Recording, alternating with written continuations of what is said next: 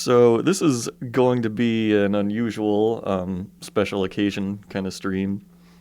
I brought up the idea of doing this, I think, in my Discord like a year ago, like right when Crunchyroll was announcing their merger with Funimation. This idea of going through their whole library and picking out all the shows I want to watch, just going alphabetical down their whole list.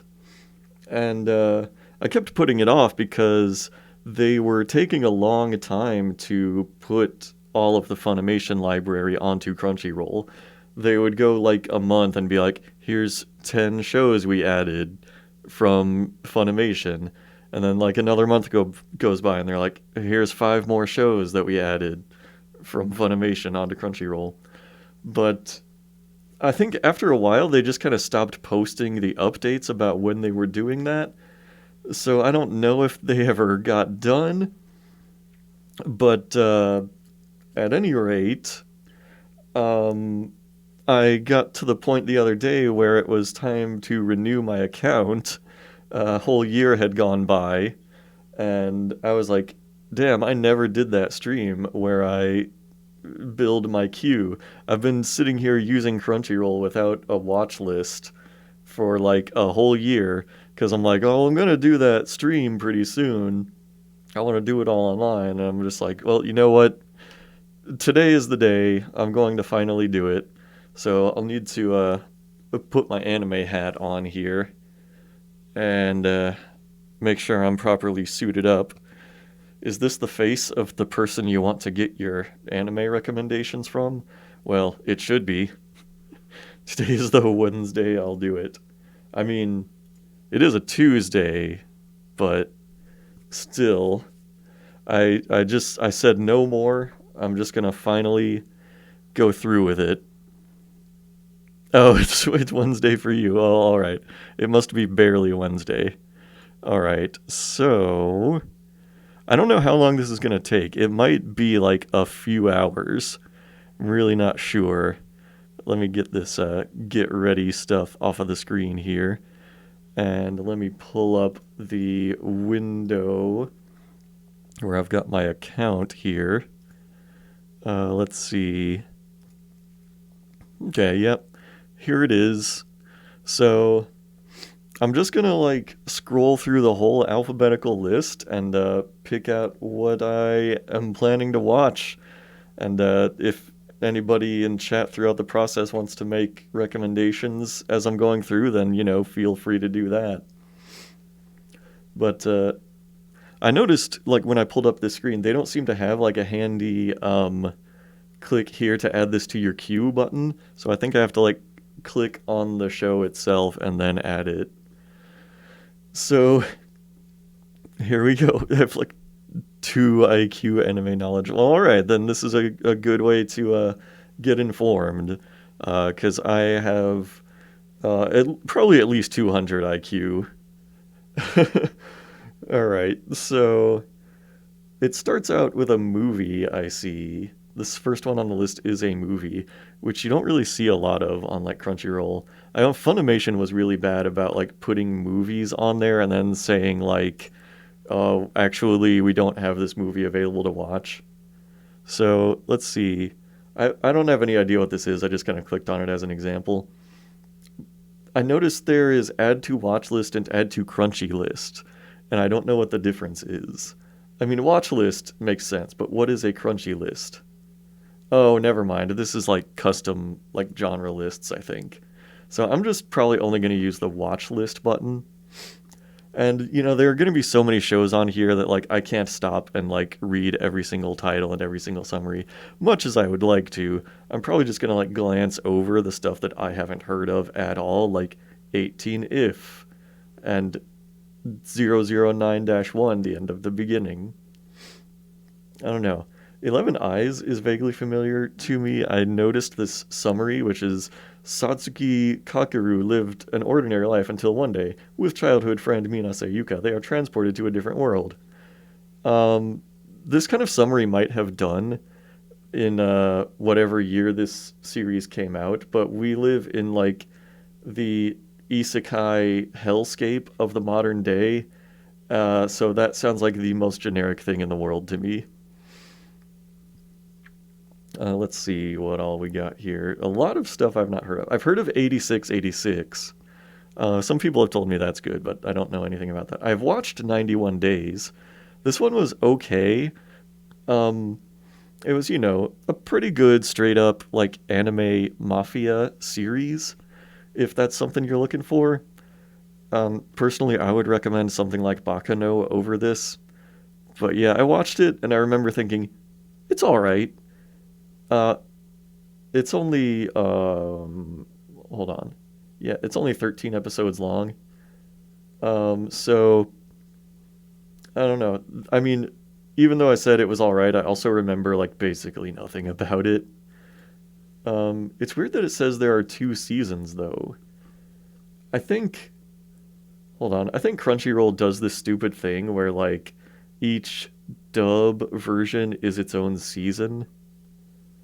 Well, I'm not sure. I can't see any way that I can look at season one, whatever that might be. So, okay, that's a little confusing. I noticed, okay, this one too. Doge Suwaru can't help but want to see various parts of a girl. Same, Doge. What it is, my Doge. All right, let's see. Centaur's Life sounds like trash. That sounds like a like Monster Musume, except someone was just really into centaurs. I've heard of a certain magical index, and I think I heard that it's good, but I don't know much of anything about that. Much like a certain scientific accelerator and a certain scientific railgun. I've heard that these are good, but yeah, I know nothing about those. A couple of cuckoos. A dark rabbit has 7 lives. Sure. A destructive god sits next to me. A herbivorous dragon of 5,000 years gets unfairly villainized. I, no, cuck-ooze. Oh, yes. Cuck-ooze. I love just some cuck-ooze. I feel like I should keep a track here of, like, what series has the longest full sentence title. I feel like, yeah, I want to, like, keep track of that. Can I put that in the lineup text here? Let's do something like that. Longest title, and just like write that down here. So it's hold on. Well, here let's do so far. A herbivorous. Oh, I got like no room to type here. Dragon of 5,000 years gets unfairly villainized. Don't you just love it when they give you the full summary of the series in the title? Like, I don't even have to watch it now. I've got it completely summarized for me. A lull in the sea. That's hilarious. Lull. I've heard of a place further than the universe. Oh my god. That actually scared me. Oh god. A sister is all you need? My life would be amazing if only I had a little sister. Why don't I have a little sister? That is not creepy at all. A talk on Titan. Oh yeah, I remember this about Crunchyroll too. They have lots of these like random like anime discussion shows and podcasts and shit that like I don't think anybody watches. I gotta wonder like how you get on a show like this. Like I could be on one of these. They could give me a Crunchyroll talk show. Like I'm basically doing one right now. I've gotta be like every bit as entertaining as these jokers. Who knows? A wind named Amnesia. That's a poetic title. A3. Achi and CPAC. This is an absolutely nutty art style. This looks like it would be like the art on like a weird indie PS2 game. Rocket Power, yeah, I could see that. ABC Working Diary. Absolute Duo. What an absolute duo these like 4+ people are. ACA 13 Territory Inspection Department, Excel World. Also, I have heard of. Oh shit, Ace Attorney. I played the first Ace Attorney game recently. I might actually like to watch this at some point. I'm gonna add Ace Attorney. Okay, I was a little troubled that it says season 2. Excel World is amazing? Should I add it? Do I need to watch it? Hold on, how do I see the seasons on here? Because there is a next season button. So this is 24 episodes. 23 more. Oh, this is okay. There's actually like 2 seasons of this. Pretty cool. So Excel World is amazing, you say? All right. The year is 2046. Haruyuki Arita is a young boy who finds himself on the lowest social rungs of his school. Ashamed of his miserable life, Haruyuki can only cope by indulging in virtual games. But that all changes when Kuroyuki Hime, the most popular girl in school, introduces him to a mysterious program called Brain Burst and a virtual reality called the Excel World. Is this like Sword Art Online before Sword Art Online was Sword Art Online? Or did this maybe even come after? Oh, made by the same dude? Okay. Hmm. That makes me kind of skeptical. I don't know. I've heard bad things about Sword Art Online. 24 episodes to this one? Hmm. I don't know, man. I don't know. No, I've only ever watched the first episode of Sword Art Online. So I don't know. I mean, I'm not really into the whole like trapped in a video game storyline in anime generally. That and like isekai, you're gonna find that I don't really like care to get into most of those. Tell you what, I will add this one in good faith. We'll see. Maybe I'll give it a try at some point. Let's see, Ace of the Diamond. We got sports anime, active raid, actors, songs connection. Actually, I am. Hmm. This green hair character looks familiar to me, but I don't know where. Adachi and Shimamura. There's no summary on this one. I think that's a Yuri romance. Aesthetica of a rogue hero. Hmm. Africa Salaryman. Oh, this is about like literally animals, it looks like. Yeah. Oh shit, Afro Samurai is on here? Afro Samurai is amazing, actually. I own the series on Blu-ray, but I'm letting a friend borrow it right now. Oh, is this only 5 episodes? I thought it was 6. Oh well, either way, this is a must-add. I adore Afro Samurai. After School Dice Club, I think I'm good on that one. After Lost. Ah, my Buddha. Ah, my goddess. Aharon-san. Basketball. Oh, Aho Girl. I've watched like a couple of episodes of this one. It's actually pretty funny. I'm gonna add that one. It's a good just like watch now and then kind of thing. The episodes are short also. They're only like 12 minutes long and there's only 12 episodes. This is like easily a series you could just binge in one sitting.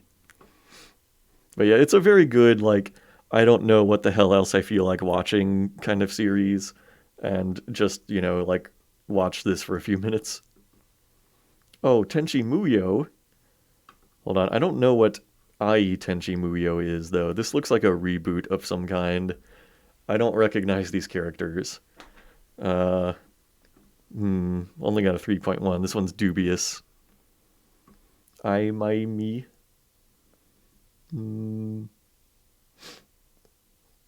I've never heard of this one. Surgical Friends. Are they all naked? What the hell? Oh my god. Need to get rid of that. Airmaster Ayura. What? Hold on, I think I need to watch I My Me. Hold on. I think I need to add every single one of these to my list. I mean, just to see what they're like actually. I mean, just curious, haha. Oh, this artwork actually looks like very janky in all of these. Oh, Akagi, I think. Ooh, so this is like the guy who wrote Kaiji. Um, this live action version looks incredibly fucked up. Look at this guy trying to like imitate this distorted ass cartoon face here. Hold on. Let me pull this up here. Ew. It's so creepy. This is not like someone who is like meant to look like a real human, which makes it like all the weirder like how accurate and like true to life this facial expression is. Does he have like a nose prosthesis on? Yeah, that looks weird. It looks almost weird enough for me to watch, but yeah. Hmm. Oh yeah, Akashic Records of Bastard Magic Instructor, classic. Kebi's sailor uniform. Oh shit, Akira is on here? This is not a series. This is a movie. Classic. I own it on Blu-ray. Okay, Akira or Akira English dub. I'm surprised this is on here actually. I didn't think they would have something so good. Hmm. I don't know why I'm adding a series that I already have the Blu-ray of, but just in case I ever don't feel like putting the disc in the drive. The Akudama drive. Let's see.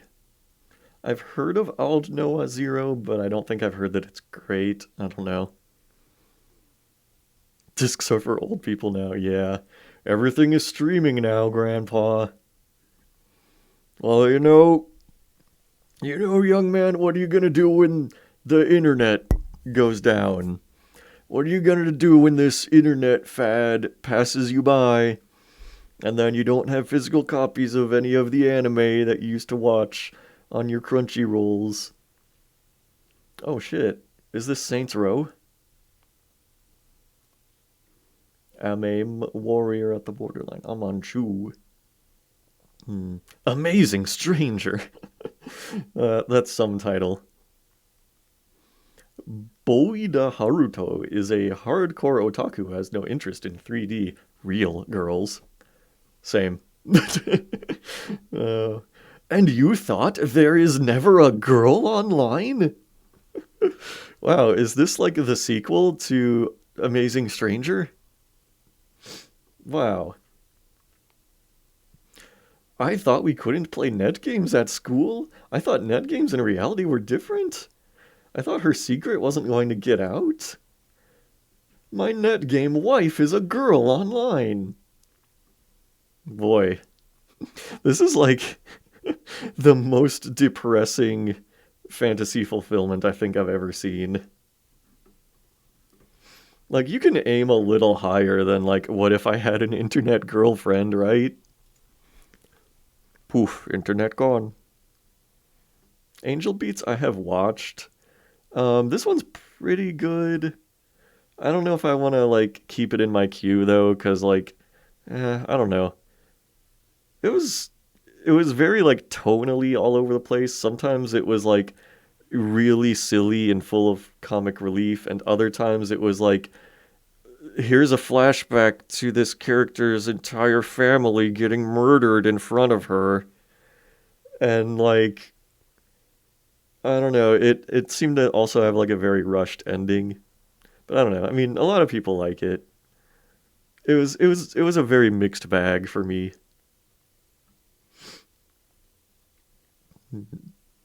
I've heard of Angels of Death, I think. Somebody has told me this was really good. I don't know. Let me see what the rating is. 4.5, that is pretty high. I don't know. I don't know. I wish they would tell you, like, what studio animated this. Because, like, sometimes I will add something based entirely on the studio. Is this it? Is it Dwango? I don't know. Hmm. Record of Mongol Invasion. Anime Academy. Here's another one of those, like, uh, Crunchyroll live action talk shows, I guess, that nobody watches. How many episodes of this are there? Rating 2.3. There's 2 episodes. What year did they put these up? Who knows? How long ago did they post these? Okay, here's a review from 2019. All right, it must have been 2019 when they put these 2 episodes up. Crunchyroll, you can give me a show on here. I'll put something up like every week. Um, these are 2 minutes long each. Also, like, what is this? Come on. You don't even have to like give me a budget, really. Like, just let me put stuff on here, and I'll bet you I could beat a 2.3 rating. Come on. I can make some quality Crunchyroll content just like this. Oh my god. I saw this and I only saw slow head and I was like, shut the fuck up. That's not real. Anime Crimes Division. Okay, this no oh, this is another live action show, isn't it? Yeah. 3 episodes. They're all less than 10 minutes. How does this shit get made? Who decided like this needs to be a series on Crunchyroll? Oh shit, Capybara-san or Capybara-san. Oh, these are all 1 minute long. Come on. Every single one of these is 1 minute. Might be less than that. I bet one is just the minimum that they can put on there. You can watch this entire series in 24 minutes. Hmm. Anime Recap is a weekly news show. All right. How many weeks did they do it? Okay. Episode 1 is about a VTuber. This is not an anime. Okay, okay. New Fooly Cooly coming soon. I remember when that was. That was what, like, uh, 5 years ago? No, it was, hmm, something like that. Okay, weekly show. How many weeks did they keep it up? Ooh, they stopped it after 44 weeks. All right, they did not quite get a year in. All right, well, we had a good 2.8 run while it lasted. Hmm. What else have we got here? Oh, I've watched Anohana. This was another like kind of mixed bag for me though. A funny story, I was in like an anime club at one point with some internet friends, and we would just like watch a series in the course of like, I don't know, a couple weeks or so. Short series, like this one's only 11 episodes. And yeah, this was another like mixed bag. I definitely like it better than Angel Beats, but it's like, yeah, I don't know. It was about this like group of friends whose friend died when they were a kid. This was her, and the main dude is like seeing her ghost. Oh, like she's constantly with him, and then like I don't know, it kind of like devolves. It gets weird. Like one of these characters has apparently been spending the intervening years dressing up as this girl and running around in the woods where she died. And that's like his coping mechanism. I think it was this guy. And yeah, that was a whole episode where like they think they see her ghost running around in the woods, but it was actually just this dude dressing up like a little girl and running around in the woods. I mean, I don't know how spoilery that is. That's in like the middle of the series. I don't even want to get into like the how the actual like supernatural mechanics in the show work. Oh, there's another. I've also watched this one.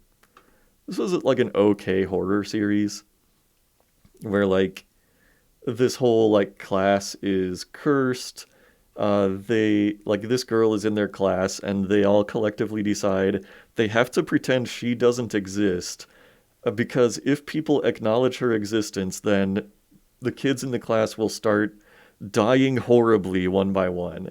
This is a real curse. Because this guy is a transfer student and he's like, fuck your curse, I'm gonna become her friend. And when he starts spending time with her, well, everybody starts dying horribly. It was okay, but wait, why does it say watched already? Did I watch it on this account? I don't know, I guess so. But I think the thing I didn't like that much about it was like, it doesn't really flesh out why that curse exists or how it came to be or anything. So I don't know. It's just kind of an excuse to have a series of ridiculous death scenes, I think, which is fine. Nothing wrong with that. What else? Wow, I thought this said Nintendo Empire. Aokana Apareranman Arakawa Under the Bridge. I have heard of this. Somebody has told me this is really good. It looks weird. In a good way. Hmm. Only got, what, 13 episodes? Oh, there's 2 seasons, though. Mm, yeah, I don't know. We're still only at the letter A, so I've got a lot of shows to cover here. I'm not gonna just impulse add every little thing I come across that I've like randomly heard is good. Armor shop for ladies and gentlemen. What is this? Reciteer? Hmm. Art. As Miss Beelzebub likes it. Ascendance of a bookworm. Hmm. This could be me. Oh wait, is this an isekai? I don't know, man. Oh shit. Asobi Asobase is like hands down one of the absolute funniest things I've seen in my life. I adore this series. I watch this like all the time. I just like put a random episode on sometimes and just watch cuz like it is like genuinely hilarious. I feel like a lot of anime humor doesn't like translate that well for English speaking people like me, but like this series rules. I could watch this so many times. It's like, you know, like if you ever watch Nichijou, this is like Nichijou on meth. It's like absolutely unhinged and completely over the top, and I can't get enough of it. Assassination Classroom I watched actually last year. It's also pretty good. Uh, you know, I wasn't like head over heels for it or anything, but it's a pretty good little comedy, sometimes thriller series. It's all right. I'm gonna add it. I don't think I'll ever want to rewatch it, but I don't know. It's good to keep around. Hmm. Asteroid in Love. Oh, there it is. Attack on Titan. This. I feel like for so long I've been like begrudgingly watching Attack on Titan because I don't know. Every single season has like dissatisfied me in a different way. Like the first season, I was like, wow, this seems really good. but it just sets up like 10 million mysteries that you're not going to get answers for so long. And like, I don't know, I feel like season 3 was kind of when it was getting most interesting. And then like in like the second most recent season, they killed off the only character that I cared about anymore.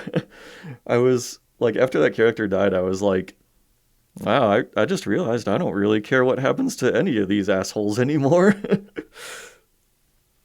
And yeah, now they're currently in the middle of doing that notorious thing where they're airing the final season about 5 different times.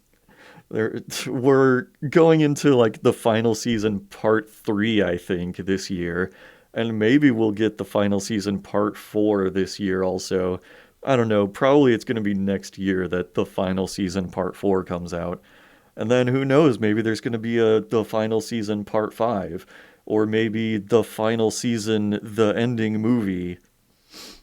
They're just going to keep on dragging this bullshit out. All right.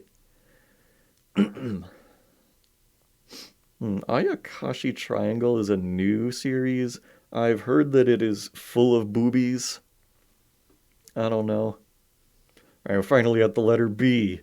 We are ooh, 1/26th of the way through this. I'm probably gonna need to like pick up the pace. Ooh, Bakemonogatari is good. This whole like franchise is definitely worth watching. The ending sequences of these, I absolutely love them.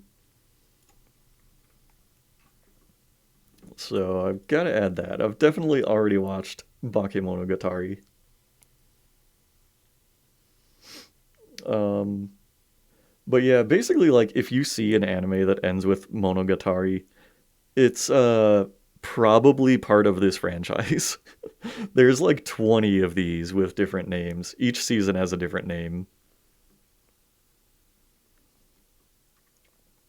What else do we got? I don't know what Bananya is, but like when I'm browsing Crunchyroll in general, just looking at like the recommendations they offer, they constantly shove this one in my face. I don't know why. Would you believe it? Brr, brr. Banished from the hero's party, I decided to live a quiet life in the countryside.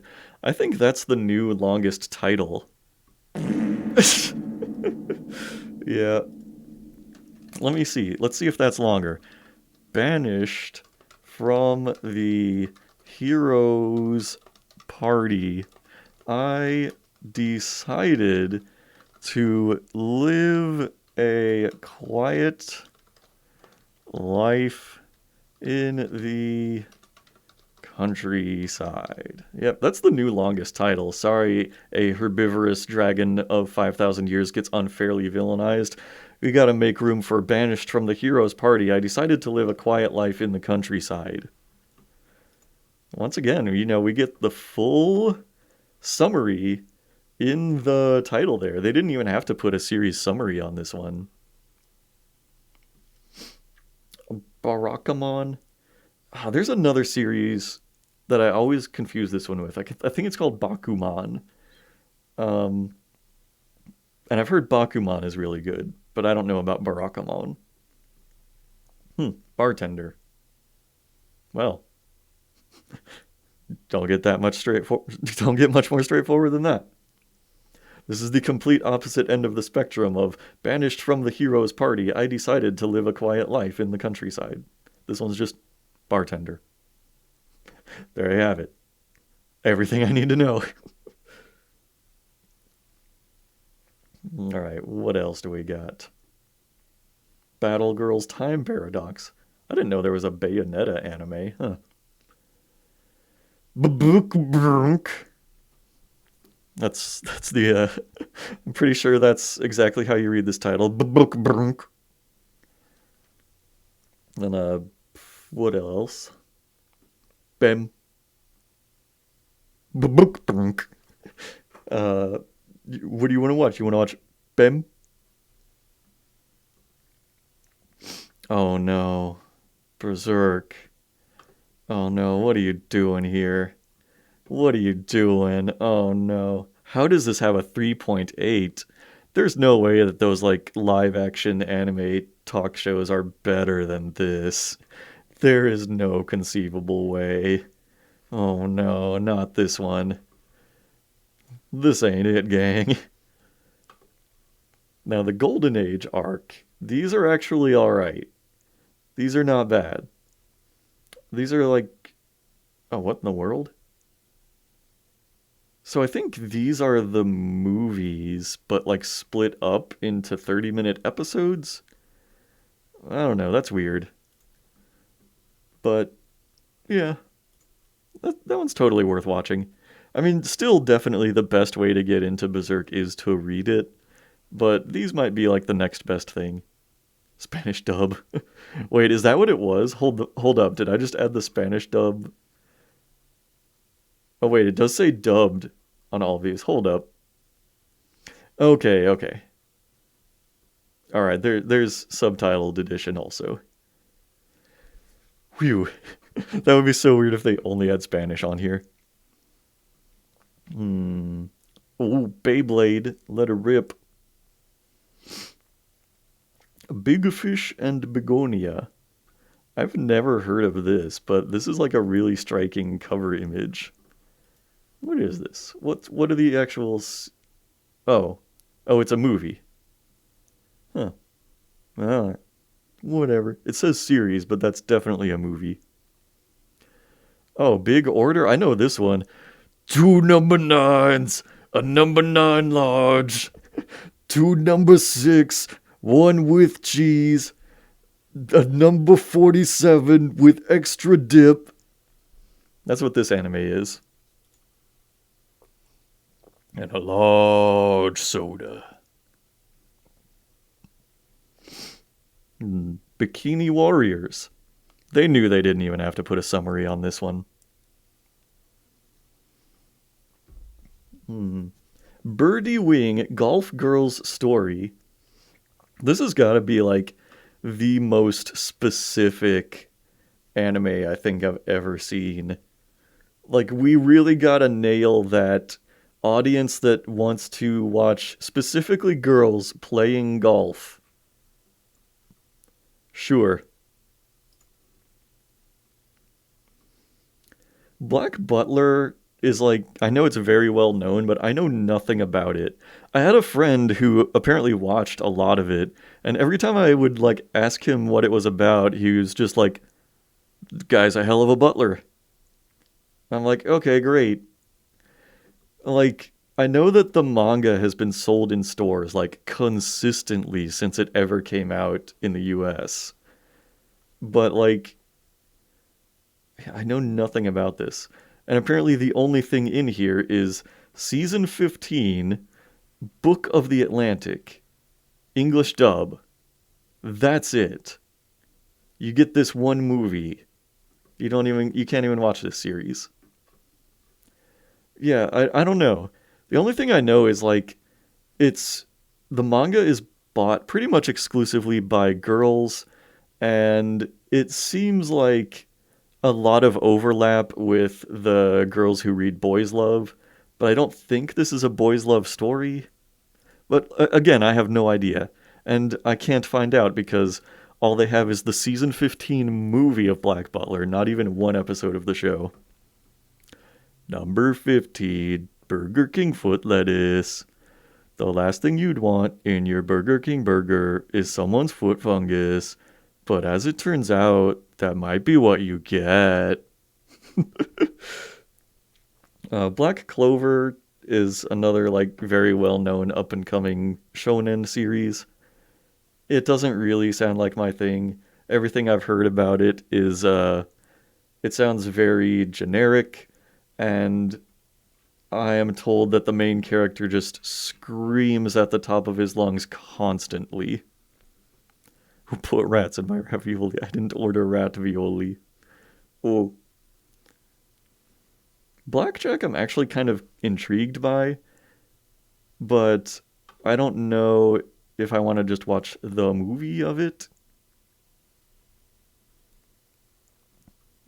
I don't know. Because this was like a manga by Osamu Tezuka. Um, and I'm told that it's a really good series, but yeah, I don't know. I don't know if I want to just watch the movie. Yeah, Jack Black the movie. I think I've seen that already. Oh, I've heard Black Lagoon is like amazing. I need to add this one for sure. Like it's like a very gritty, realistic series. I hear it get compared to things like Cowboy Bebop a lot. That like it's a very good entry level anime, but also has like a really good and like grounded, realistic plot. Looks like a grounded and realistic plot right here. Am I right? Okay, I'm gonna close that tab. Um. Okay, so this is called Black Summoner. I don't see a single black character here. Maybe this person in the armor is black. We don't really know. Very misleading. Blade Runner Blackout 2022. What are these? What is Blade Runner Black Lotus? This is quite hilarious. Yeah. Brasswriter. Yes. Blast of Tempest.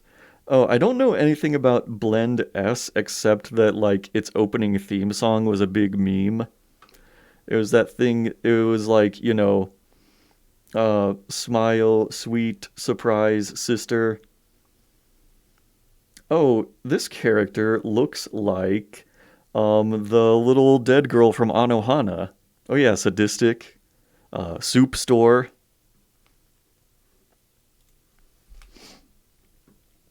What else do we got? Oh, Blood of Wars. That is a great title. I kind of love that. That's a great term for like vampires. Blood of Wars. Superficial. Oh yeah, yeah. Classic. Man, I remember this from like when I was in high school. This came out and this was like oh my god. Wait, what in the world? What is this? Season 3, episode 1 to 2. Sanders. Season 3, episode 3 to 4. What is going on here? Season 4? This is weird. But yeah, I don't know. I've watched some of this series. I don't think I've seen every episode. But yeah, it's a very goofy like comedy type of thing. I don't know. It's hard to describe. It's got etchy elements too, I think. It basically like involved this angel like violently murdering this guy with her giant club and then reviving him immediately after that over and over. Snoop Dogg, yep, classic. Blue Exorcist. Yeah, this is another like generic shonen series that I have never watched anything of, don't know much about. I watched Blue Submarine number 6. I actually watched it on Crunchyroll. It was like a pretty well received OVA, but I wasn't that into it. It was like an early CGI series. I mean, it was mostly 2D animated, but it had like CGI sequences and CGI characters, which at the time I'm sure were like dazzling. But yeah, I wasn't that into it. Didn't do much for me. People have been crazy about Blue Lock lately. Like, so many people are saying this one is like amazing. I think it might still be ongoing. I think there might still be more of this season one. But yeah, it's basically, a competitive soccer anime, but every character is absolutely off their rocker from what I have seen. So I don't know. I'm just not that into sports anime. I'm actually watching Bochi the Rock right now. Yeah, I'm 7 episodes into this one. It's been really good so far. It is very like oh, facial expression on 11. Oh, on Blue Lock? Where is that? Yeah, yeah, like you gotta love that. This one's also quality. I don't know if there's like wrinkles on his face or just a bunch of veins and sweat or what. Yeah, Bochi the Rock is good. It's a good series if like you want like an entry level cute girls doing cute things type of thing. Because it's like that, but also like the main character just has crippling social anxiety. And hold on, let me see if I can pull up a meme that I saw about this series real quick. Just in case anybody does enjoy Bochi the Rock, I can ruin it for you real quick. Oh no, hold on, I didn't want to download it. Shit. Well, Um, is there a way to get this to play in browser? Can I make this happen? Oh no, everybody's gonna see my like frequently viewed sites. Don't worry about those. Oh crap. Nah, anytime I go to this link, it just yeah, tries to download it. Okay, forget I said anything about a funny meme video. Oh, you want to watch Beaufort? Uh, bro, Beaufort's nuts. I actually know nothing about that series, but I had to make that joke.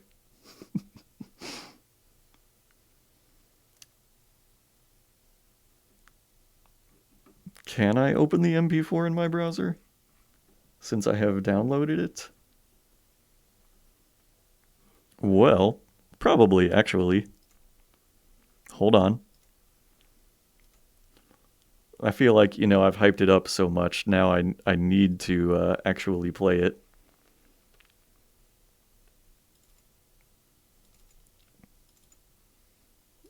I'm going into my funny pictures folder.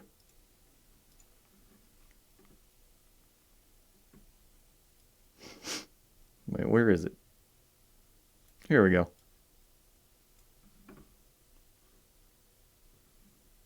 Wait. Is it working? Where is it? Open with Firefox. What if I just like dragged it over, or will it work? There we go. There it is. There's Bucci the Rock.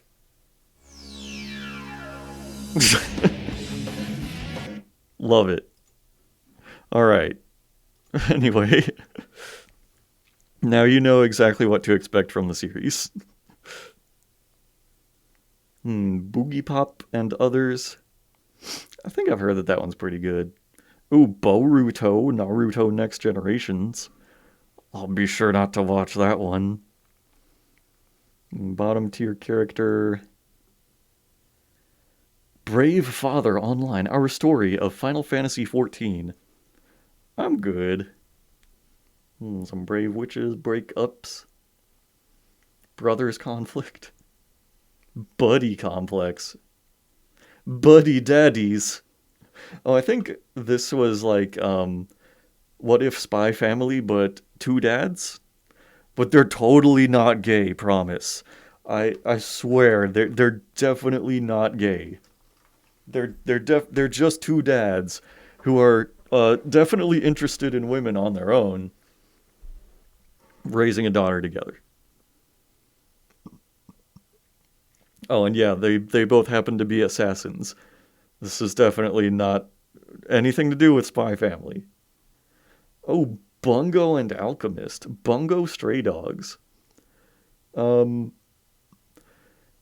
so Bungo Stray Dogs is like very popular, and it's mostly with that same crowd that goes into like Black Butler and shit.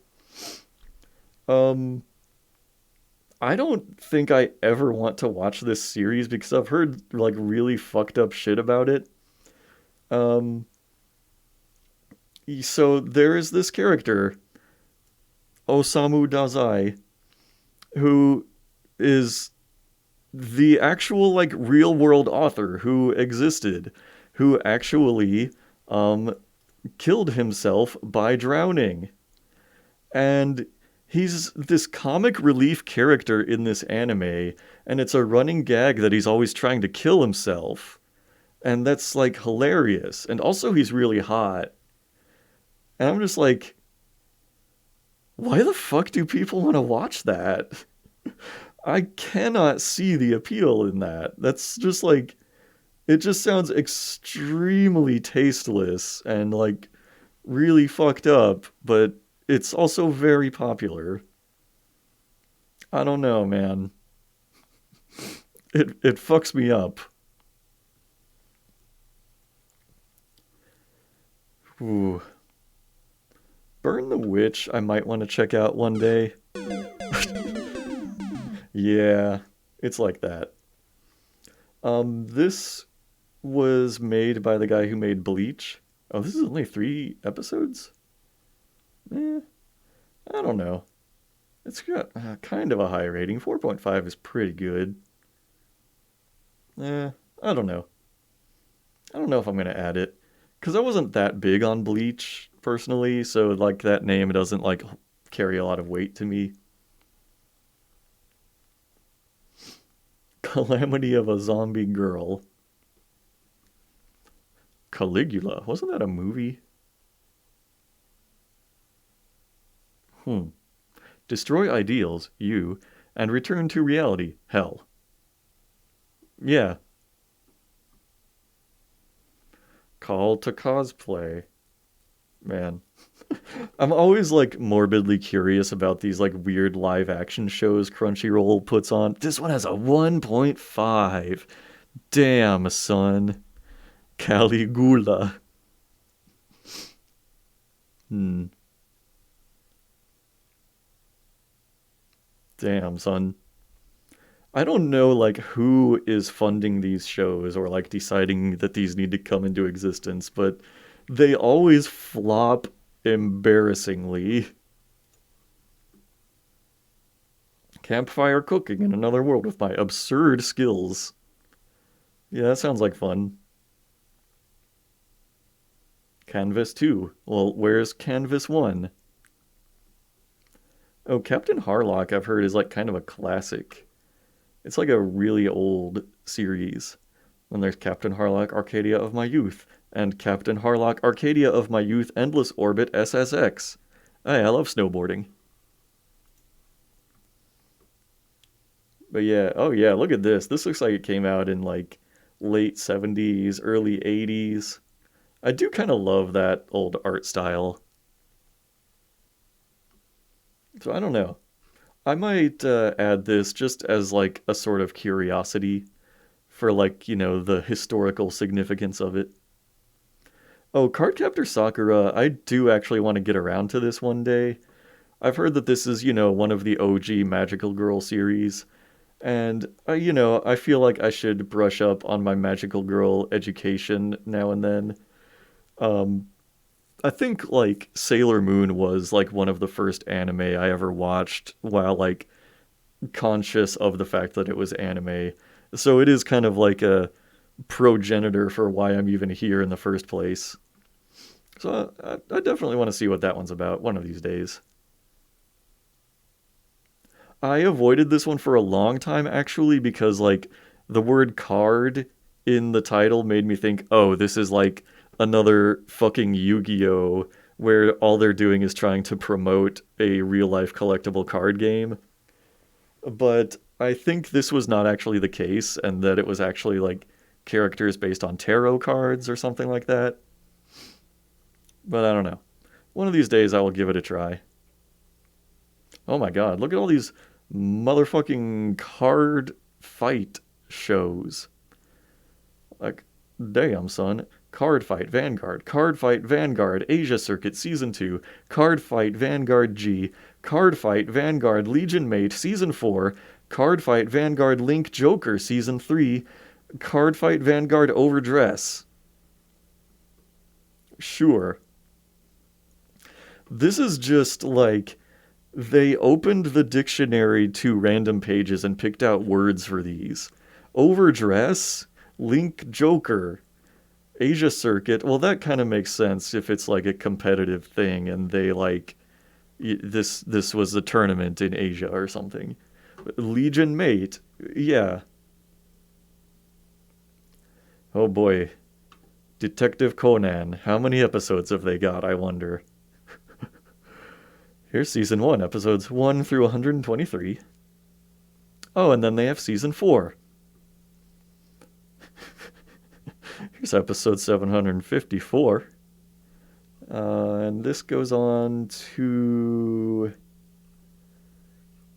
what point? This goes on to...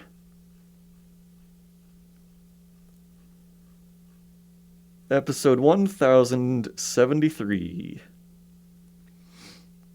Yep. They gotta run out of ideas one of these days, right?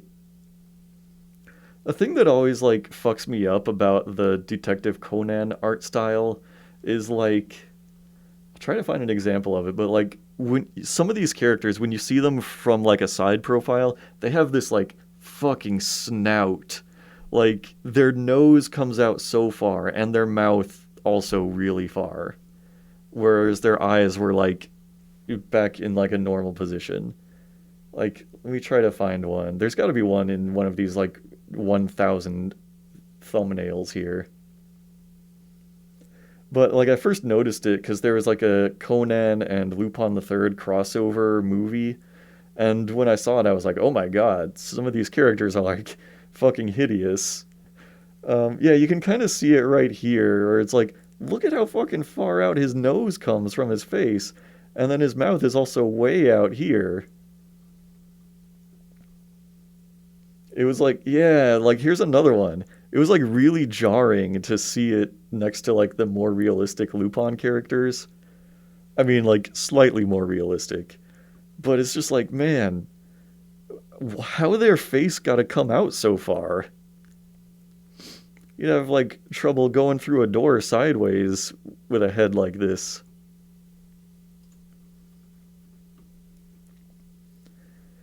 Catgirl Nuku Nuku. This looks like, again, like an older art style, which makes me kind of curious.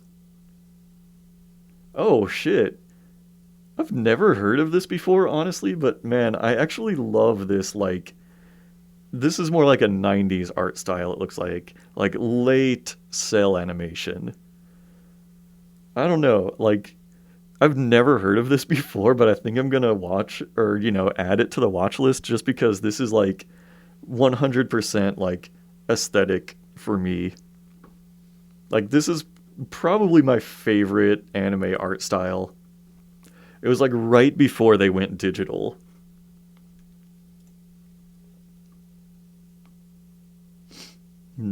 Cells at Work. This one is, like, pretty good. I've watched, like, one episode of this, and I've always wanted to get back to it one of these days. It's very much like, you know, What If Osmosis Jones, but anime. So, like, red blood cell, white blood cell, platelets.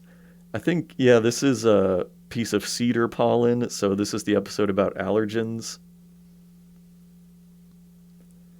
This is also, like, way smarter than Osmosis Jones. It has, like, a lot of, like, intense, like, biology knowledge to drop on you and a lot of scientific names. So you might honestly, like, learn stuff from watching Cells at Work.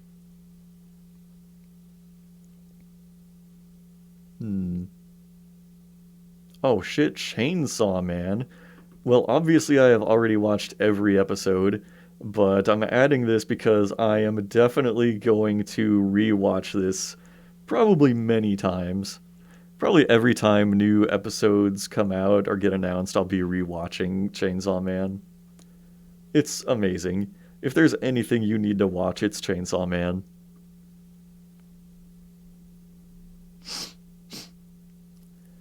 Now I'm kind of curious about these Chaos Child and Chaos Head. Like, the font choice and the semicolon make me think these are in the Steins Gate universe. I might be completely wrong about that, but I'm gonna, like, put a tab on those just in case. These are, like, the Steins Gate cinematic universe. These are like a maybe I will watch them one day, if that turns out to be the case. If I'm wrong, then, well, fuck it. I'll be removing that one day. Ooh, now Charge Man Ken, you gotta add. Um, so even the summary on Crunchyroll says, infamous among anime fans in Japan, this 1974 series by NAC Productions is known for its nonsensical plots, absurdly incompetent animation, and brutal 10-year-old hero. See young Ken Izumi gun down wave after wave of ineffectual aliens while dealing with misaligned animation cells, repetitive music, and a near total lack of sound effects. The best joke is that none of this was meant as a joke. Like, when the actual summary of the show is just, like, clowning on the show itself, like, you gotta try this one out. I did not realize there were so many episodes. But yeah, I've watched a couple, and it is like, man, when people say anime is trash, like, it's usually in a completely different context to this, because this is just absolutely like, did anybody on this team even try? It's kind of embarrassing, but so embarrassing that it becomes entertaining.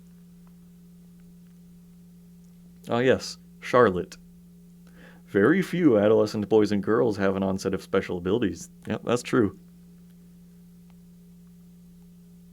Cherry magic. 30 years of virginity can make you a wizard? Hmm. Yeah.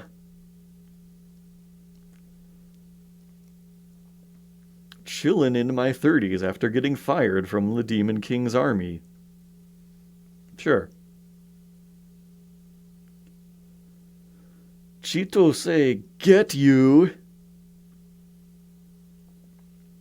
Um, I don't know what Chobits is, but I have heard of it, like, many times. I think it's like this guy gets a robot girl who lives in his house. I don't know. The thing I always vaguely assumed about it was that it was like lolly bait, so I've just kind of like leaned away from it. So I don't know. Also, this art style is like not the kind that I'm into. It's like, that cat girl one I was on a few minutes ago was like that 90s art style right before digital animation came along, and this is like that like early 2000s art style right after digital animation started, and it's like my favorite anime art style was like side by side with my least favorite anime art style. So, like, this is a whole era that is like plagued by never being able to see it in HD because it was just made in a 480p resolution. And if they ever do put it on Blu-ray, which they sometimes do, it's just a hideous upscale because there is no way to get a higher definition picture of like anime from this era. It's kind of a shame. I mean, when the series is good. I don't know if this one is or not.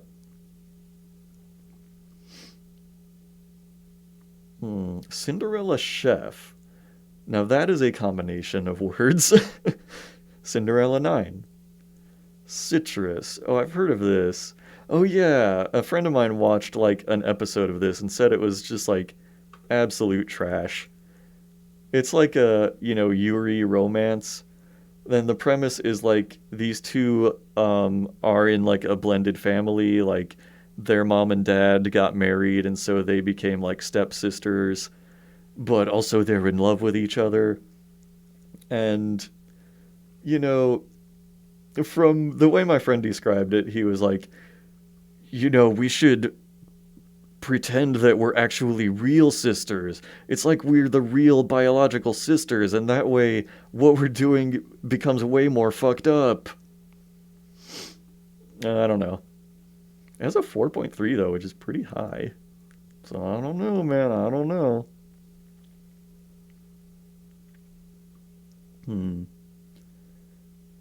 Some have told me that Classroom of the Elite is really good. I don't know. Hmm.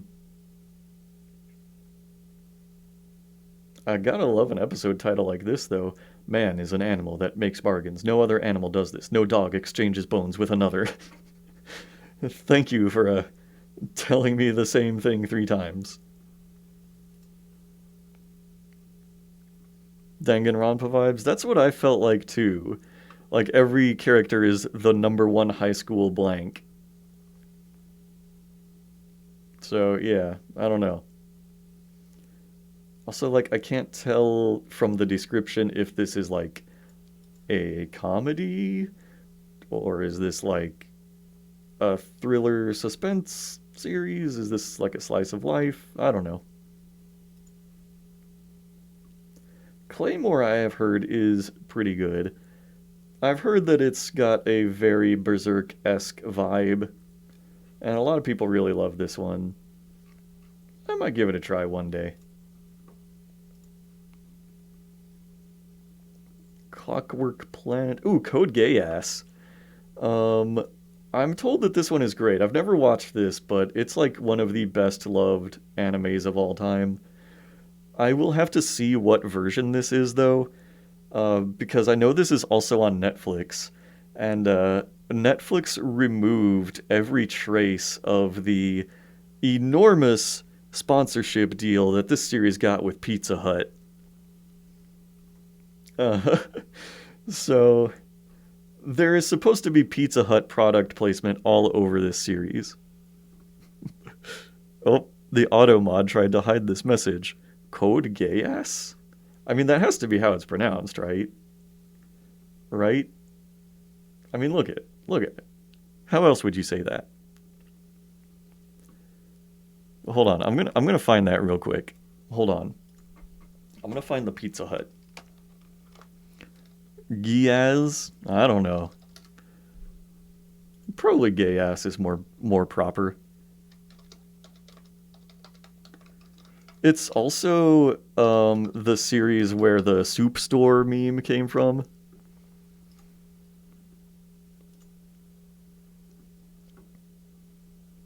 I mean, obviously that was a fan dub, unfortunately. But yeah, but look at this absolute injustice here.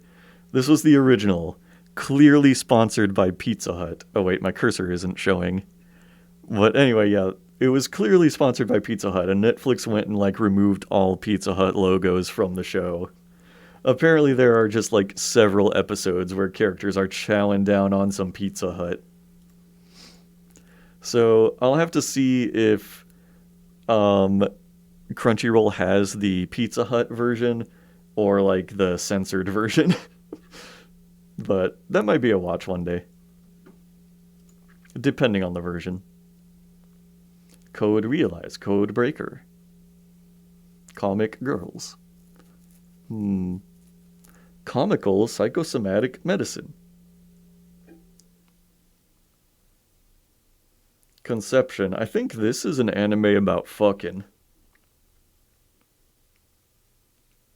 Oh yeah. Why are you buying clothes at the soup store? Fuck you. Yeah, that meme. I'm at soup. Found more soup.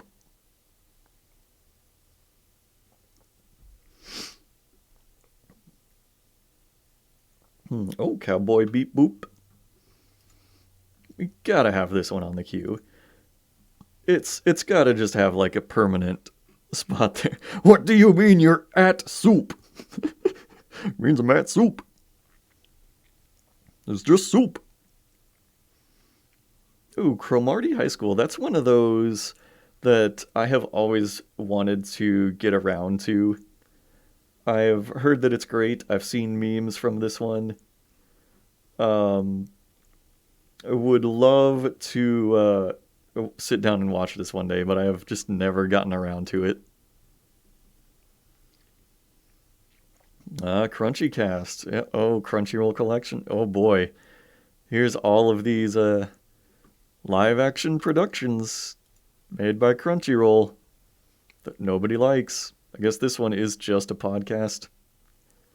Yep. Looks like this one was made only in 2021, probably.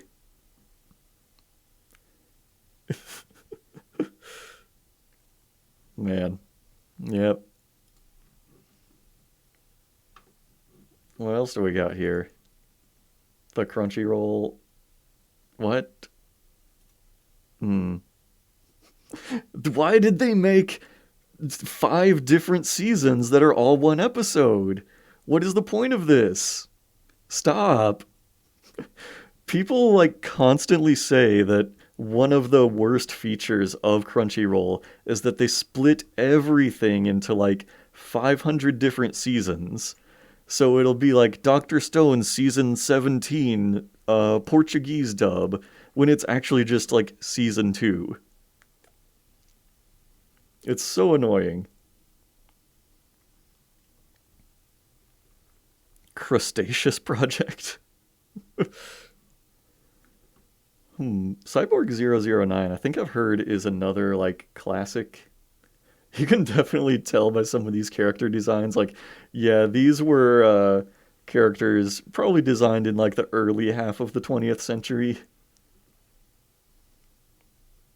Yeah, this is definitely like a newer like reboot of the series. So I don't know.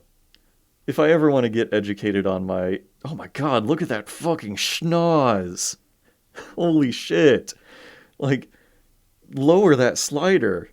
I mean, damn, like I thought this guy was packing some heat, but this guy is like the final boss. Wow.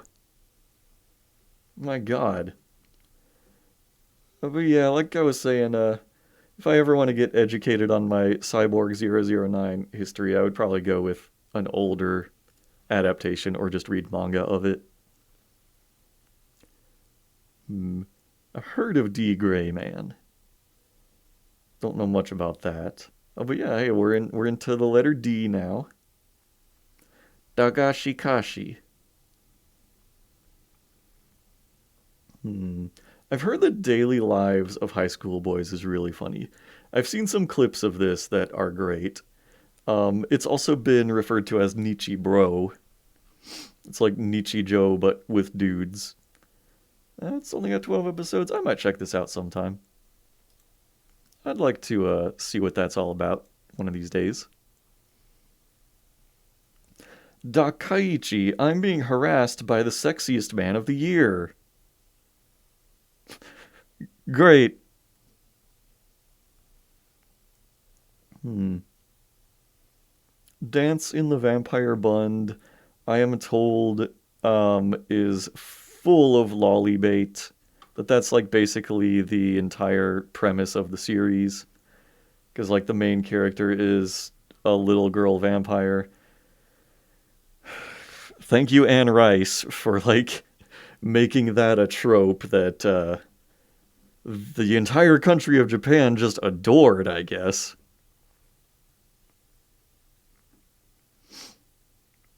Oh, here it is. Here's Danganronpa. Hmm. Hey, girl, are you Anne Ronpa? 'Cause dang.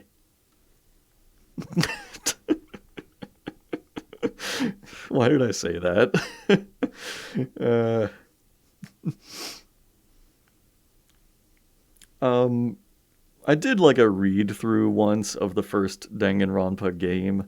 It's a pretty good concept. I liked it pretty well. I've heard that the anime is not great, but also like there seems to be a ton of overlap between like Danganronpa fans and like Homestuck fans for whatever reason.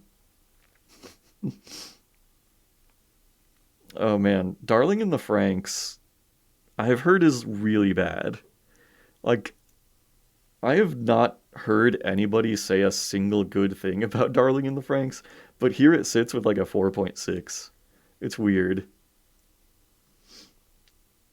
Yeah. Darwin's Game I watched one episode of. Didn't care about it. Days of Urashima Sakata-sen. Yeah. I've heard of Dead Man Wonderland. I don't know what this is, but like the art style seems kind of cool.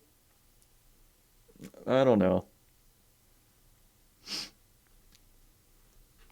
Hmm. I don't know. I might like give the manga a read. Dang, I'd like to Anne her Ronpa. Uh, uh, oh no. Death Kappa. This looks incredibly fucked up. What the fuck is this? Oh god, it's a movie? A live action movie? This looks horrible. I'm gonna add it. It looks really bad. Just from like these two images.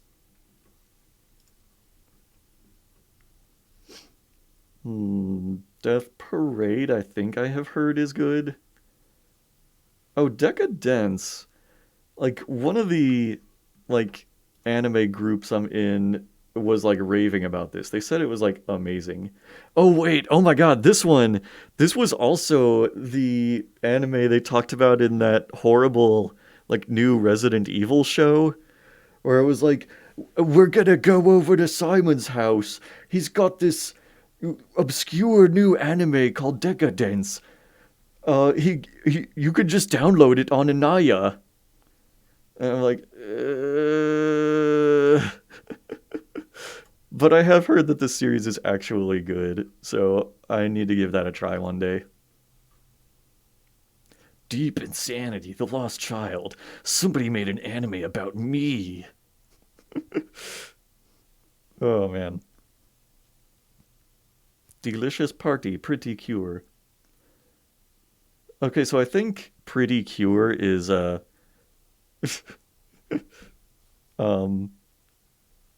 oh wait, did that sound effect not redeem?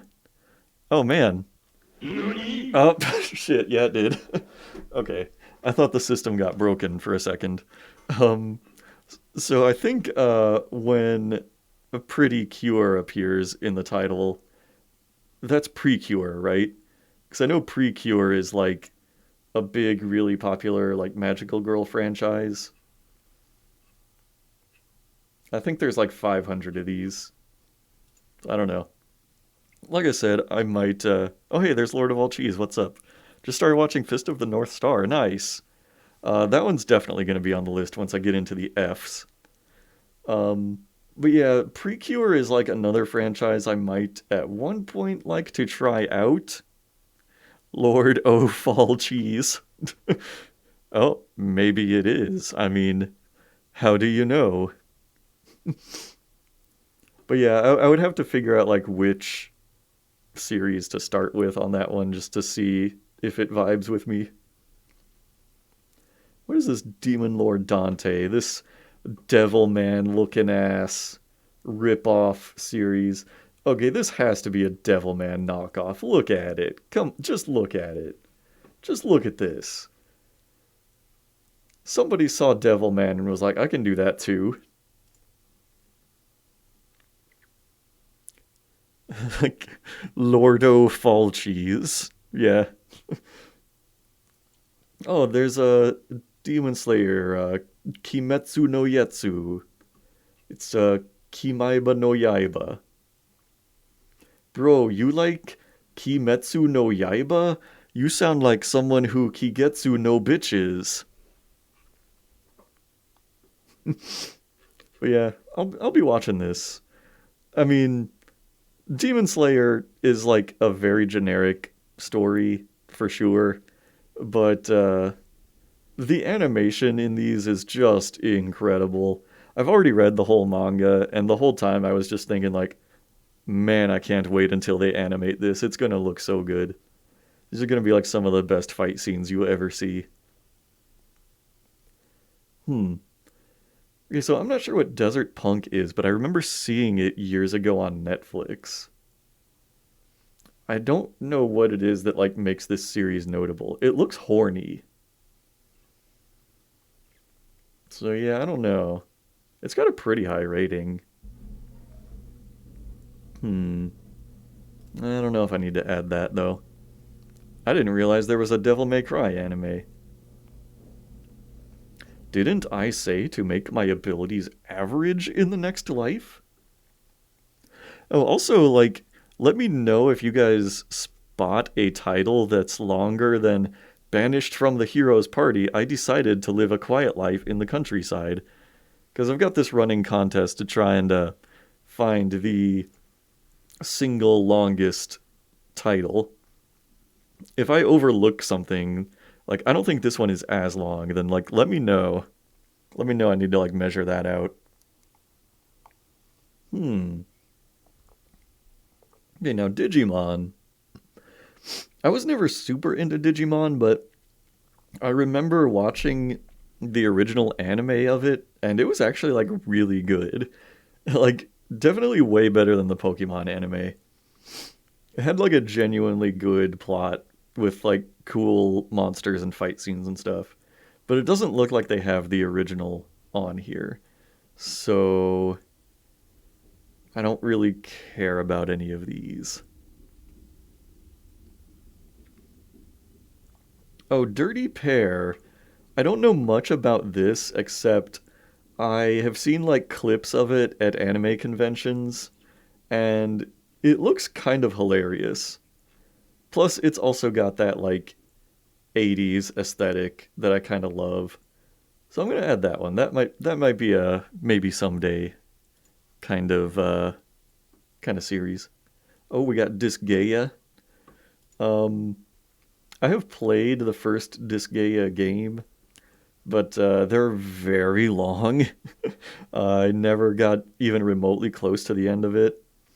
But I mean, if you like tactical RPGs, they are definitely pretty fun to play. I also played one of them on PS3, but it crashed on me multiple times and like made me lose some progress. So I don't think I can recommend the PS3 game. That was like Disgaea D2. What else? I've heard that do it yourself is pretty good. Isn't Disgaea the point to ridiculously overpower your character? Yeah, basically. You can just like endlessly level up. They kind of make a point of that in all the trailers that you can grind until all of your stats are like 999999999 if you want. Hmm.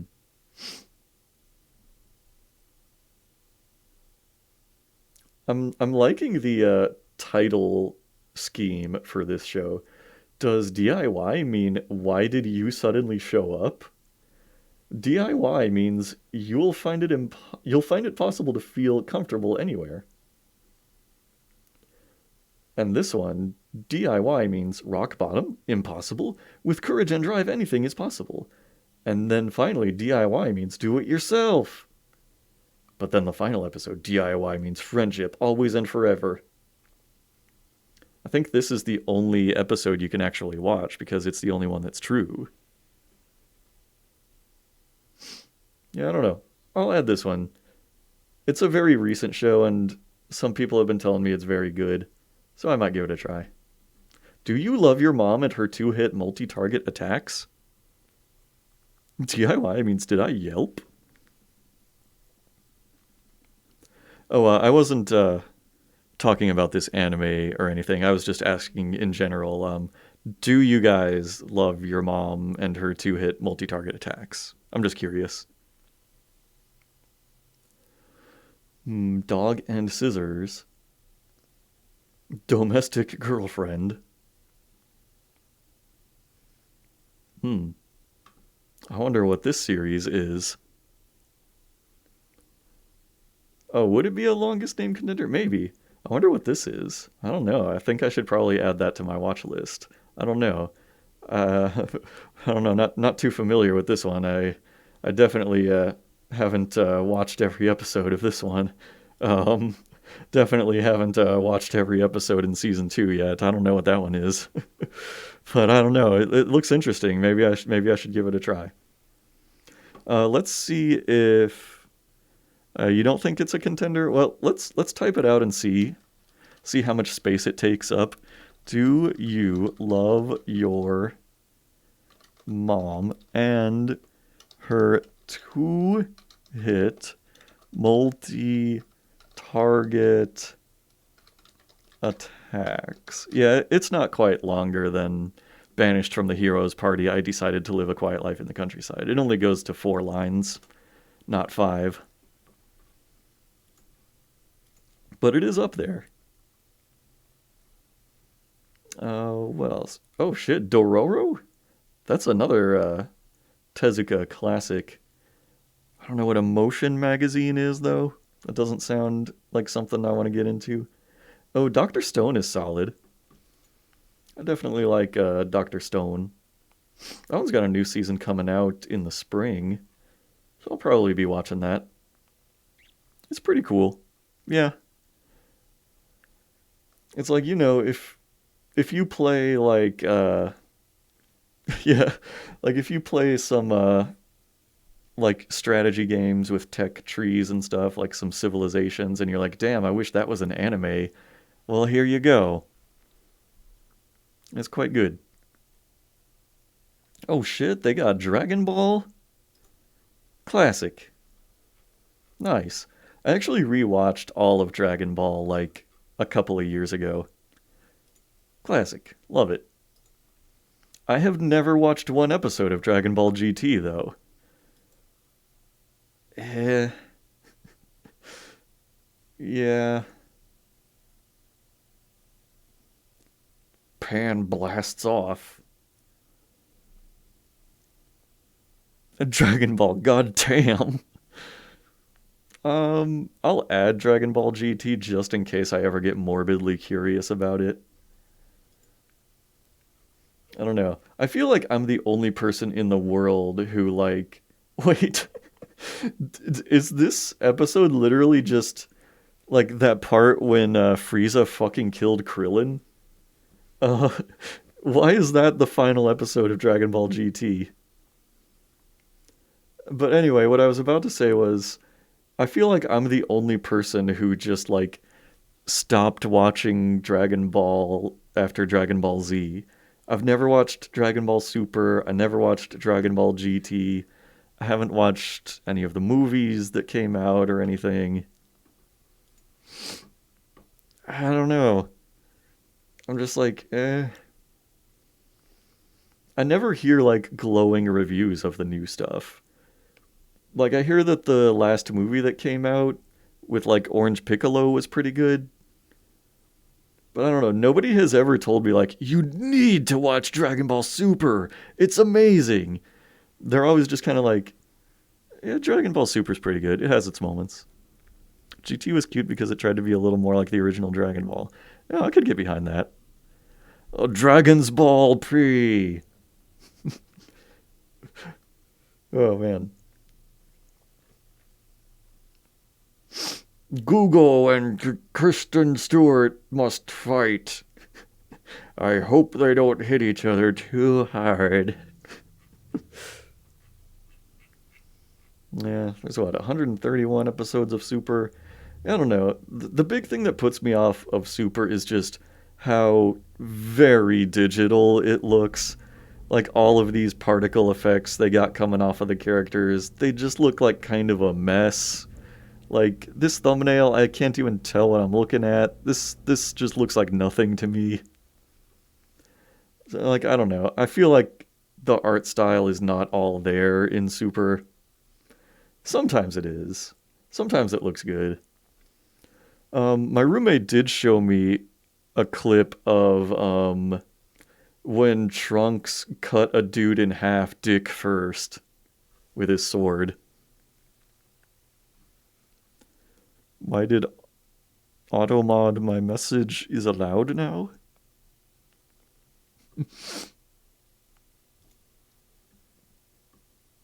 Oh yeah, gotta add Dragon Ball Z. To be honest, like when Dragon Ball Z was originally on TV, um, I actually stopped watching it like late in the Boo saga. It was like where was I when I like originally stopped watching it? Um yeah, it was probably like right around here in the original broadcast run that I stopped watching Dragon Ball Z because I was like this shit is just getting so convoluted and confusing.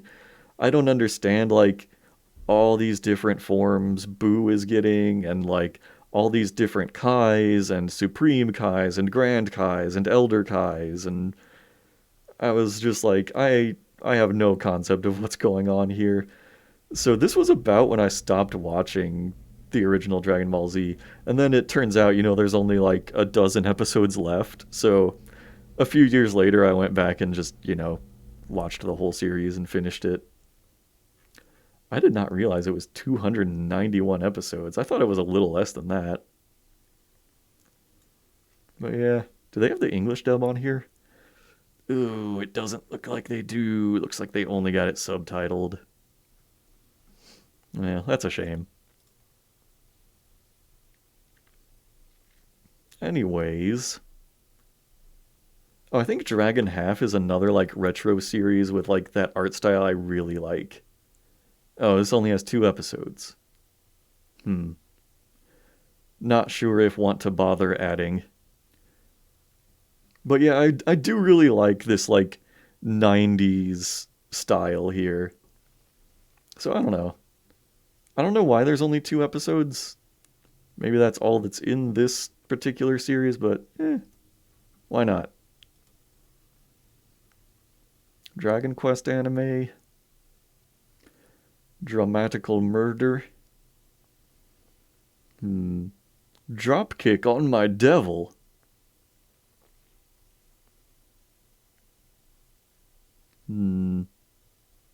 Drugstore in another world, the slow life of a cheat pharmacist. They'll really make anything an isekai now, huh? All right, let's get into the letter E here. I'm making pretty good progress here. I was kind of worried the stream might take like 6 or 7 hours to get through this whole library, but not too bad. E.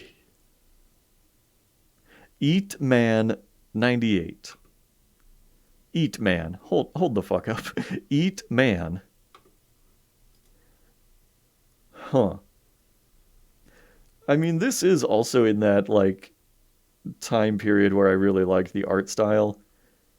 This only has a 3.7 though. Eat Man. I don't see anything in this summary that tells me why the fuck this series is called Eat Man. EAT clearly stands for Extraterrestrial Anti-Tank Man. I mean, yeah. How could I have been so foolish? And then Eat Man 98. See, now this promo art actually looks pretty cool. I actually kind of like this. But then the actual animation looks kind of like the same old thing. Eat Man 98 is slightly higher rated. Now, Eden of the East, that's another series that was on Netflix a long time ago. And I think I watched like 1 episode of it and I was like, this is pretty intriguing. And then I just never watched another episode. Are you sure it's not A8? A-Otman. It might be. A-Otman. Yeah, I don't know. This seemed like a pretty good, like, realistic thriller series, but I don't know. Should I finish it one day? I don't know. I'll put it on there just in case. I'm fine with like being pretty generous with my watch list because it's like, I might not ever look through this library again. So, it's better to like have something in there and then just like never get around to it than to like completely forget that it exists. Oh man, I've heard of Aiken. This is all about the world's biggest boobies. This one especially is like Jesus Christ, how horrifying. I think I heard that this character is like 10 years old, which is even more fucked up than the rest of the series in general. I'm gonna not add Aiken. Also, apparently, whoever directed this series refused to take credit for it, and they're credited as like Alan Smithy in the show's credits. I think I heard something like that. Hmm. I don't know if Crunchyroll still has this, but at one point they had a random button that would just show you a random anime, and I thought that was a great feature. I would hit that sometimes, just do the anime roulette and watch the first episode of whatever came up. The more streaming platforms need to have a button like that. Oh shit, Erased is fantastic. Masterpiece. I gotta add that one. Definitely. Um, this is another one that is a very good like entry level anime if you don't watch a lot. It's only 12 episodes long and it's a complete story and it is magnificent. Basically, I and everybody else I know who has ever watched this series has watched the whole thing in one night. Because it's this incredibly like gripping thriller that you just cannot stop watching and it's really like emotional and like satisfying and just overall so good. That's like a 10 out of 10 series. I love it. Ergo Proxy is also great. I need to add this one. I've watched it once, might watch it again, but it's really good if you want something with like a dark cyberpunk vibe. I really love just like the look of the main character, all this like dark eyeshadow she's got. Just absolute like goth GF material. But yeah, it's very like dark and moody and serious, but also just like I don't know. Honestly, I had a hard time making sense of the plot sometimes, but it is worth watching just for the vibe. Then you get to episode 15 and you see this clown motherfucker just like ruining this landscape of thumbnails. This looks like they dropped a different episode, like an episode of a different show in here by accident.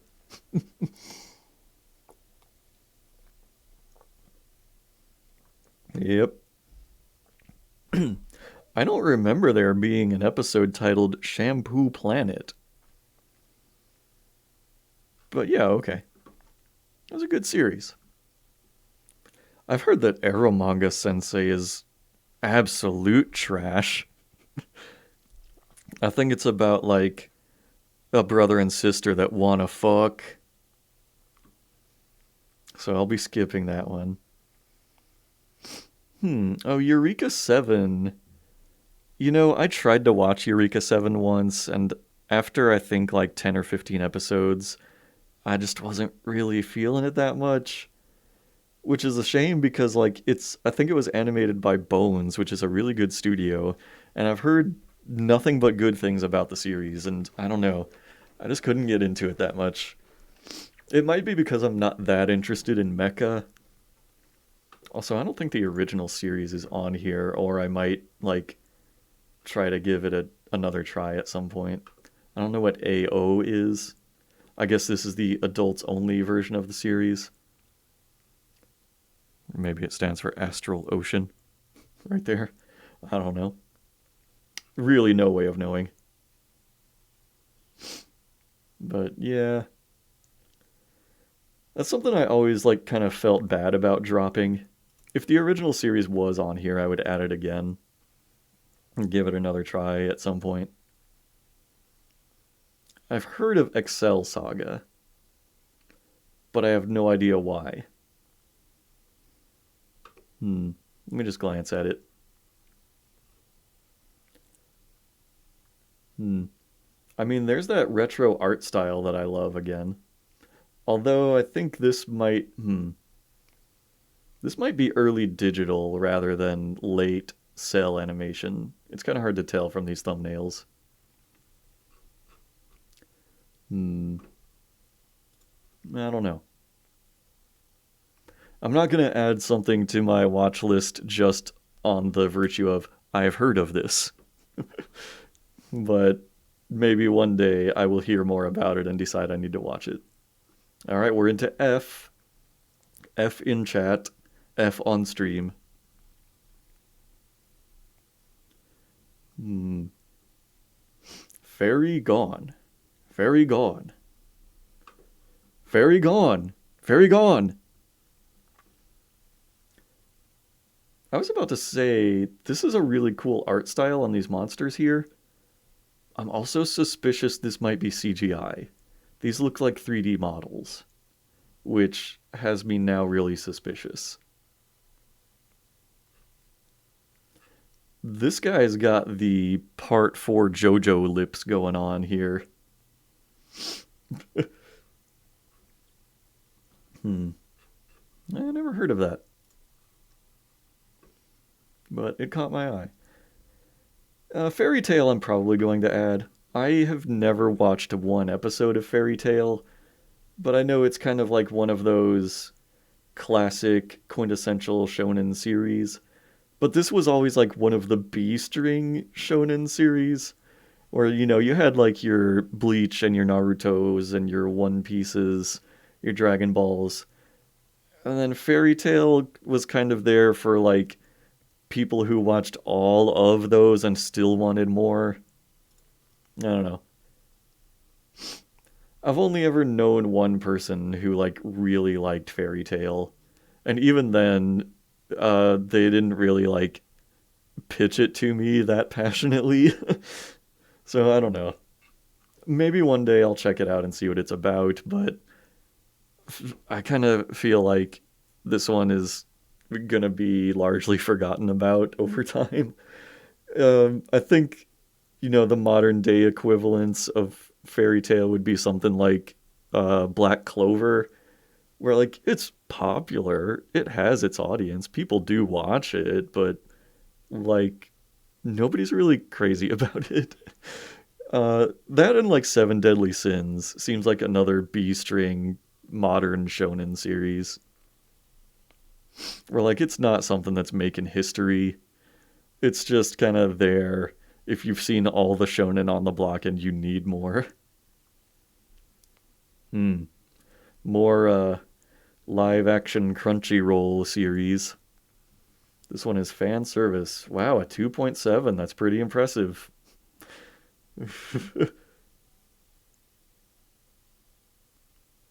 Hmm. Yeah. This one seems like, they actually try to trick you by having like illustrations for their thumbnails and not just like pictures of the real ass people who are on the show. Yep. Another one that horribly flopped. What was this one? Oh, 1.6, even lower. Another flop.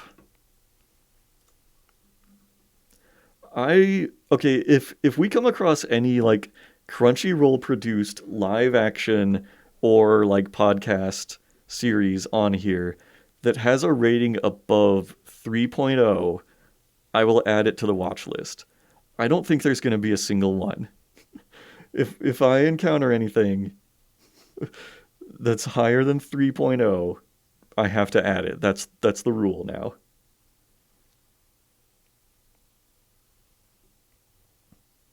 Farewell, my dear Kramer. I didn't know there was a Seinfeld anime. Hmm. I don't know. Where's Jerry on here? I can't really find. Okay, I think this is Jerry in the white shirt here. Um, is that George way in the back? Is that him flexing? Hmm. Okay, the main character is probably Elaine, right? Like that's got to be her. But I don't know who all these side characters are. Um, I can't tell if there's a Newman in here. Oh, this has one episode. Oh, it's a movie. That'll do it. Fastest finger first. Excuse-me. Excuse-me. What is this about? Um, oh, fast buzzing quiz. Oh man, I can't wait to watch an anime about the competitive quiz bowl circle. Oh boy, this this might sound like really sad, like really depressing, but this is like this reeks of like unrealized childhood dreams. This reeks of like, if this was based on a manga, then that manga artist was probably really involved in high school quiz bowls and thought that was going to be their whole life. And then, like, they had to figure out some other career. Oh, hello, Toothy Brynhilda. It is me. It's the truth. I am putting together my Crunchyroll watch list. And so far, I'm up to the letter F. This is how much time we've got to go. Oh man, here we got to the Ocean of Fate. Um, I don't know if I want to get into the Fate franchise. I know there are like 10,000 different storylines, a million different like reboots and spin-offs and all kinds of things. I watched like the first couple episodes of what was it? Unlimited Blade Works. And that has been my entire relationship with the Fate franchise. Except, well, I don't know. I watched this movie series that was called like The Garden of Sinners, and apparently that is tangentially related to the Fate franchise, but you would never know it from watching it alone.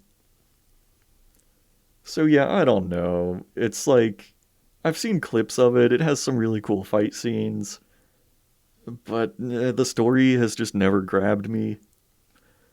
And it's like, where do I start? Do I watch Fate Grand Carnival, Fate Grand Order First Order, Fate Grand Order Moonlight Lost Room, Fate Grand Order Absolute Demonic Front Babylonia, Fate Grand Order The Stage, The Grand Temple of Time Solomon Ars Nova, Fate Kaled Liner Prisma. This is just a pile of sort of words. Fate Stay Night, Fate Zero. I don't know. Where do you even jump into this? I think Fate Stay Night was the first one. Oh, see, no, this is Fate Stay Night Unlimited Blade Works. So I don't know if that's even the first one. I do know that Fate Stay Night Fat E. Fate Stay Night was like the first entry in this enormous franchise. I'm pretty sure. And it was also a visual novel with like sex scenes and everything. So it's really weird how the series like pivoted out of like pornographic content and became like a genuine fantasy action series without fucking. I think. Who knows, actually? But yeah, this just is like an impenetrable franchise to me. I don't know. Unlimited Blade Works is the entry level point that was recommended to me, so maybe I'll put it on here Again, on the off chance that I feel like giving this enormous franchise a try another day. Hmm. Fire Force, this has been another one of those like B string shonen series, but I have heard that it's like pretty legitimately good. And it's made by the creator of Soul Eater, so they got some chops. This is one I might try one day. Um, I hope Soul Eater is also on here because I want to try and get into that at some point also. The Soul Eater was probably like the best of like the B string shonen like about a generation ago, but nobody told me going in that Soul Eater is really horny. I did not realize that about it. Oh yeah, I'm open to suggestions if you see something that's like you gotta try this. Mm. But if it comes after the letter F, then you'll have to just wait until I get to that letter because I don't want to like keep scrolling up and down all the time. But Fist of the North Star, for sure, I am adding. Absolute classic. I have actually watched the first season of this, the first 22 episodes. Might watch more in the future, so we'll see. It's got a great opening theme song also. You are shock! Ah, Fooly Cooly. Notice how they just call it Fooly Cooly. And it's not until you get into the description that they say, Fooly Cooly Progressive tells the story of 14-year-old Hidomi. Nobody cares. Is the original on here? That is all that matters. I don't care about alternative. I don't care about progressive. Man, they sure don't have the original. Yeah. If the original was in here, if it was one of the seasons, I would add it. Having Fooly Cooly on the watch list is worth tolerating the existence of these other two, but yeah, to this day, I still have not even watched Alternative, because, man, Fooly Cooly Progressive was so much of just nothing. uh, man, Food Wars is another one that I feel like I would really like. And I've started to watch it like 5 times and just never gotten very far into it. I've never watched more than like 4 or 5 episodes, and I'm like, this is pretty good. I'm glad to watch more of this. And I've just never done it. It deserves better from me. Alternative is better than progressive, but they both miss the point of the original. Yeah, that's what I've heard. Like, progressive, just, oh my god. Well, I don't need to talk about progressive because, like, on my YouTube channel, I have that whole, like, 45-minute video about everything that was wrong with progressive. I don't even want to talk about that again. For whom the alchemist exists, the movie. This is like a pretty cool ass looking poster, but I have never heard of this. Hmm. Oh well. Ooh, Fractale, I have actually watched. I am the only person in the world who has ever watched Fractale. And it was really bad, actually. Oh, you have fond memories of Fractale? I'm sorry I said it was really bad, but yeah, it it was. This was another one I watched as part of my anime club that I had with friends, and like the whole thing was based around like augmented reality, not even virtual reality, but just like everybody would have, like holograms all around them at all times, and that was like people's social media and stuff. And there's a whole like rebel faction of people who decided that was evil for some reason and start fucking killing people who partake in the augmented reality.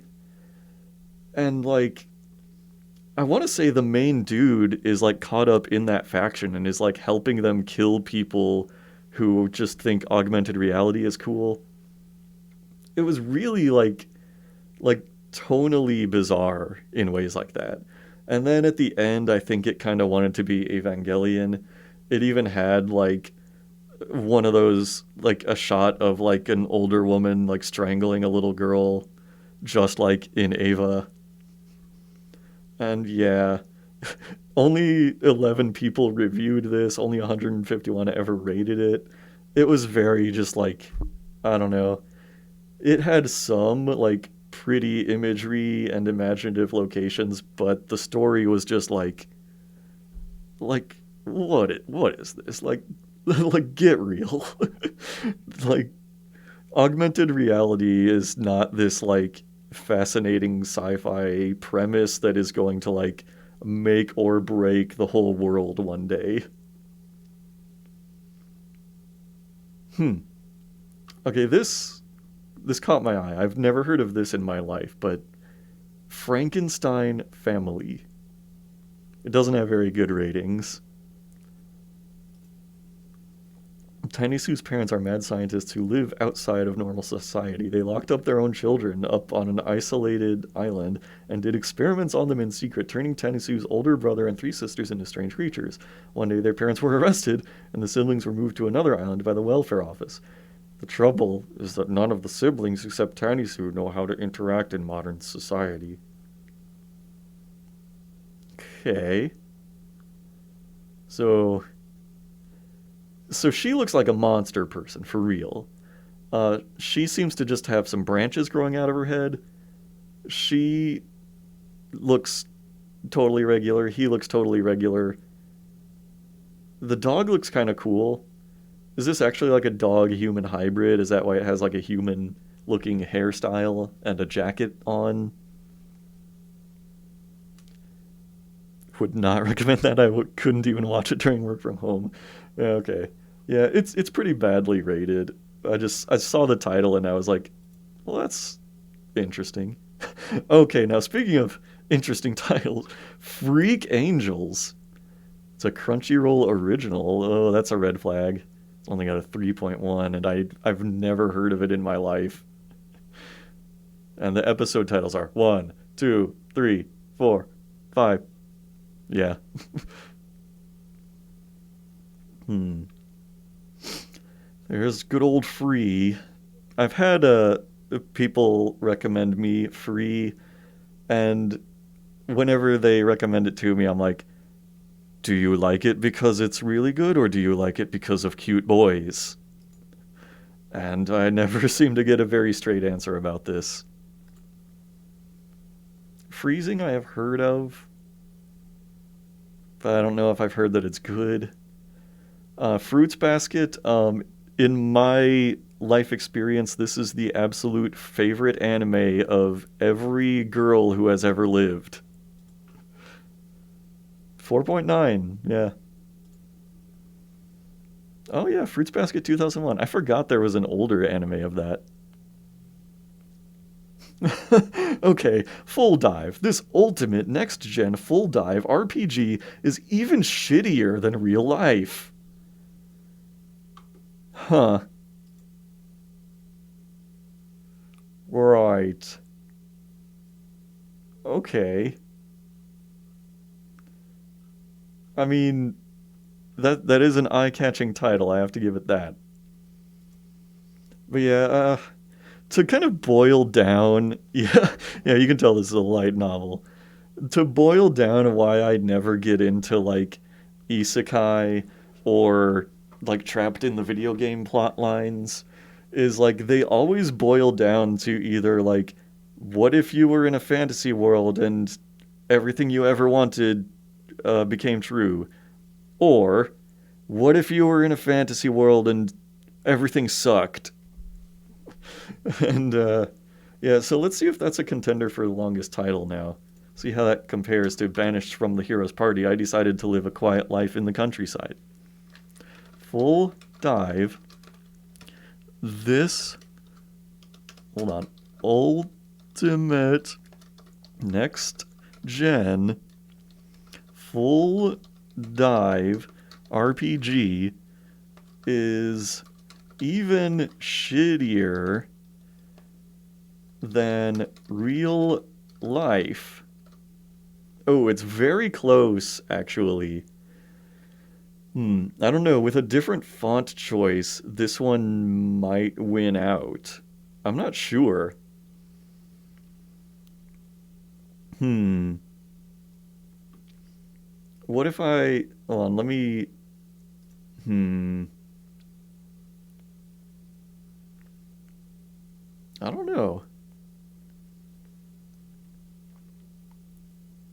It's about number of characters. All right.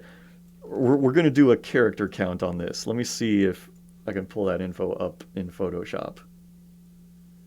Um, I don't know if it's going to tell me how many letters I've got highlighted. Let me just get like a text document open and it'll tell me, I think.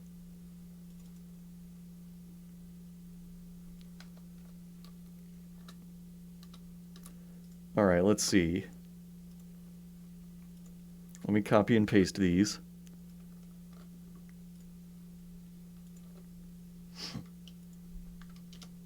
And soon I will have your verdict on what is the longest title we have seen so far.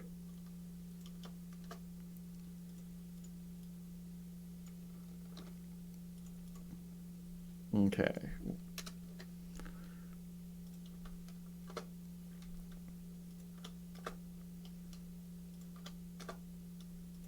Just a moment.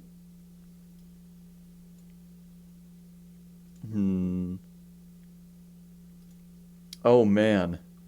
So it looks like it's a difference of one character, but the winner actually is banished from the hero's party. I decided to live a quiet life in the countryside. Dang. Even counting the exclamation mark for this one and like the colon, banished from the hero's party. It's a longer title by one character. It was so close. All right. Yep. Let's move on then. Full Metal Panic is another thing that I have heard of. Yep. You said it. Yeah, I've heard many times of Full Metal Panic, but I feel like my main avenue of hearing about it is when I'm trying to search for Full Metal Alchemist and it also comes up in search results. Because, yeah, Full Metal Alchemist, other than like Fooly Cooly, which is 6 episodes long, this is probably my most rewatched series ever. This is so good. It is a complete masterpiece, and you need to watch it, basically.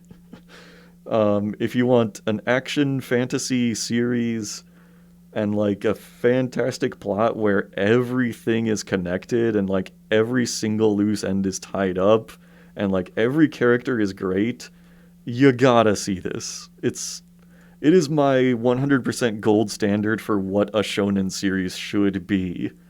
It's like everything. It's perfect. Conqueror of Shambhala, the movie, is okay. I think it was based on the first Full Metal Alchemist anime, which was not mostly based on the manga. You know, which was largely unbased on the manga. Okay, we're not going to sit here and fucking watch it. I don't need it to autoplay here. But yeah, it was an alright movie.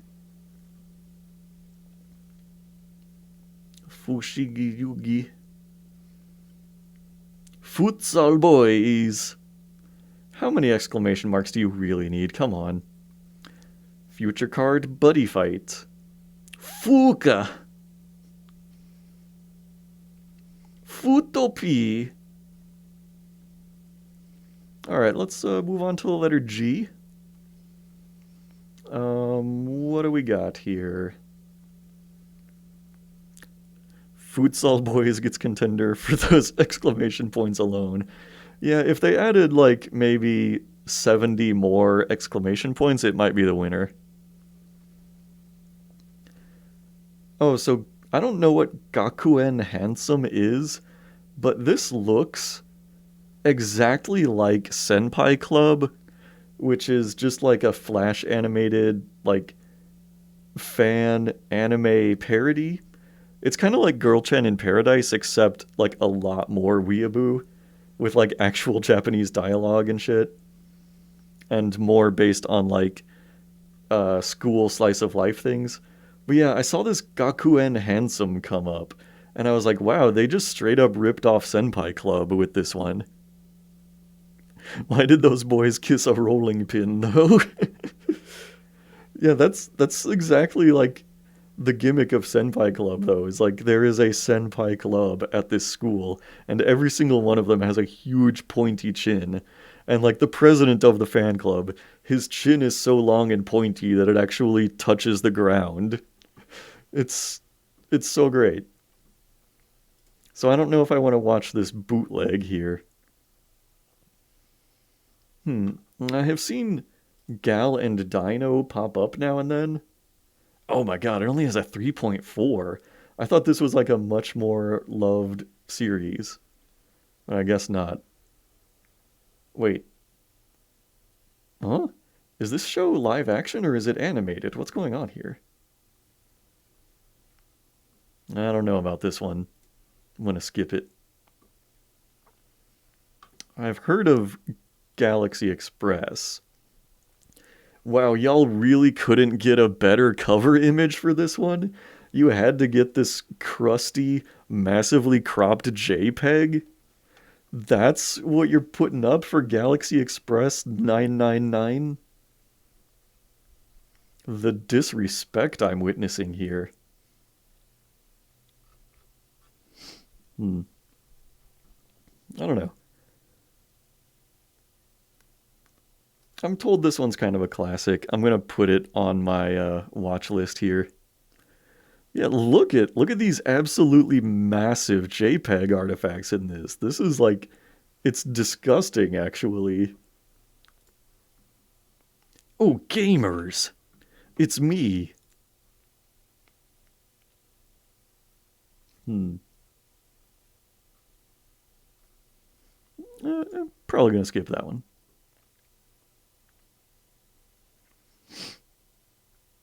Gamers Tetris. Hmm. Gotcha, man. Goddamn fairies. This looks like trash. Oh my god. Book and are three fairies who live in Fairy Forest. I hate it. Goddamn men's party. Good. Yeah. Gege no Kitaro. This is one that I've heard of. This one, it was like kind of a classic manga, but this is obviously like a newer anime, and it had a lot of like yokai mythology and stuff in it. And I think like the manga artist who made it was like kind of known for being like a pioneer of the horror genre in Japan. But this is obviously like a more lighthearted and comedic series, but had like, horror themes, even if it wasn't like a really spooky series. Oh, Gen Lock, isn't this one of those like Western made anime that like some production company threw a lot of money at and then it like kind of flopped? This is a 3.9. Was this the one that like the creators of oh yeah, it's Rooster Teeth. So it's like the Ruby people made Gen Lock. Yeah, I don't know, man. I just have a really hard time getting into the 3D animated anime most of the time. Ghastly Prince Enma burning up. Ghost hunt, ghost in the shell, arise. Now, Ghost Stories, I've gotta add. I think most people are gonna be familiar with this one, but this was a case where, like, this was like a very mediocre anime, and when they sent it to America, they were like, just do whatever the fuck you want with the dub, we don't care. And so they just filled it up with jokes and goofy shit and memes, and it's pretty funny. I've not watched very much of it though. Was Ruwoobi any good? It has such a large fan base, but every time I've tried watching it, I actively felt my brain melt. Well, see, I don't know. I've not watched Ruwoobi, but every single time any Ruwoobi fan has recommended Ruwoobi to me, they go, "It's pretty good if you can get past these 15 caveats." It's like, here's like 20 things you might very well hate about the series, but if you can get past all of those shitty things, it's all right. And for some reason, people watch like 8 seasons of that. And I'm like, I would rather just watch something that you wholeheartedly tell me is amazing. Oh, Gintama is good. So there's like hundreds of episodes of Gintama, I think. This one, it comes up all the time because like it makes a lot of like funny references to like other anime and has a lot of like really good references and jokes and stuff in it. Like see even here, you can see like here's a Sailor Moon parody going on. And yeah, it's really good. I would kind of describe it as like a Simpsons-esque show because it's one of those situations where like basically every side character is like an actual like fleshed out character who sometimes has a whole episode dedicated to them. And it's like hundreds of episodes of all of these like established characters interacting in these different funny situations. Weird issue with Gintama is finding somewhere with all the episodes. Yeah, it is. Well, I don't know. 'Cause, I mean, Crunchyroll has a lot of them. Like, here's season one. They've got like, about 200 episodes of that. Next season is 52 episodes. There's 25 more, 52 more, 51 more. Yeah, they might all be on here. I don't know. But yeah, this is something that I just watch once in a while. Because, usually you can just like watch 1 or 2 episodes. They're all pretty much standalone.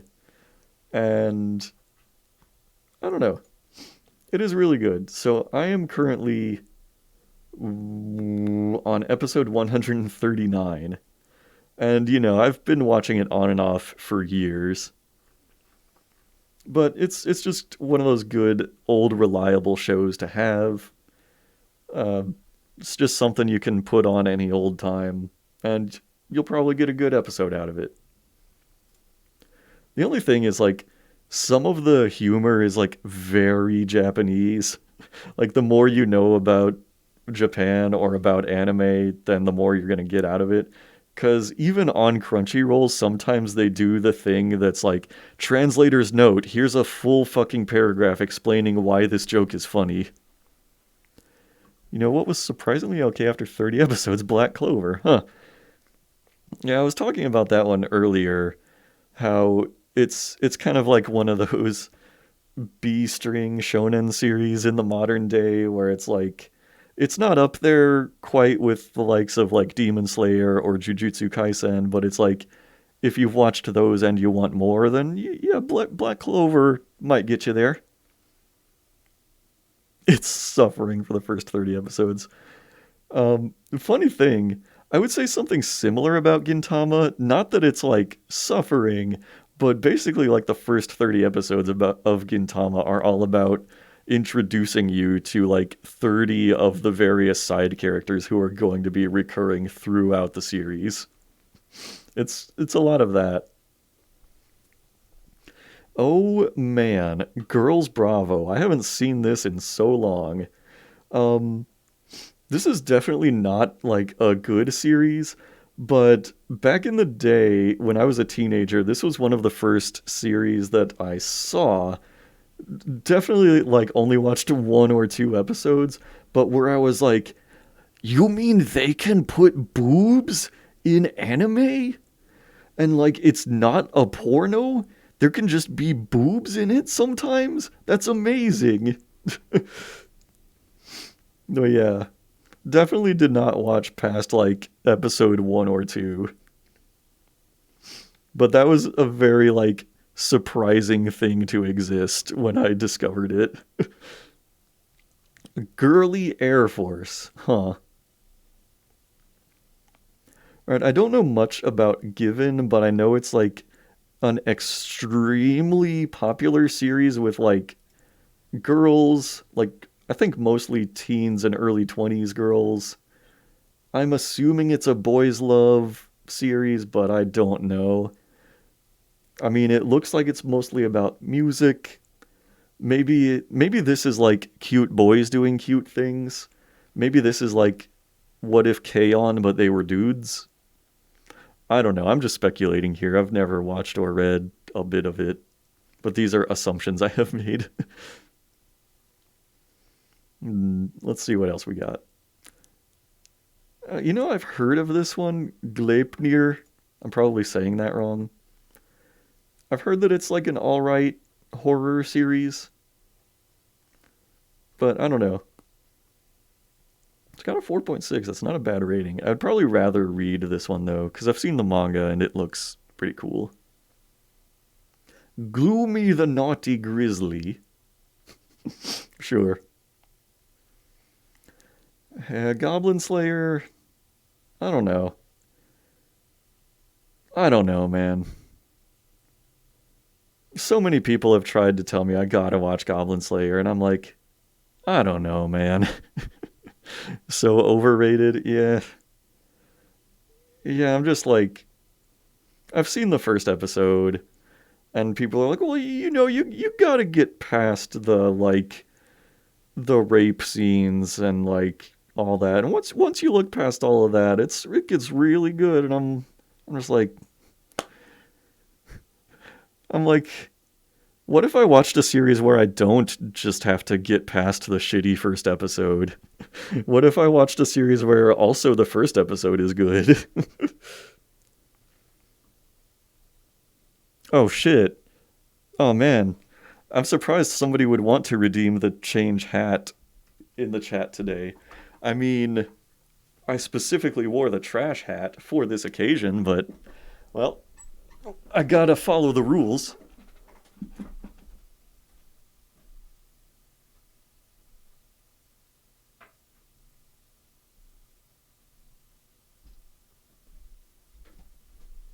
Okay, I'm back. Oh shit. No, Emron has redeemed Hydrate. I hate that these things don't pop up in the, like, on-screen chat when people redeem things, so I just have to kind of let the audience know that that has happened. And that's good. Yes, I do need to hydrate. I might even need to refill my water before we get to the end of this. Hmm. Okay, so this series, I don't really know anything about this, but I follow a Twitter account that is like, it's called like Retro Anime Screen Caps, and lately they've been posting a lot of screen caps of this show. It was called like Gokudo the Adventurer. This is weird, like a lot of stuff is not loading. Just don't say anything and make the audience wonder why you're taking a drink every 5 seconds. Yeah.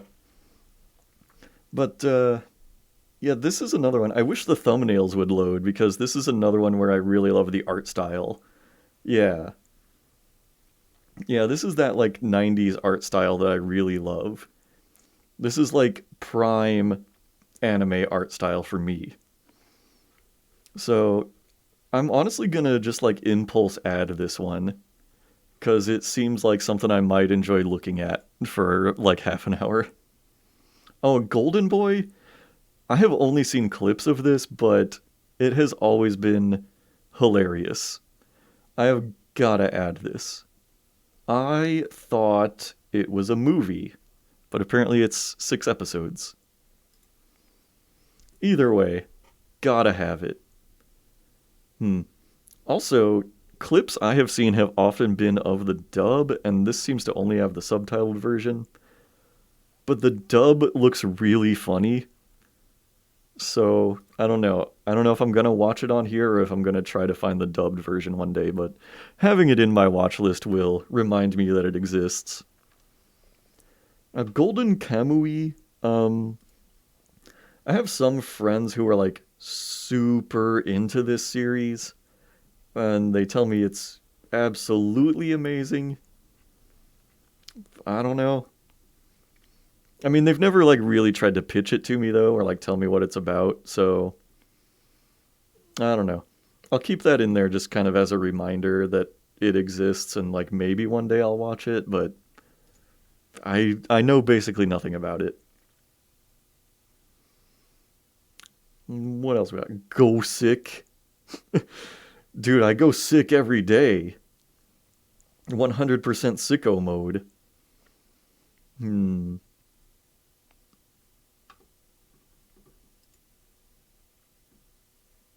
What is this? Is this like a really dark and edgy show? I feel like it's one of those. I feel like it's one of those like secretly really bloody, gory edgelord shows. I don't know. I'm gonna add it because sometimes I like to watch a really edgy. This is a 2012 anime. This is the only way to describe it. Sometimes I want to watch something that's like really edgy and fucked up. If it turns out to not be that, then it is going off the list. What else we got? Grand Blues. If this was Grand Blue, I would be adding it because Grand Blue is like the funniest manga ever. And I have always wanted to try out the anime and see if it's equally funny.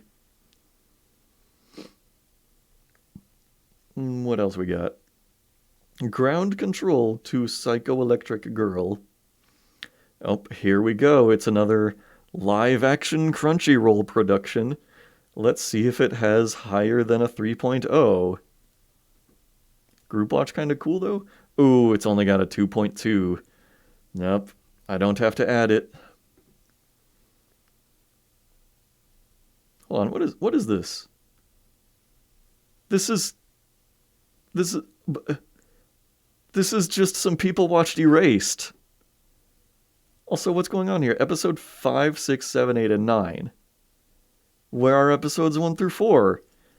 Crunchyroll, you made this. Where did you put the rest of your episodes? Crunchyroll, what did you do? How do you only have the final 5 episodes of the show that you made? Where are they at?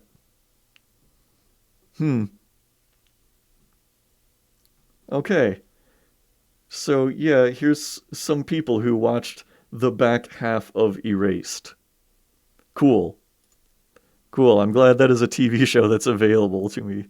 Oh, they don't have the final ones either, just the middle of it. Cool. Great. I'm so glad I can watch some random people who watched episodes 5 through 9 of Erased. Awesome. I'm so glad to know that that's there for me if I ever want it. Oh, now GTO. More like GOAT because it's great. I love GTO. I have watched this entire series, and I might watch it again one day. It is so great. Um, I've heard that the English dub is good, but I have not watched that. I know that in Japanese, the voice actor of Onizuka is also the guy who voices Okuyasu in JoJo Part 4. And that same guy also voiced Kaiman in Doro Edoro. So he's great. This whole series is just like really funny, but it also turns out to be like really like heartwarming and honest at times. I know that it only adapts part of the manga's story, So I kind of wish this would get like a follow-up series one day. Like maybe David Production will come along one day and do like a GTO reboot because it's so good. I say David Productions just because they are known for picking up like series from the 80s and or like around that time and just like making modern versions of them like they're doing with JoJo and Urusei Yatsura. Although I think this is a 90s manga, not an 80s one. Still, I would love to see more of this come into the world one day. It's so good. I might even read the manga one day. He said Guilty Crown is garbage, but you love it. Hmm. She kind of looking like Naruto Sakura ass. It's got a 4.6. That's kind of high. I mean, for anime standards on here. In the near future, a meteorite carrying a foreign virus crashes in Japan, leading to a devastating nationwide infection and total anarchy. Several years later, Shu, a teen with a special ability awakened by the apocalypse virus, meets a strange girl who incites him to join the struggle against a government organization's robotic forces and a secret society whose goal remains shrouded in mystery. 22 episodes? It gives me reassurance that I love 2D thighs gives it 5 stars. Thank you, I love 2D thighs. Personally, I prefer 3D thighs, but that's cool too. Oh shit, Gunbuster! So, this is actually Die Buster, aka Gunbuster 2. I know this one doesn't have like nearly as high of ratings as the original Gunbuster, but I really enjoy Die Buster also. It's also got a bomb ass opening sequence. I would like play it right now, but A, I'm afraid of copyright claims, and B, I know that the opening sequence has boobies in it once or twice. But the song kicks ass. That's a actually like really good short series. It's only 6 episodes. I really like it. It it has a harsher reputation than it deserves, probably just for having the Gunbuster name on it. Because the original Gunbuster OVA is like legendary. It's so good. I'm actually disappointed they don't have it on here. Oh, oh, okay, never mind. I was about to say we're in the Gundam ocean, but there's only 2 Gundam series here. I bet the Sea of Gundam will be in the M's because it'll be Mobile Suit Gundam. Only 2 of them right here. Oh, Gungrave. So I watched like 1 episode of this in college. A friend of mine said he really liked it. Um, the only things I remembered about it were like it's pretty dark and gritty. It looks like a Black Lagoon, that kind of series. But I do remember the main character being named Brandon Hito. Like I loved hearing like all the characters in the show talk about Brandon Hito. Also, just like I don't really think of like Brandon as like a badass or like intimidating name. It's just like very ordinary. But yeah, I don't know much about that. I don't know if I should add it or not. Gunslinger Girl is another one I have heard of, but yeah, no idea if I should try this. Hmm. I don't know. You know what? I'm gonna be generous. I'm gonna add both Gungrave and Gunslinger Girl, just because I have heard people say good things about these. They have decent ratings on here. Maybe one day I'll feel like rolling the dice on those. Oh, and Gurren Lagann, you gotta add that. Classic. Classic. So I forget if Gurren Lagann was made by Gainax or if they had like fully become Studio Trigger at this point. It was either like the last good Gainax series or the first good Trigger series. I forget which.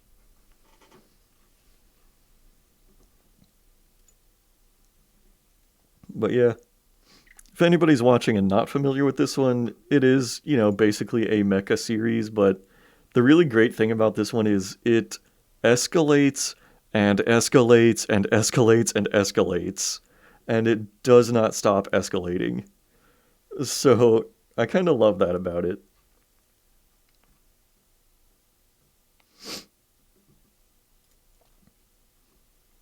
It goes over the top and then it keeps going beyond over the top. Ooh, now the Guyver? Oh, I kind of want to try this out at some point, actually. 26 episodes, though. So I don't know a whole lot about this, except there is a live action movie of Guyver, which is called The Guyver. And man, it's kind of a rabbit hole of like how I got into that.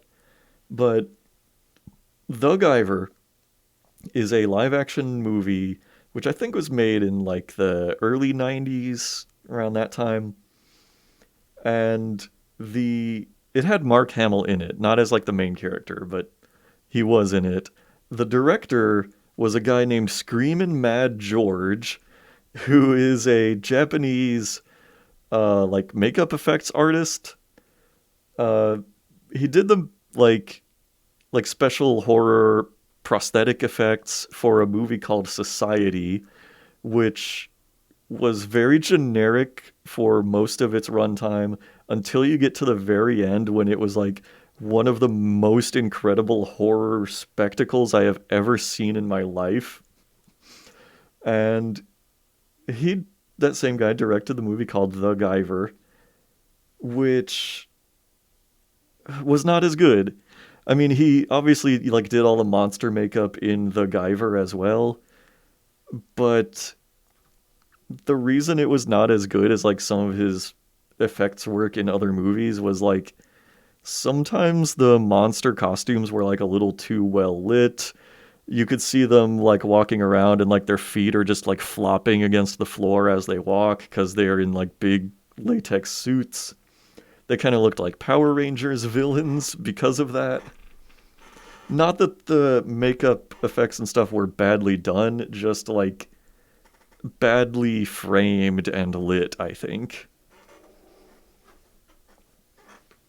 But I might one day check this out just for that like tenuous connection.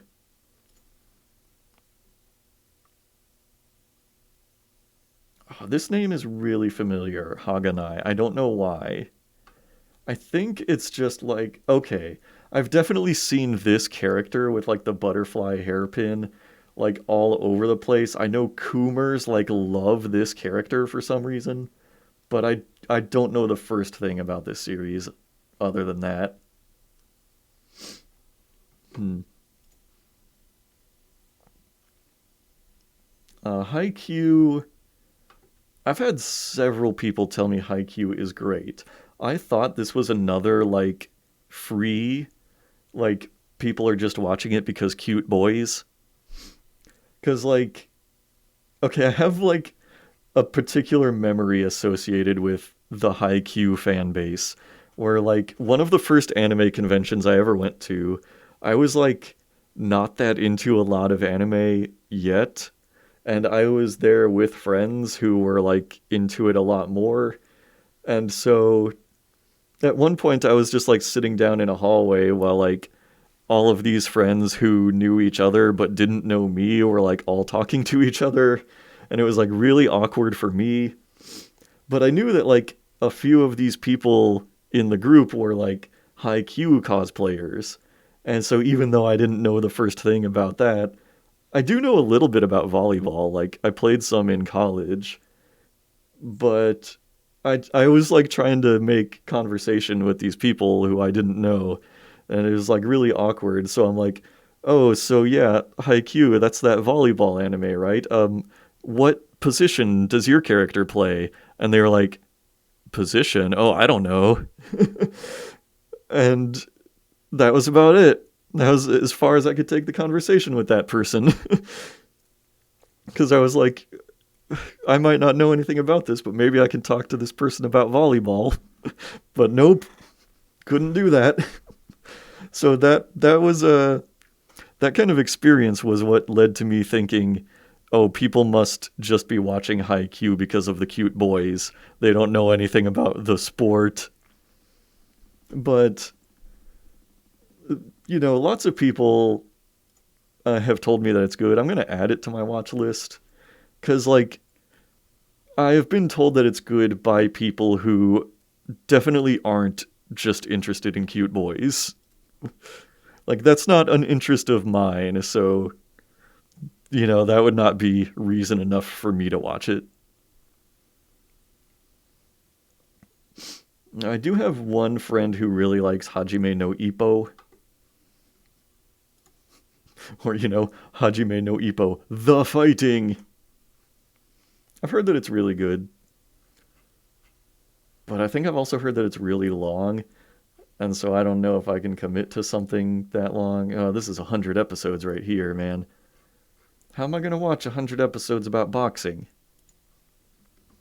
And then there's Hajime no Ippo, The Fighting, Rising, even beyond that. That's only 25 episodes. But I know the manga is still ongoing, and it's been ongoing for years and years. I don't know. I'm going to put it on here just for the cultural awareness. Maybe I'll have a friend over at some point looking through the Crunchyroll queue and be like, oh, we gotta try an episode of Hajime no Ippo. Maybe.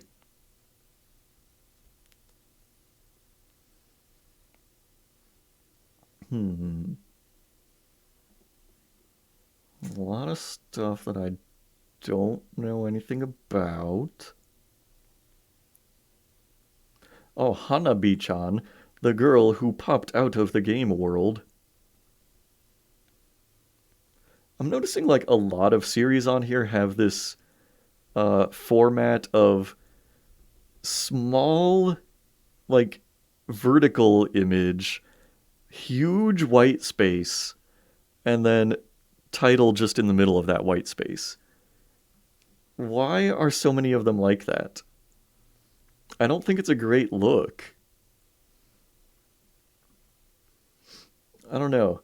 I'm assuming like the only image they had access to was a vertical poster, but couldn't you just like zoom in on a segment of that poster and like make that your thumbnail instead of having all this massive white space that is not that eye-catching? Well, I don't know.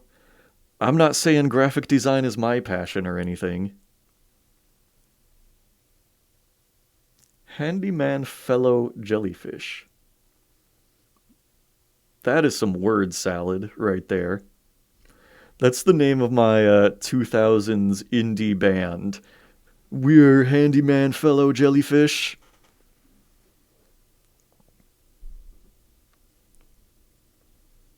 Happy Tree Friends, what the fuck? What the fuck is this doing on here? This isn't an anime. This is just an edgy copyright 2000 internet flash series. Come on.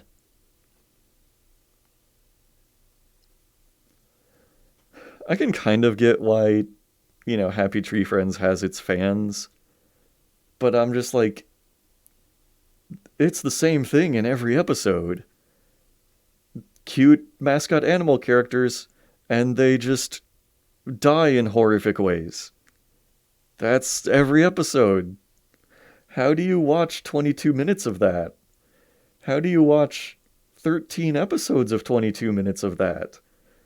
What is the staying power there? I don't get it.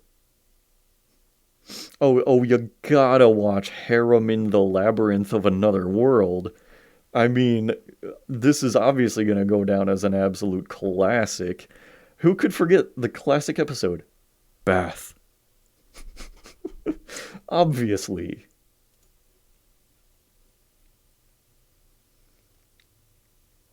Hmm. I'm sorry, what? He was anime. NFL's Mike Daniels. Okay, this is a documentary about how a football player is an anime fan? It's 11 minutes long. Oh my god. Get out of here. Healing good, pretty cure. Heat Guy J. Wow. That is great. That reminds me of. Hold on. I saw this meme recently about like anime titles. I'm going to see if I can find that.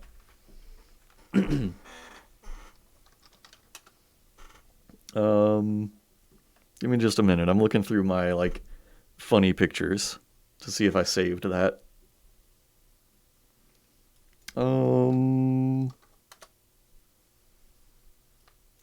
Hold on.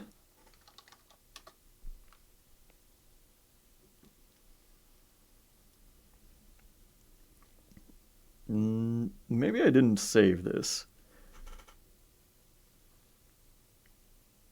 Okay, hold on, just a minute. I need to try and find this meme because Heat Guy J like is a perfect fit to this.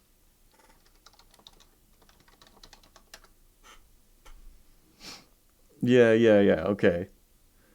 It was this tweet that said, "I love that every current manga series has a title like, now just hold on a minute. Is it inappropriate for me to be dating two stepsister slime girls at the same exact time?" While every manga in the 90s was just called something like Blood Joe. I fucking love that. So this is absolutely like a 90s manga title. Heat Guy J. I'm 100% positive the person who made that tweet was like slyly referring to Violence Jack when they came up with Blood Joe. Hmm. Now I have heard of this. I don't know if a lot of my viewers would have heard of this, but these are like some Chinese light novels that are tremendously popular. Um, Exclusively with girls though. And I have no idea what they are, except like somebody described them to me as BL. So I think that's what it is. I think it's some Chinese boys love, but yeah, massively popular. Heaven's Design Team is underrated. I'm gonna say that. Um, the premise of Heaven's Design Team is it's about this like group of angels who are a design team who are like helping God design all of the animals that are supposed to live on Earth. So it's pretty great. You get to see like all these drafts they go through of like prototypes of all the animals and like how they arrive at the designs they arrive at. It's pretty great, honestly. It's a great premise, totally underrated series. More people should watch this and more people should buy the manga.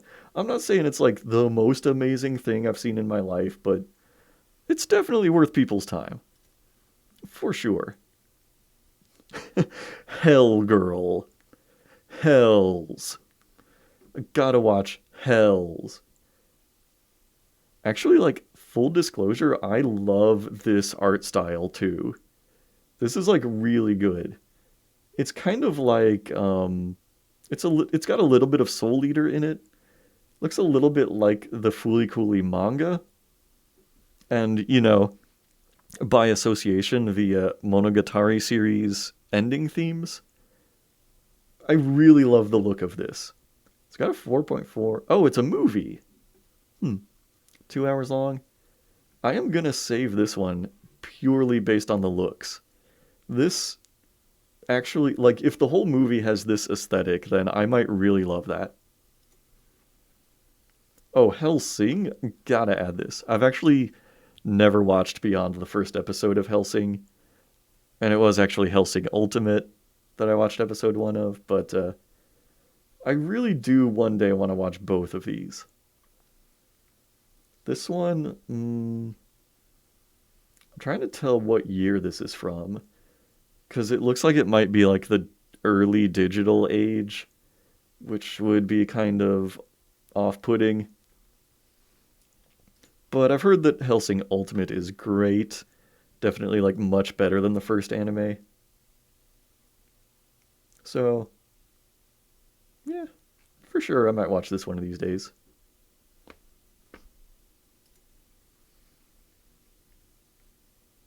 Hmm. Hensuki, are you willing to fall in love with a pervert as long as she's a cutie? All right, we gotta see if that one contends for longest title I've seen so far. Hensuki, are you willing to fall in... Hold on, it doesn't look like any of this is capitalized. Are you willing to fall in love with a pervert as long as she's a cutie? I don't know. This looks a little shorter than Banished from the Hero's Party. I think it's going to have to go to the character count again. So, let me see here. Let's see how long this one is. Oh, wait, hold on. My God. You know what it is? It's the lowercase letters. That's what's making it take up less space.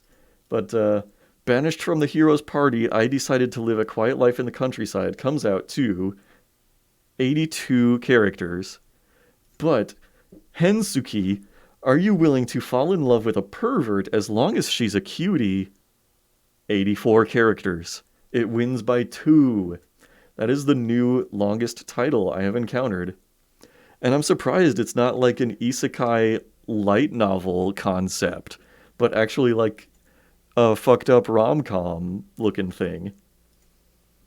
That's a surprise. I thought for sure it was going to be another light novel isekai title that took the longest spot. But there you go.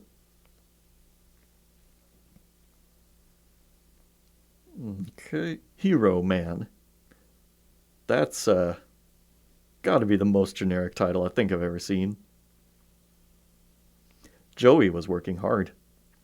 One day he finds an abandoned toy and fixes it. One evening, a lightning hits Joey's home. The electric sparks surround the toy, and Joey witnesses the birth of Hero Man. I can't wait. Wow, Hetalia is still around, huh?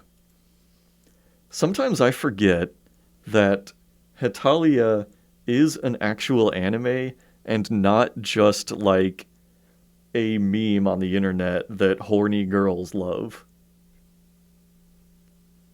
Sometimes oh my God. How many seasons now? You say this is season 11 of Hetalia? That can't be right. Huh. Well, they only have 6, 7, 11, and 13 on Crunchyroll. But man, they might be telling the truth. What the hell do you know? Higehiro. After being rejected, I shaved and took in a high school runaway. Okay, that one, I was going to say it's a contender for longest title, but I think just scrolling up and down, I can tell that the last one is slightly longer.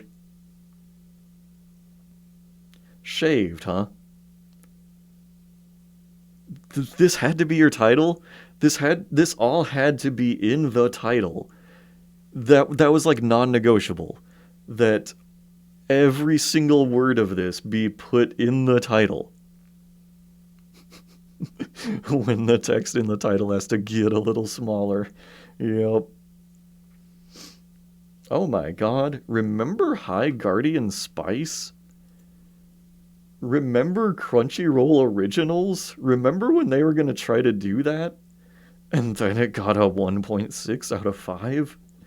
Oh no. Well, I mean, I've never watched it. But man, that's gotta be upsetting. Huh.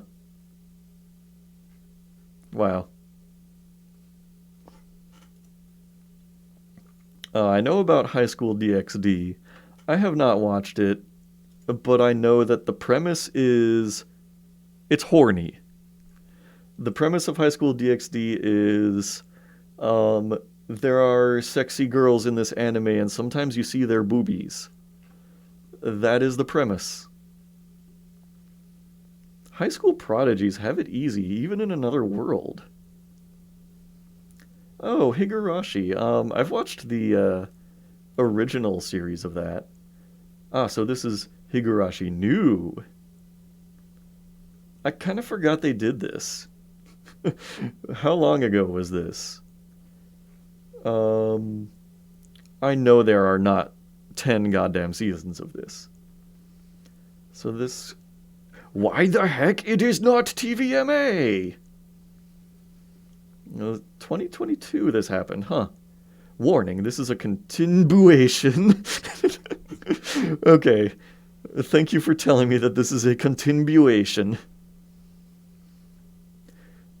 I don't really see how that's relevant, though. Because, like, in the 2006 anime, it was like, every, like, 5 episodes or so, it would just reboot back to the beginning, and then, like, a different sequence of events would play out. So, really, like, the, what was I gonna say? Like, episode to episode in the original series was not a continuation of itself. So, like, how is this definitively a continuation of the 2006 series? That don't make no sense. Oh, and then there's Sotsu. How are these seasons 10 and 11? I know this series is not that long. I know for a fact it does not have 10 seasons. That's impossible. But whatever, I might try this one day. I thought I remembered hearing that this was not very good, but it's got a pretty good rating, 4.5. What is this? Hikakin Beatbox. Who is this guy? Why does this look like a YouTube video from 2005? Huh. Interesting. I'm good on that, though, I think. Looks like a for sure add to watch list. No, that's alright. That's alright. I'm gonna see what else we got.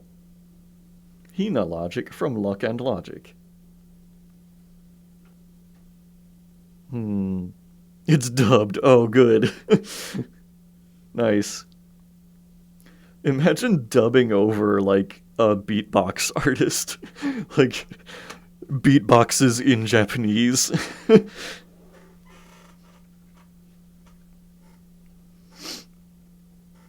What else do we got?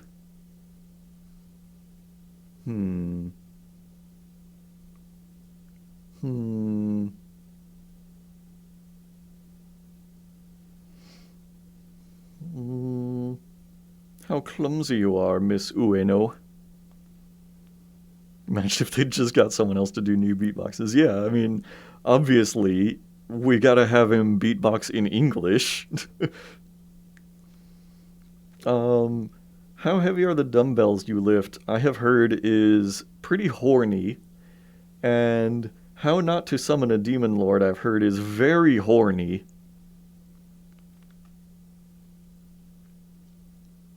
Oh, Hunter x Hunter's on here. Let's see if they've actually got all the episodes, though. Season 5, for some reason. By what logic is this season 5? This is the first episode of the series. That's season 1, episode 1. Where are they getting season 5? There are no other seasons on here. You'd be surprised if they didn't have all of Hunter x Hunter? I don't know. I have encountered a lot of trouble trying to watch this whole series on one site. I mean, even if they're counting the 90s series, like, why refer to this as season 5 when it's the only season? And it's the only season you have on your site. Alright, let's see. Do they actually have 100 and something here? Oh, they do. Look at that. Yeah, they've actually got the whole series. Nice. Cool. All 148 episodes. That's pretty cool. You remember when Gon turned into a thick dad with Doug Dimmadome hair?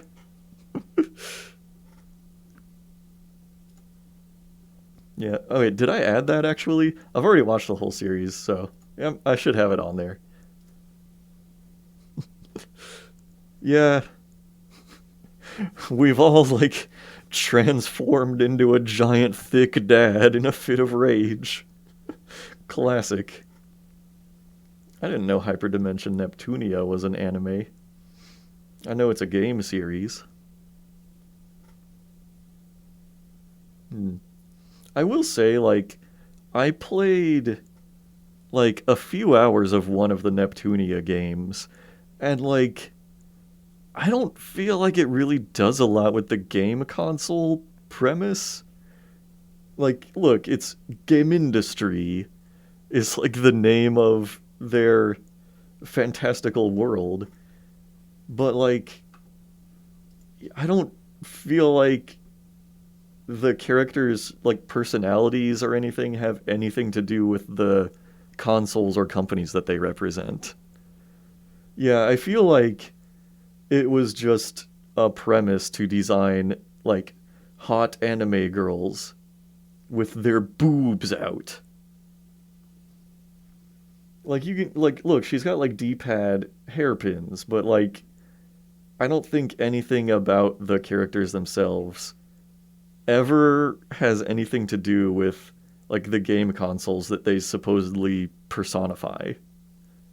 I think they're just like generic anime girls, but it's like, oh yeah, this one is totally like representative of Sony or something.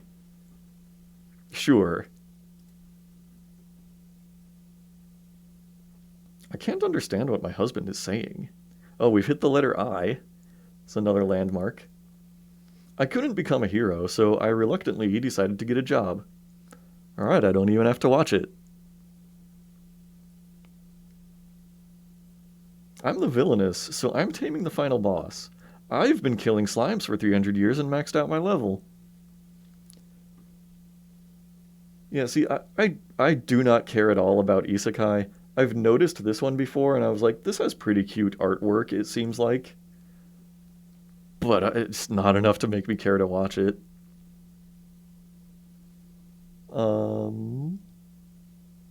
I kind of expected there to be more isekai at the beginning that just start with an I. I did this, or I was reincarnated as this, or I got reborn in another world as this.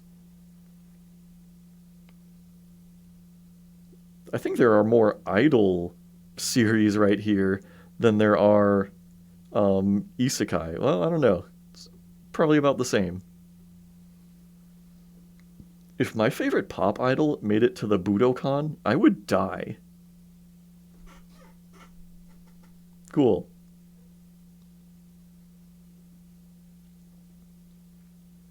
Bromances across time, you say? Ikitosen. I think this is probably a horny series.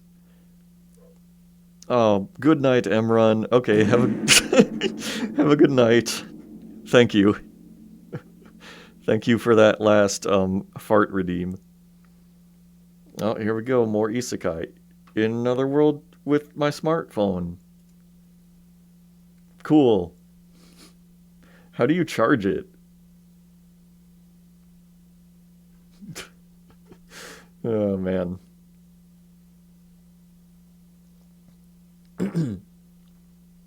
Hmm. Oh, this is actually that's a little clever. Inspector, right? Get it? Like an inspector, but also like a ghost. It's a clever little play on words.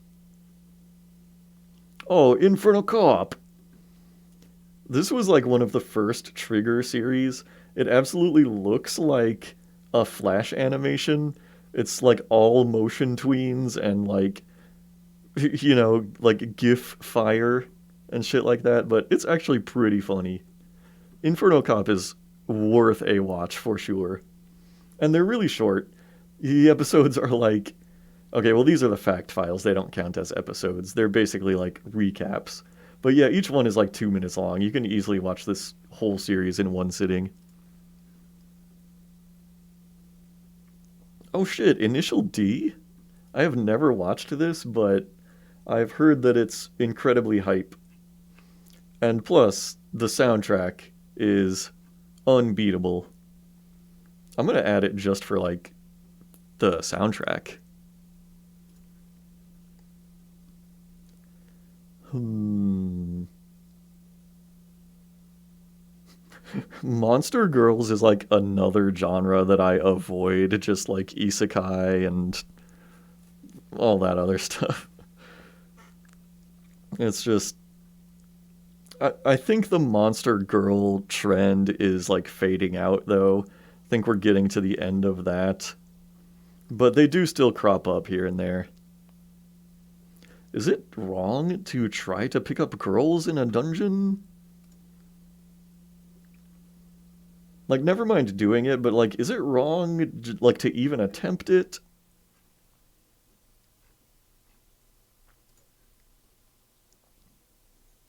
Is this a zombie? Card captor Sakura looking ass? Isekai cheat magician? Isekai izakaya? Isekai quartet? And it asks the tough questions.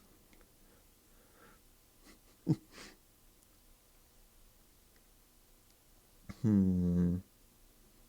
Yeah, okay. Not a whole lot worth looking at in the letter I there. Oh man. Hold on. Is this another live action Crunchyroll produced series? I don't know. These might be actual Japanese people. Ooh, it's a 2.4. Oof. Another oof there. Japanese anime classic collection. Huh. This is actually kind of interesting. Vintage anime uh, presents 55 titles from the 1920s and 1930s. Huh. Honestly, like, just for the kind of like historic curiosity, I might take a look at that one day. Hmm. It does look like it looks exactly like the Cartoon Network logo. It's also a horribly cropped JPEG. Why did they make this the cover image? It says "Get 'em."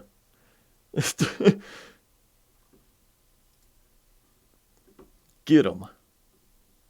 I don't even know what the full text is supposed to say.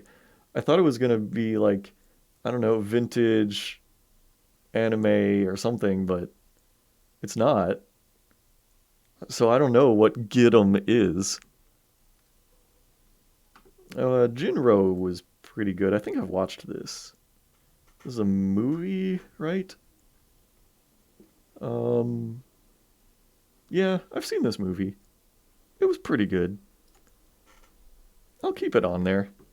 I don't know if I'll ever watch it again, but I remember it being alright. Jinky! Extend! This is the Scooby-Doo anime, obviously. Jinky, extend. This is what Velma was talking about all those years. She was secretly an anime fan. JK, Meshi. Oh shit. Here it is. The best. How does this only have a 4.8? It should be a 5.0. Although, actually, I could understand it being a 4.8 if it's it's one of those where the subtitles changed all the names. So, it's like My Deadly Queen. Am I caught up for the manga this weekend? Oh yeah, I've read all of well, I've read the whole thing. I've read all of parts 1 through 8. So I am ready for the start of JoJo Lands. I'll be honest though, like part 8 is it was not one of my favorites. Like I would probably put part 8 in my lower half of JoJo parts.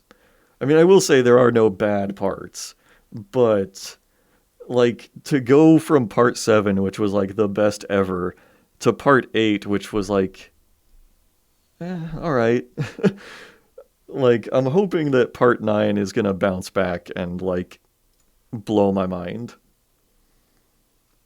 I know it can still be done. Yeah.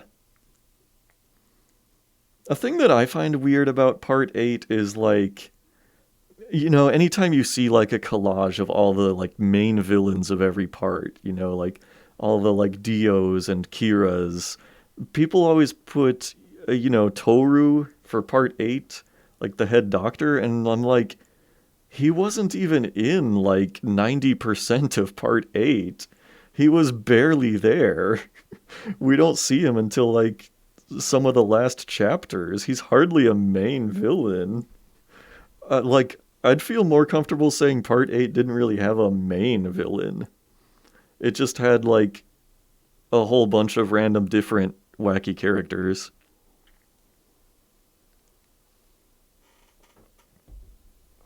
I don't know. I mean, I guess he was pulling a lot of the strings in the background, but like I feel like for at least half of part 8 nobody even knew he existed. Yeah.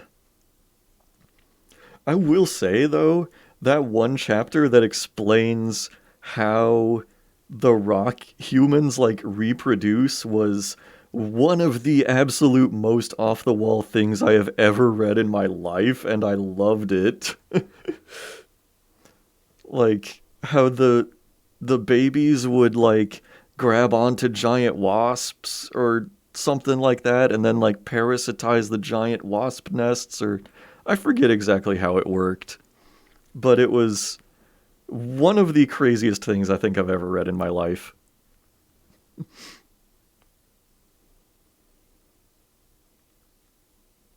Oh yeah, didn't he also like subtly suggest that some uh like past characters were actually rock humans all along and we never knew it? Oh god, yeah, the rods part. And then like it turns out the rods don't even exist. They were just like photography glitches. But Araki went all in on them like they were real ass cryptids and like reasoned out their biology. That's what they want you to think.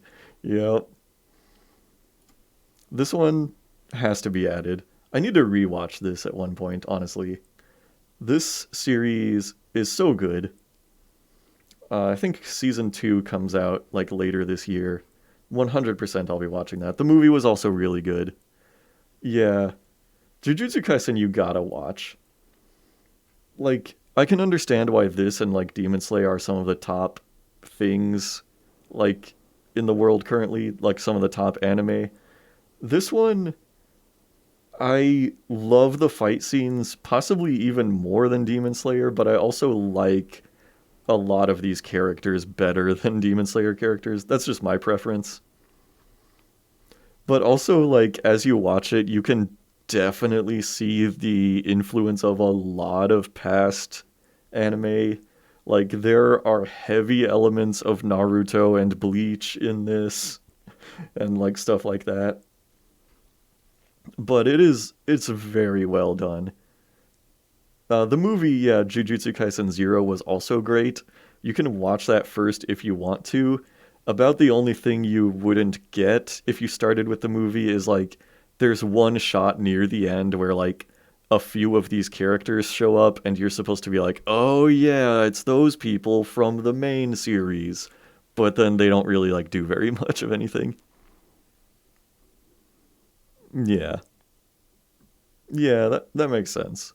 But still like the fight scenes are like so well animated. And it's got some great villains too. Like there there is so much good in this series. I've got to rewatch it at some point. Um what in the world?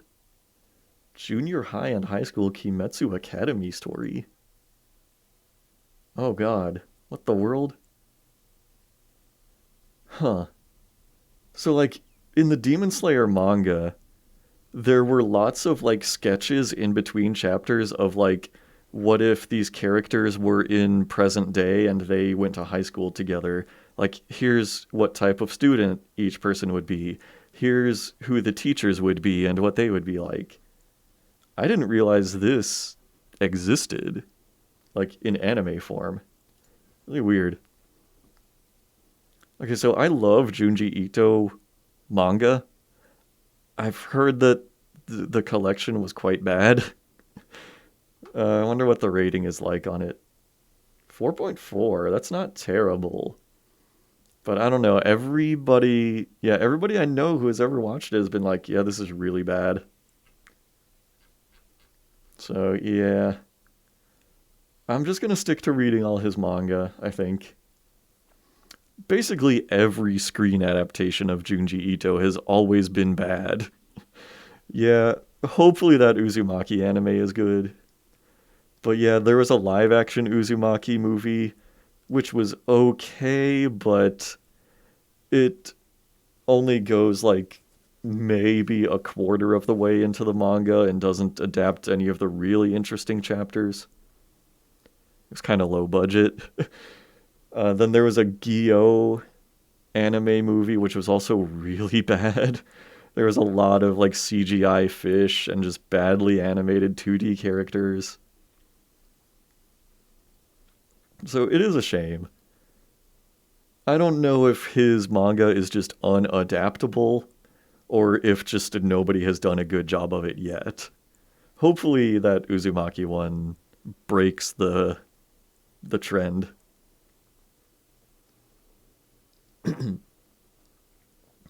Okay, we're in the letter K now. We're getting close to the halfway point. Yeah. Yeah, I mean honestly, like I feel like it's impossible to turn Junji Ito's art into animation and not lose something essential about what makes it great. There's some good shit in here. Okay. I've actually not watched a single episode or read a single chapter of Kaguya-sama, but I've heard that it's like top tier. I'm definitely going to get to it one of these days. I heard that the manga concluded recently. So yeah, I really need to get on this train already. Because, like, it was pretty much when Comey started coming out in English that I realized, maybe I do like rom coms. Yeah, I've heard that this one's incredible. So I will definitely be trying that in the future. Now, Kaiba, I have watched multiple times. This one is fantastic. I love this series. Um, this is the director who made some things like Devilman Crybaby and Ping Pong, the animation, but this one is like his original content, like sci fi series.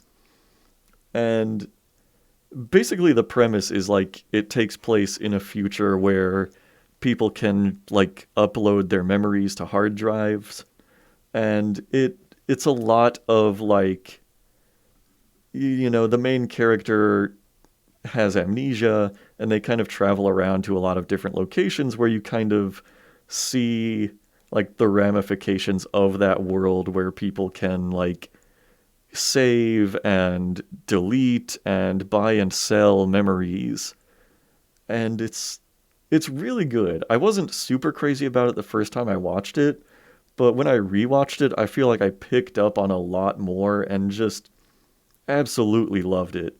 This episode 3, you could probably watch this as a standalone, and it is like one of the best like sci-fi TV episodes I think I've ever seen. Loved this so much. And it's like it's really emotional too. I do think the ending is definitely not my favorite part. It gets a little convoluted as there are like clones of the main character and like, I don't know, different versions of his memories, and like some of his memories have been removed or altered, and like it got a little hard to follow at the end. It also tries to do the Evangelion thing where somebody is plotting to merge all human consciousnesses into one entity. So that felt pretty derivative at that point. But still, like, there are so many, like, top tier moments throughout this series that I'm just like, you gotta watch this. Also, just has, like, a really good opening sequence, which is very, like, understated and really, like, captures the emotional nature of the series and the, like, the sci-fi elements going on with it as well. Who doesn't try to start instrumentality? Exactly. This one is going to keep a permanent home in my watch list. And not a lot of people talk about it either. It's pretty underrated. I think it might be because, like, people probably weren't too crazy about the ending, but it's 100% worth your time, in my opinion. Actually, let me see. What is the rating on here? 4.6. I mean, that is really good. I'm surprised it's not higher. I mean, I think probably some people also didn't like the art style that much. It is very, like, simplistic and, for lack of a better word, cartoony. But man, I really love the character designs and just like the general imaginativeness of the world. It's kind of like Azoken, which that director also directed. There's a lot of like imaginative things in that series. Um, yeah, just really love that. And then, man, 3 in a row that are worth looking at. Here's Kaiji. Um, I'll be honest, I have not watched all of Kaiji. Okay, it must have been on this account that I watched some episodes of it. I guess I probably watched like 10 episodes and stopped. There is a lot going for Kaiji. The premise is basically that it's about high stakes gambling. Like the whole first arc is about people playing this rock paper scissors card game against each other, but it's cool because it goes into detail about like, okay, if you're watching other people playing their cards, you can keep like a mental tally of like how many rock cards have been played, how many scissors cards have been played. And it goes into detail about how people try to like game the system that way by like counting cards, and like, there's another character who is like trying to hoard all of the paper cards and like give themselves an advantage later on. Um, so it's pretty cool in that respect. It takes like very simple gambling premises and then like goes into a lot of detail about how they work. And it's, obviously like, oh, if you lose at these games, maybe you'll die. But I think, no, I definitely got a little farther into it because I remember this part. But I this is my experience. Your mileage may vary, but I kind of dropped off of it because I felt like sometimes a single scene would get kind of drawn out for so long that eventually the suspense would just die off for me. Like, I can only hold my suspense for so long before I'm like, okay, let's just get to the next part already. Like, I already get what's at stake here and why it's so tense. But I've kind of wanted to give it another chance one day. So that one's going to be an ad for me.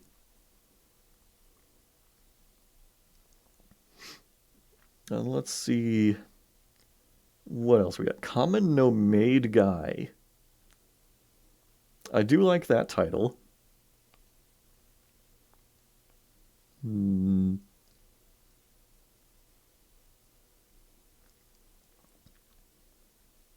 I feel like I've heard the name Kanokon. No, maybe I was thinking of Kanon. That's this. This is that series where the whole like "Am I kawaii ugu" trope comes from. That whole meme. Ugu. Oh my god. Look at this fucking face. Come on. How can you not think that's hilarious? That's amazing. This is another one of those where I've thought I should watch it one day because like people say like it's actually a really good and emotional story. Or am I thinking of a different one? I want to say there's a different series. I was thinking of Clanad, yeah, not Canon. Clanad has like a very similar art style to this, and people say that one is like really sad and emotional. This one actually has pretty high ratings though. I'm gonna add it just for the meme, just for the "Am I kawaii ugu?" Translator's note: kawaii means cute. And here's another one of those rom coms that I've heard is really good. So I don't know. This is another one I should try one of these days because I have read a manga by the artist who created this. I have not read this manga, but one of them. It's only got 12 episodes. Yeah, I could try that out one of these days. We'll see.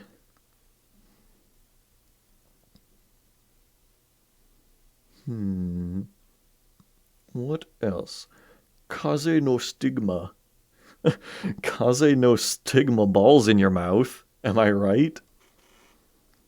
Oh hey, here's that series I was talking about, Azoken, by the same director who made Devilman Crybaby and Kaiba and all of those. This one's good. I mean, it's basically about a high school animation club. It has a god tier opening sequence, and it's a really good little series. I wish it had more episodes, but it probably won't ever get any more. It's a shame. But it's really cool because, yeah, like, it's about an animation club, and it's just like, it's great to see, like, how absolutely imaginative the concepts they come up with are. Um, just like really like super whimsical, and how they like get really into it. They like go and scout out locations that they think might look similar to the kinds of things they want to design, and they put a lot of thought into like sound effects that they want to put in, and it's really great. It makes you want to try making animation for yourself. And yes, absolutely fantastic opening sequence. You got to at least watch that. Keijo. Yep, this is something that exists.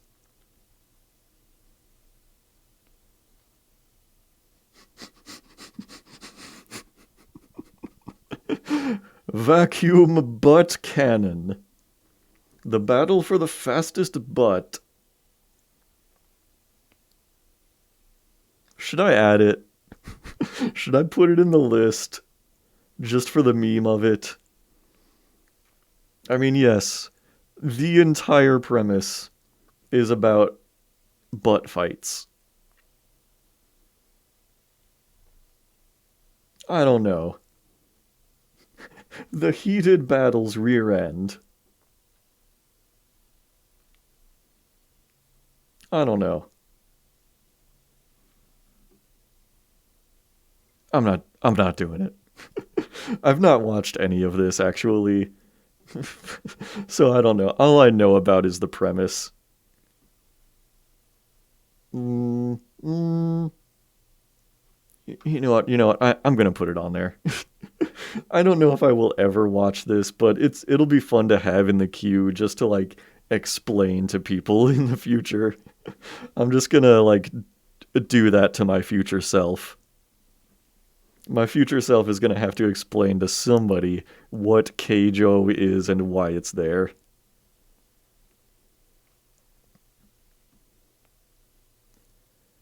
All right. What do we got next? Oh, Kill la Kill is good. That's a solid series. Gotta add that to the list. This is like primo trigger right here. Just like really fun character design. Just setting down a rake for myself to step into. Exactly. Putting a banana peel on my own floor. But yeah, Kill la Kill is great. I only watched it for the first time like a couple years ago or so. But yeah, just you gotta love just the character put into every single animation at all times. It's just like a complete joy to watch. It's so stylish.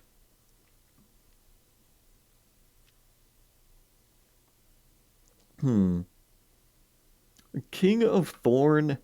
So, I've never heard anybody ever talk about this, but I think like I saw an ad for this in a magazine when I was a kid. It was just like, a magazine about like comics and like sci-fi and fantasy in general. And I had barely even heard the word anime at the time that I saw this like image. And I'm not even 100% sure this was it. I just remembered like an anime girl in this pose like being held by vines. So I don't know. I've always been like vaguely curious to like look at this one day and see if it's like, the fucked up weird thing that this magazine painted it as back in the day.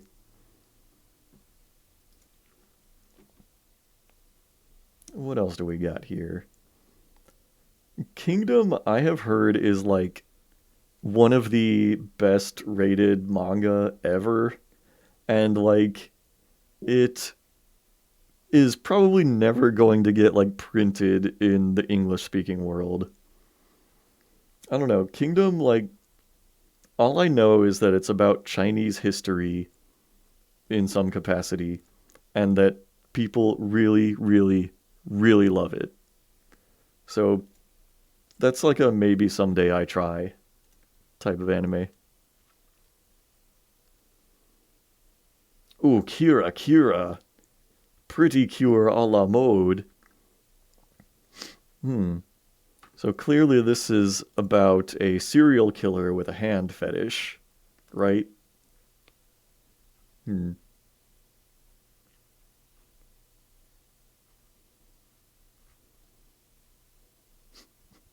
I was saying earlier in the stream that one day I gotta try one of these pre-cure series just to, increase my magical girl knowledge and see if it's something I like. But I'm looking through all of these like diabetes-inducing thumbnails, and I'm like, do I need to try it one of these days? I don't know. Okay, yeah, I hadn't seen this in a long time. I remember seeing this movie on YouTube years ago, and I was so surprised to see like any kind of movie on YouTube, but B like a fucked up violent anime that I think also had nudity in it. I was like, is it legal for them to put this on YouTube? I barely remember anything of what it was about, but that might be something to revisit one day. And there's Kite Liberator? Is this the same thing? Yeah, I think it's got like the same title print there. Needs another hour. There are way too many threads left open. Yeah, I don't know. I might give that a try one of these days. I have heard the name Kisniver. Well, when I say heard, I mean I have seen it written. I have no idea what this is, though. Wait, what the hell is this? None of these are actual episodes. These are just like voice actor profiles. Shit, okay. I was worried there for a second. Is this like Trigger animated? Hold on a second. I'm going to look this up. See who animated this. If it's Trigger, I might need to add it. If it's anybody else, I don't know. It is Trigger. Okay, I was right. It's got a 4.5. Maybe. Maybe. It being Trigger has my attention. Oh, Knights of Sidonia. Oh man, I watched the first season of this because it was on Netflix and it was described as the first ever Netflix original anime. And this was a time when something being Netflix original like carried weight and was like a mark of quality. But this was I remember very little about it. One thing I remembered though is like it's in this future where there are like genetically modified people and they get nutrition by like photosynthesizing like plants. And I remember thinking at the time, oh, that's a really clever explanation for why some characters have like green hair, because they have like literal chlorophyll as part of their bodies. But it turns out also the characters who don't have green hair photosynthesize. So the character just has green hair because green hair, anime character, cool. It was almost clever. But then it wasn't. I remember this being alright. Then it had a season 2, which I think was not on Netflix. Yeah, 4.7 is a pretty high rating, but I think this is also like a CGI series, and I have less tolerance for CGI now than I used to. So I'm going to skip that one.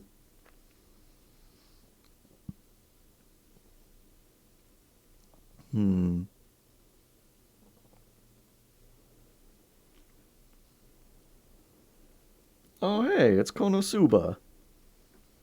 Good old Konosuba.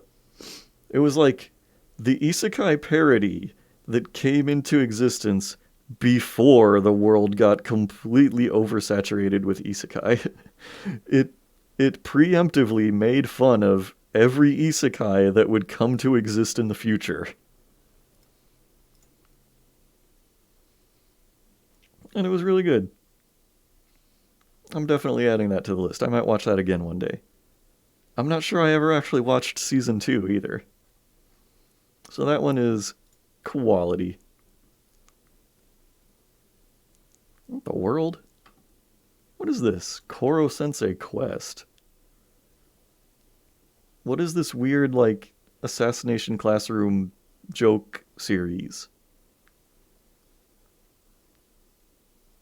I don't care about it. Kuma Kuma Kuma Bear. That is a great title, but I think it's also like a video game isekai, and I don't care about it. I only like saying the title Kuma Kuma Kuma Bear.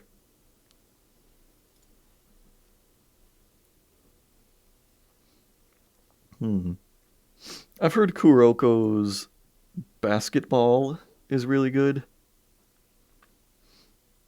but I'm just not generally interested in sports anime. Otherwise, I might give that a watch. Ladies versus Butlers. I wonder what the appeal of this series is. I wonder why it is that people watch this one. I wonder what it could be that compels people to watch this series. I cannot put my finger on it. No idea what it might be. Speaking of, we are in the letter L now.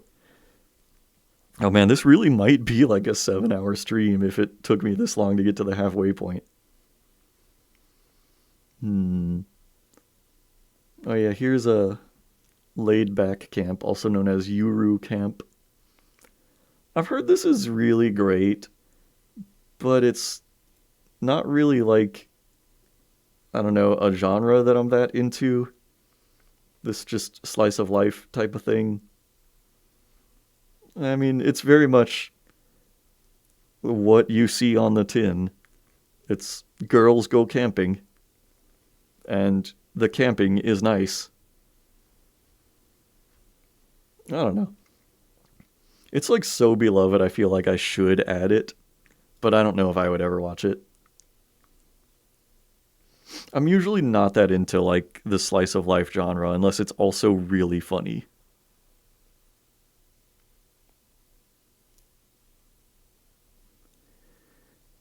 Hmm.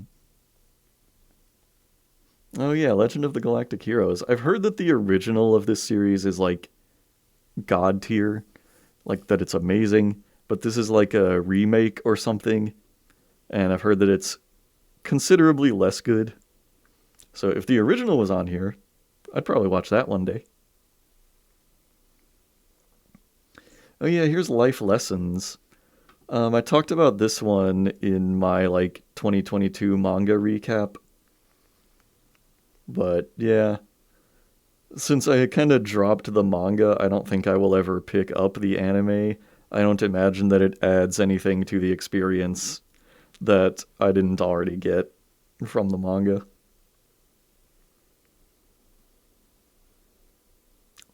Hmm.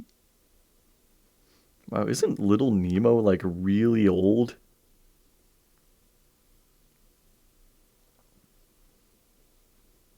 Yeah, it looks like a pretty old art style. Um, I want to see what studio made this movie. And if it's like something really well known, I might add it. Um, oh, it's actually really hard to find because there have been like so many different Little Nemo like shows and movies and just all kinds of things. Um, hmm. Well, looks if what I'm seeing is right, I think it's made by a studio I've never heard of. So I don't know. I don't think it's quite famous enough that I feel like I need to watch it for the culture. But I do know it's pretty famous. Oh, yeah, and speaking of, here's Log Horizon. I know people really love this one. I've heard nothing but good things about this one. I just can't get into it. It is another trapped in the video game anime. It just like doesn't really click with me. It always seems to just be like, what if you could live inside your favorite video game? Wouldn't that be cool? What if you could do all the video game quests, but instead of playing as a character, it was you doing it? Wouldn't that be cool? I don't know. People who have watched Log Horizon might say that I'm being like really reductive of it. That's fair, if that is the case. But yeah, I have not watched it. I don't think it's something that I can possibly be interested in. Oh, there's Love Hina again. I didn't even see Love Hina the first time, but here it is again.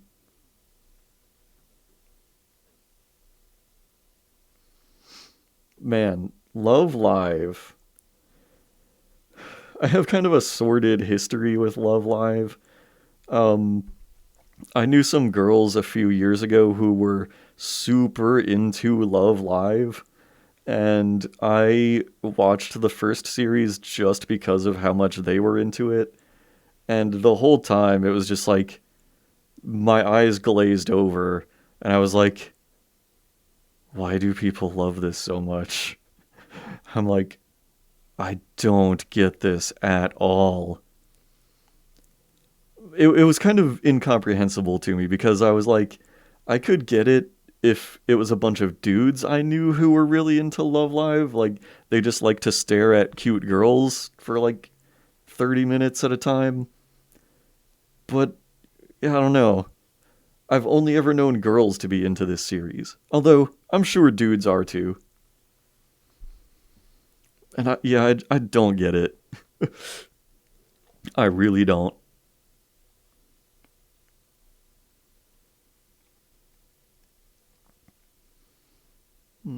Okay. Oh boy, Lucky Star. So, Lucky Star is another one of those series where I'm just like, I don't get it, man.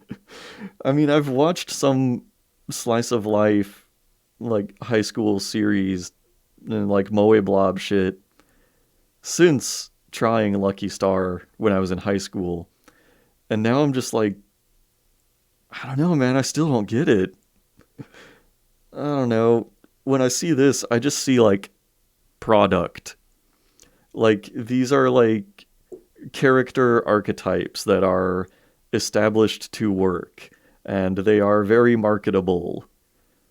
And I don't know. It's just like, I don't get it. I mean, it's also like this is not like an era of art style that I really like. If this was like a 90s show and this was like a style of animation that I really loved, I could see myself watching it in spite of like basically being about nothing.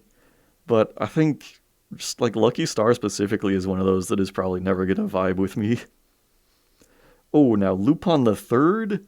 We're gonna put every single part in the watch list. I've watched all of part one. Um, Part two has like 150 episodes, so I'm still kind of slowly working my way through that. I'm on episode 40. That's right. Um, I really want to watch parts three and up because I'm really curious to see like how the art style changes and like if they revisit any old plot lines or like how the like overall theming of the series changes. Because I don't know, like part four here looks really cool. I really dig the art style going on in this one. Everything looks kind of like shaggier. I really like it. And then part five as well.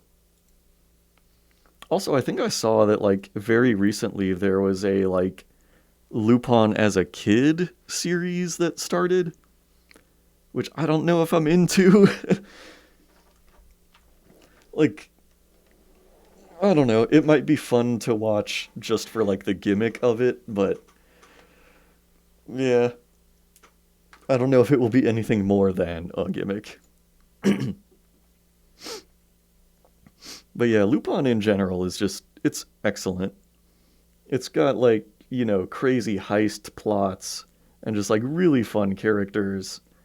It's an absolute classic if you've never heard of it, and like, you gotta try it. I don't know what I would recommend as the jumping on point because I first saw part two because it aired on TV in the US when I was in high school and really liked this. I mean, You can try part one. I only watched it a few years ago, and honestly, like, the animation is a lot jankier than all of the other parts. I mean, it's older for sure. This came out in, like, what was it, the 70s in part one? But, but yeah, I got a lot of love for that series. One day I will get beyond part two. Oh man. Lychee Light Club? I've read this manga and it was incredibly fucked up. I did not know they made an anime of this. Oh, this looks terrible. This looks like paper doll style animation. Is this like a parody? What the fuck? I hate this. I could semi recommend the manga, but I mean, just know that it's about like a lot of like horribly fucked up and gory violence and like weird matters of like middle school kids killing adults and killing people and like figuring out like their sexuality and shit. It's it's really just like nasty. But I don't know. If you're a big horror fan, I would say maybe look into it. I am a pretty big horror fan, but this isn't even like one of my favorites, really. All right, we've made it to the letter M. Oh, hey, it's the Madoka side story, or one of the many Madoka side stories that have come to exist now. I've never watched this. I heard that it was made as like a tie-in to a gacha game, so I'm very disinclined to watch it. I've only like very recently heard somebody tell me like it's pretty good. So I don't know. I might try it. The original Madoka obviously is like a masterpiece. I've watched that several times. Love it. Oh, hey, what do we have here? I've heard of this one, but never seen it. I think this was a Clamp manga. Yeah. I don't know. This is that kind of cool, like 90s art style that I do like pretty well. But yeah, I don't know. Maybe I will add that just out of curiosity. Now, Magic Users Club. The only thing I know about this is I've seen like a really hilarious clip of the dub, and it looks like Crunchyroll actually lied to me and said that this is dubbed when in fact it is only available subtitled. There's no option for me to select the dub. So, yeah, that's a fucking lie. Or maybe it was the OVA. I mean, I have no interest in watching this unless it's the dub, because that looked really hilarious. Hmm. Yeah, it's only subtitled. I'm gonna say no to that one. Magical Girl Ore. Huh. What?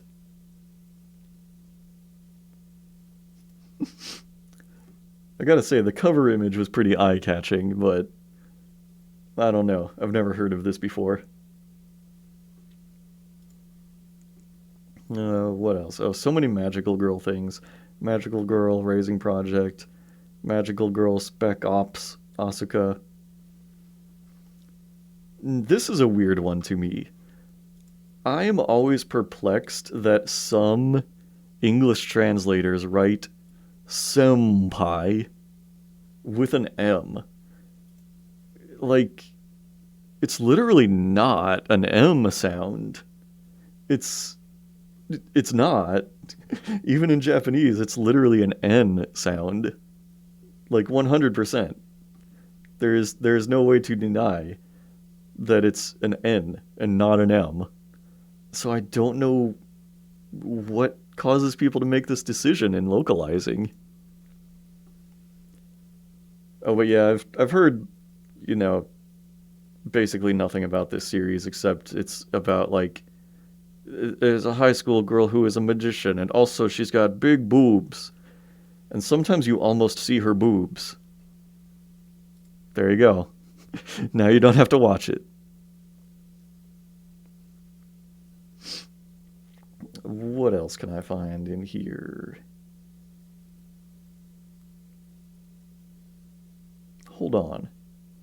Oh, I was about to say, is Madoka the original not on here? But I think it's probably under P. We'll see once I get there. Man Girl. Oh my god. Okay. So this is a combination of the words manga and girl. Not a combination of the word man and the word girl, which is exactly what it looks like. Wow. I can't wait to watch Man Girl. Okay. Hmm. Marmalade Boy. I feel like it's been a while since I saw something that, I gotta add. There's a Mass Effect anime? You what? Mazinger. What did that guy in Big Bang Theory always say? Mazinger. Oh, I've heard Megalobox is really good. I've been wanting to get around to that for a long time, and it also has a season 2. I'll probably check that out at some point.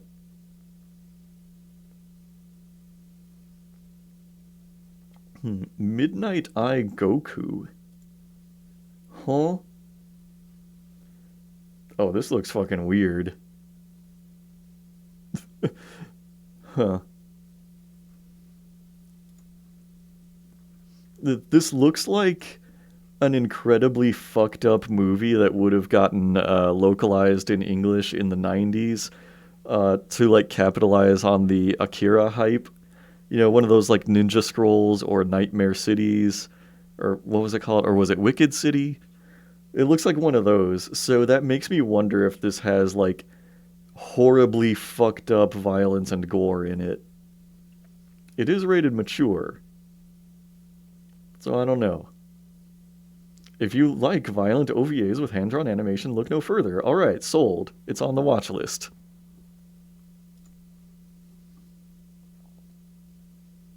I've heard that this Mieruko-chan is pretty good. I don't really know anything about it, except I think this girl can see, like, fucked up spooky ghosts. But also she has to ignore them? I don't know. This is another one where I think I would probably rather read it as a manga than watch it, but I've heard that it's pretty good. Oh hey, Millennium Actress is on here? No way. That's a Satoshi Kon movie. Classic. Gotta add that. Is it? Oh, it's only available in English dub? That's weird. But yeah, great movie. I mean, this guy never made a bad movie. If Tokyo Godfathers is on here, instant ad. Oh, if Perfect Blue is on here, instant ad. Oh my god, I completely misread this title. I thought it said Minami Kamakura High School Girls Crying Club. And I was like, what the fuck? Like, that stopped me in my tracks. Miss Bernard said. Okay, I know Kobayashi's Dragon Maid is really popular, but I'm like, is it popular for reasons other than boobies? I know that the guy who made the manga is like an absolute booby fiend, but I don't know. I don't know if I can get that into it. Oh, is this Miss Machiko? Is that one about the hamster? Maybe not. I thought this was that series about like the lady who has a pet hamster, but it's like full of like fucked up adult jokes. This doesn't look like that, but it's a similar art style to that. I have 95 episodes. Huh. I don't know nothing about this. But yeah, if it was that hamster anime, I'd add that. But I could not tell you what that's called. Hopefully, I will just see a hamster somewhere here, and then I will know to add it immediately. Just like you must immediately add Mob Psycho to your list. I've watched all 3 seasons of this. It's 100% incredible. Oh, here we go. We're in the ocean of Gundams now.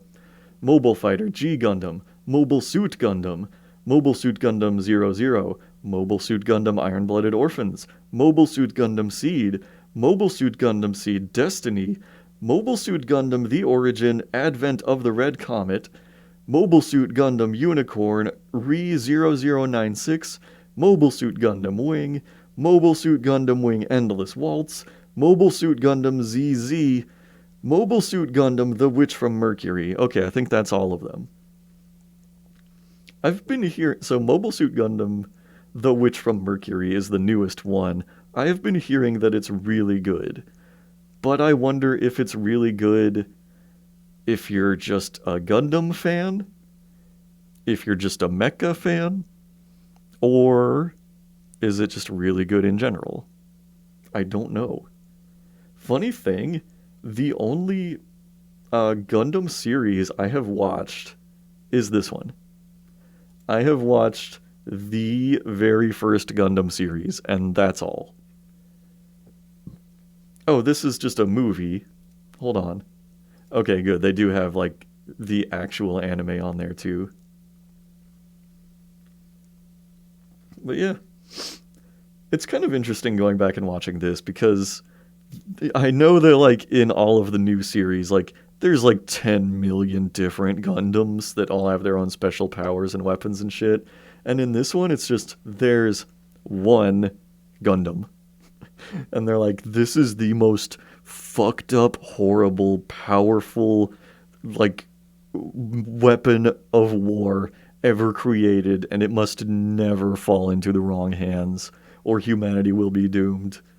And the tremendous franchise it has grown into over time is just like, wow, cool robot toy. It's so weird to watch this and see them, like, be so, like, terrified by this cool toy-looking robot. It doesn't even have, like, that much in the way of, like, special powers. It's just a human-shaped robot, and, like, it can fire guns and stuff, also. So it's like, I don't really see what the big deal is. I have heard that Iron-Blooded Orphans is a pretty good one. I don't know. I don't know. It feels weird to me to, like, jump around different Gundam series and not, like, try to watch them in more or less chronological order. Like, I don't know. What if Iron-Blooded Orphans only makes sense if you've also seen, I don't know, Mobile Fighter G Gundam or Mobile Suit Gundam 00? There's, like, no way for me to know. I will add Gundam Wing. I know it is not, like, one of the better received Gundam series, but it was, like, the first one to ever get translated into America. So, like, for most people living here, this was everybody's first exposure to Gundam. And a lot of people fucking loved it. So, I mean, maybe if I sat down and gave it a try, I would like it too. I know that, like, the only time I ever sat down and tried to watch it, it was, like, in the middle of the series, and I was still getting used to the idea of anime being something where you need to watch every episode in sequence, because I sat and watched an episode and I had no idea what was going on.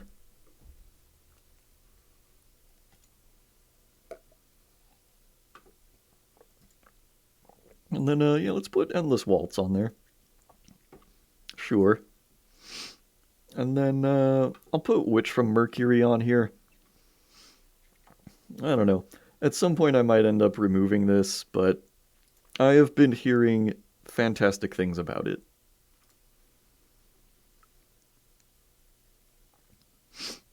Mongolian Chop Squad. Oh hey, Monogatari second season. I think this is actually where I am in the series right now.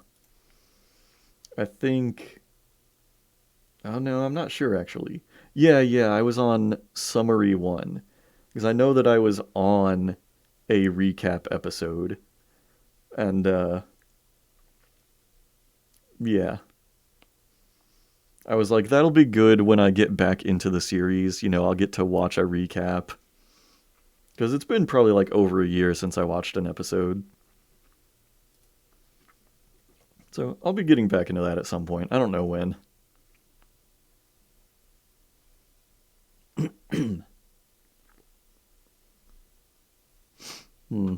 So I don't know much about this Moriarty the Patriot, but I think it's in that same demographic as like the Bungo Stray Dogs fans and the Black Butler fans. All of those, you know, mostly girls who like fancy boys. I've heard that it's also like absolutely ridiculous, but I don't know. It doesn't interest me very much. Mr. Love, Queen's Choice. I think, I've heard of this Osomatsu. I think a lot of people like this also. I don't really know anything about it though. But yeah, I might watch an episode of this one day. So, oh wow, this came out in the 60s originally. So yeah, we'll see if I feel like giving that a try at some point. Miss Koizumi loves ramen noodles. Same. Murder Princess.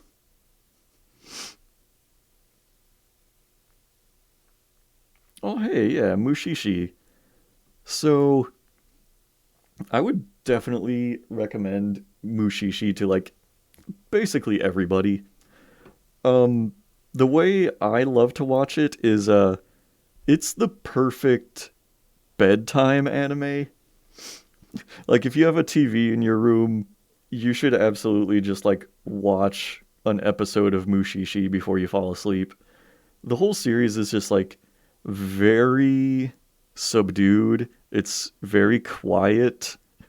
It's like very peaceful, but it's also about like bizarre supernatural phenomena and like takes place in an ambiguous time period.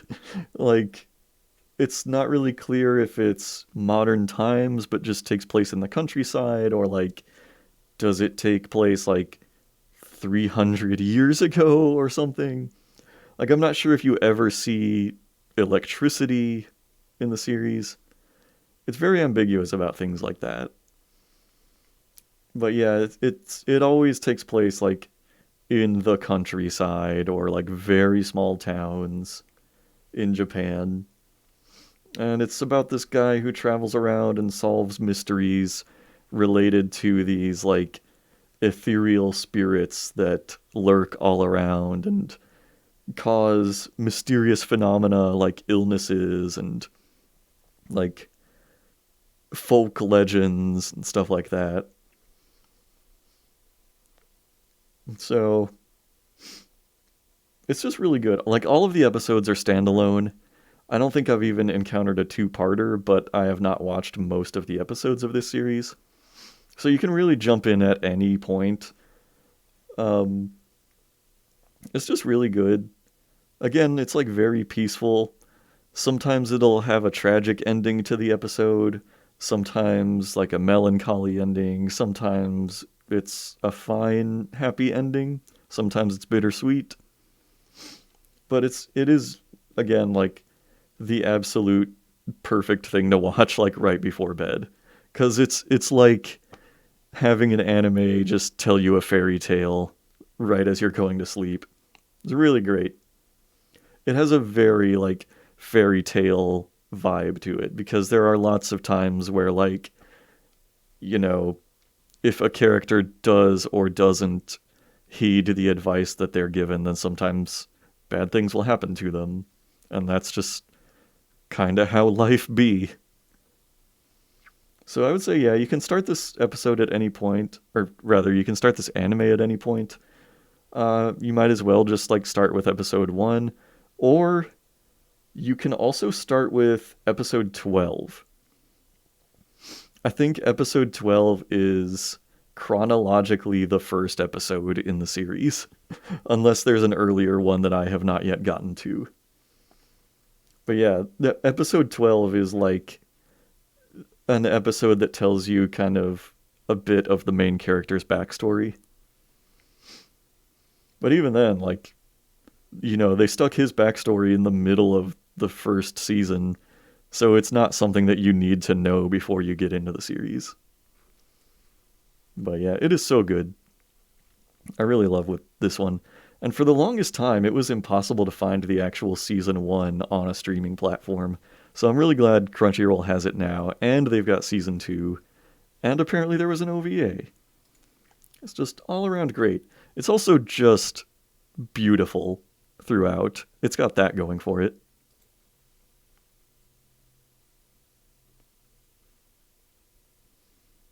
I've heard that Mushoku Tensei is fucking abhorrent. It's very popular. It's got a 4.9. I've heard that it's also about like a 30-year-old dude who gets reincarnated as a child and starts pursuing a relationship with an actual child, which is fucking repugnant. And I don't want to watch it. Oh, I've heard that My Dress Up Darling is like really sweet and good. I might give this one a try at some point.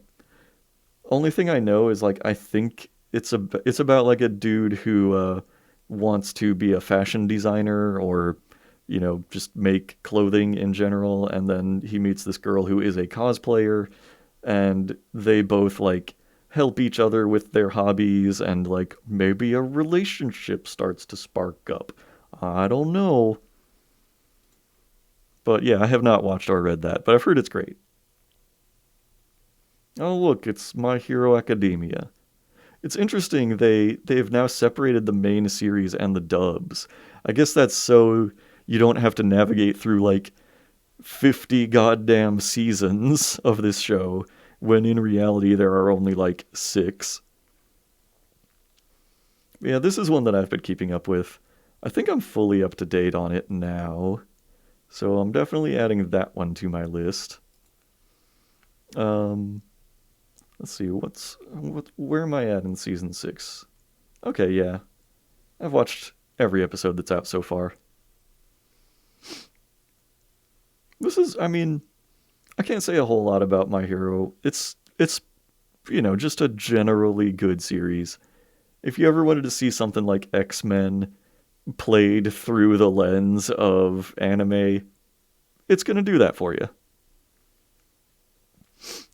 I will say the biggest complaint I had about it for the longest time was that it's very much, well, it's got this huge ensemble cast of characters who all have interesting, unique powers and are all really cool, but the main character just steals the show all the time, and his power is not very interesting. He just punches really good. But, I don't know. Later on, there are some more twists added to his power. But still, I wish the focus would have been more on, like, some of the side characters, because he's really not that interesting. But that's always the case in anime. Like, the side characters are always the most interesting ones. And the main character's job is just to be like inoffensive. He's not the main character's job is not to be the most loved, but to be loved by the broadest possible range of people.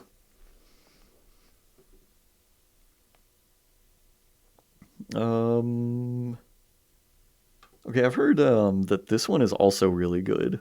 I've heard this is a great like romance story. Everybody that I've known who has watched it has like absolutely loved it. And since I'm like kind of becoming a rom-com fan, maybe I will give this a try one day. My mental choices are completely interfering with my school romantic comedy. Let's see if that's the new longest title. All right.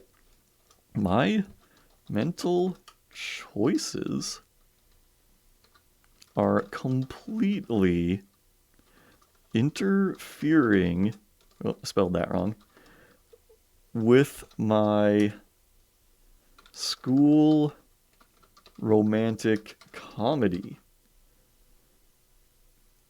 That came out like exactly the same as the last one. So we're gonna have to take it to another contest of characters here. Let's see what we got here.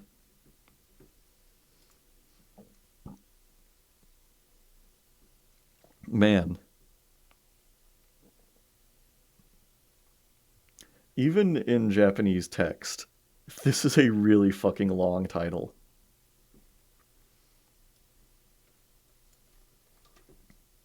All right, let's see. Do we have a winner here? Oh, man, actually, not even close. My mental choices are completely interfering with my school romantic comedy is a full 8 characters shorter than Hensuki, are you willing to fall in love with a pervert as long as she's a cutie?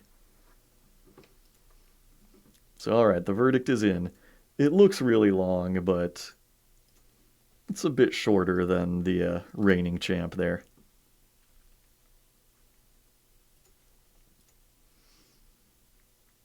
Okay.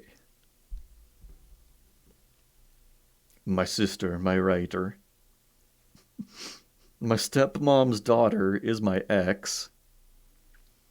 Well, there's another one. Like, I don't even need to watch that series. I've got the whole premise in my head right now.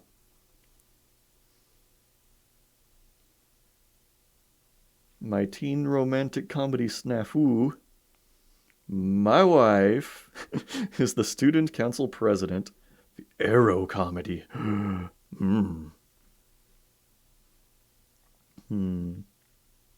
Myself. Yourself. On to the letter N.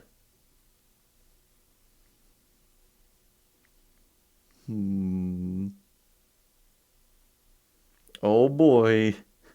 They got the Naruto. Do they got the dub? They got 9 seasons of Naruto. And Naruto Shippuden. I don't suppose they got the dub for this one. Yeah. So I will share complete disclosure here. I have been watching Naruto for the first time.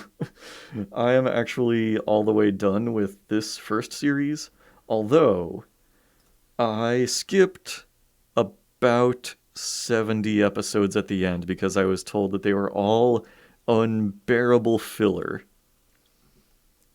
And I am farther than this into the series. I'm like 140 episodes into Shippuden. But yeah, I've been watching the English dub because I want to like play video games and do other things while I watch Naruto in the background. Like, I cannot imagine giving my full attention to like fucking 700 episodes of a show. Because, I mean, I don't know. I'm not even like super crazy about Naruto. I'm mostly just watching it for the culture, if that makes sense. I'm watching it so that I get it, you know, so that like I understand what people love about it and how it was like historically important and the trends it set for so many future series. I mean, I'm the kind of guy who does a Twitch stream where I go through the entire library of Crunchyroll and pick out dozens of shows to put into my watch list. So that makes me the kind of guy who needs to know the cultural impact of Naruto. You know what I mean?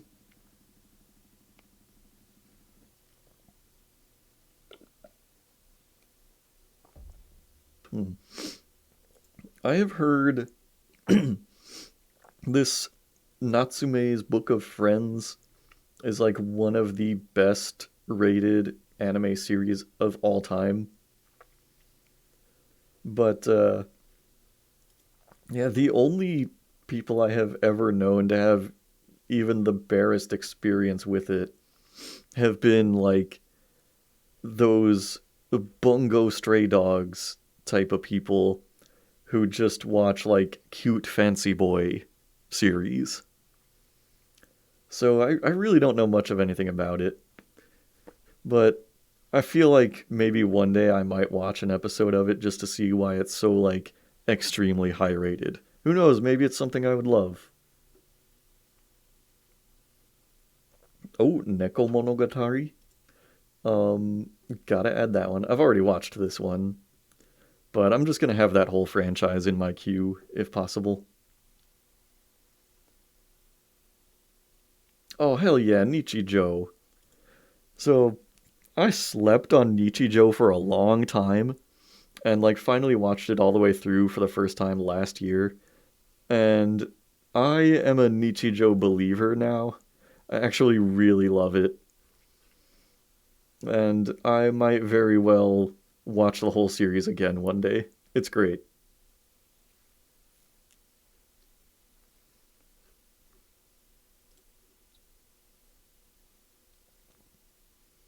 Hmm. I've been hearing mixed things about this new Nier Automata anime. Like the main thing that I've been hearing about it is that it follows the plot of the game like beat for beat and changes absolutely nothing about it. And that is what some people want, but I don't know. I have not played any of these games. So like for me, I don't know. My personal stance in general is like why make an anime version of something if you're just going to do the exact same story that already exists?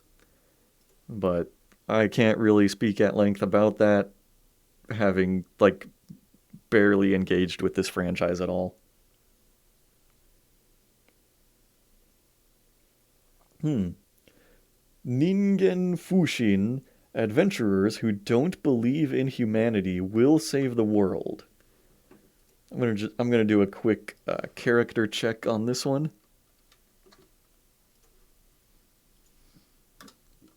This one, okay, it's only 77 characters. It's not long enough to be a contender for longest title. Ninja Collection. Ninja Nonsense. Ninja Scroll. I did not know there was a series of Ninja Scroll. I thought it was just a movie. The movie is pretty good. I mean, it's mostly known for, being like an extremely violent movie in a time period when Americans didn't know there could be extremely violent animated movies. So, yeah, I don't know. I mean, I liked the movie pretty well, but I don't think I loved it enough to watch a whole series of it. I remember hearing pretty good things about Nisekoi back when it came along, but yeah, I feel like nobody ever talks about it anymore. So I don't know if it was actually something good. I don't know. I feel like, for a lot of these series that kind of like cropped up, had one season, were spoken of pretty well, and then fell by the wayside. Those, I'm probably more likely to revisit them someday by like reading their manga than by watching their one season anime. Because like if it turns out to really have like enduring staying power, I would want to read the whole series and not just like watch 13 episodes of it and then never have any more. Speaking of Nisei, here's Nisei Monogatari. I've already watched this one. This one also had a great ending sequence, which I loved. No Guns Life, I have vaguely heard of this. I think it was made by Madhouse. Um, and I have been wondering what Madhouse has been up to these days. So they made this, which was like moderately well received. But yeah, I don't know. Sci fi, hard boiled, the gun smoke drifts muzzle talks. Sure. Yeah. I'll put it on there just to be generous. Just so that I, remain aware of it.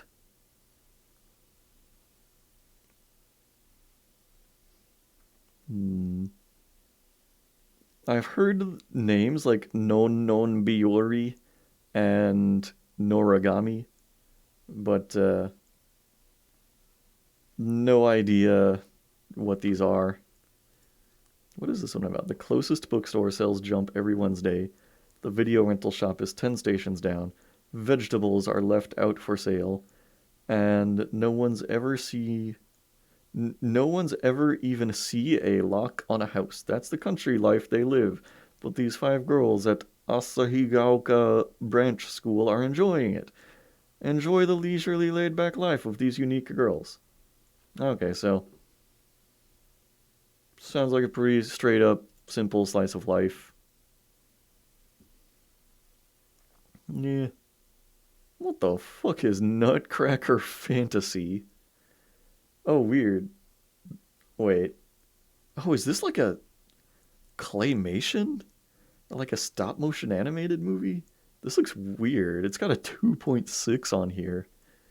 Eh, seems like a kind of oddity. I'm just gonna pass up there. All right, we have made it to the letter O. I've heard that Odd Taxi is pretty great, so I might give this a watch at some point. I have one friend who like started watching it like 2 years ago, says it's amazing, and still to this day has not finished it. And it's only 13 episodes long, so I don't know. Everybody tells me it's really great, but then I have that one friend where I'm like, how great can it really be if it takes you this long to watch 13 episodes? But yeah, I'm putting it on the watch list. Oh, suddenly Egyptian God. Huh. Yeah, okay.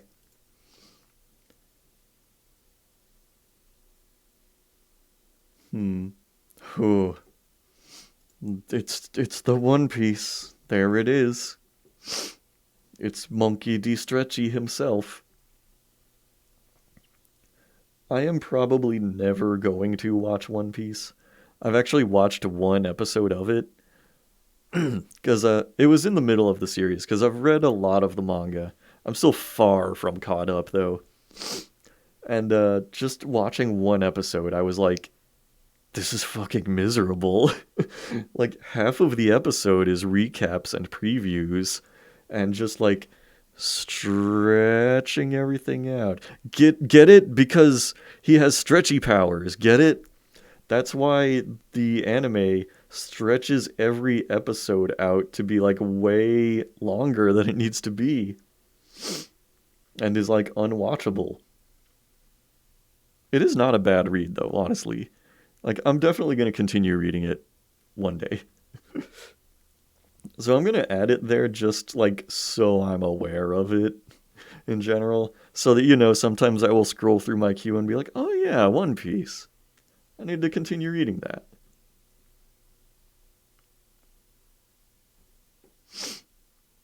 Hmm. There's an Onimusha anime movie, huh? Remember Onimusha? I mean, I remember those being pretty good video games. What is this? This isn't a movie. It's a chronological compilation of all the cutscenes from the fourth installment of the Onimusha games. What the fuck? Why does this exist? Oh, we got Crunchyroll Originals again. What's the score on Onyx Equinox? Oh, 4.2. That's respectable. I'm surprised. Oh, Orange. I've read this whole manga. It was good. This was when I was trying to like branch out and try different genres that I wouldn't normally read. So I might watch this at some point. It was definitely not a bad read. This guy 100% gets the shit end of the stick in this series, just so you know. Um, the author just, absolutely shits on him with how his story ends.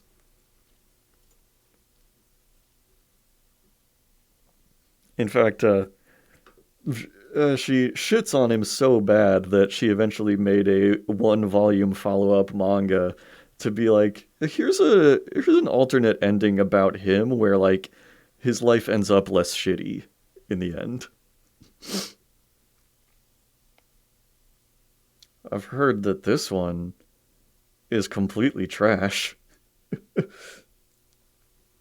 I have a friend also who watched this once, and I'm like, okay, so if you have no idea what this is, they have drastically changed the title because the original English title is "My Little Sister Can't Be This Cute." So yeah, it's about a dude that wants to fuck his little sister. And I think if I heard right, it ends with them getting married or something incredibly fucked up like that. Yeah, so like my friend watched both seasons of this show for some reason. Also, that friend of mine has a sister, and I remember like he used to like try to defend it to me like it's a sweet show. It's actually pretty nice. It's not actually that creepy. And I said to him one day like, "Would you tell your sister that you watched My Little Sister Can't Be This Cute?" And he was like, I would say I watched a show called Oremo." And I'm like, "Yeah, yeah, that tracks."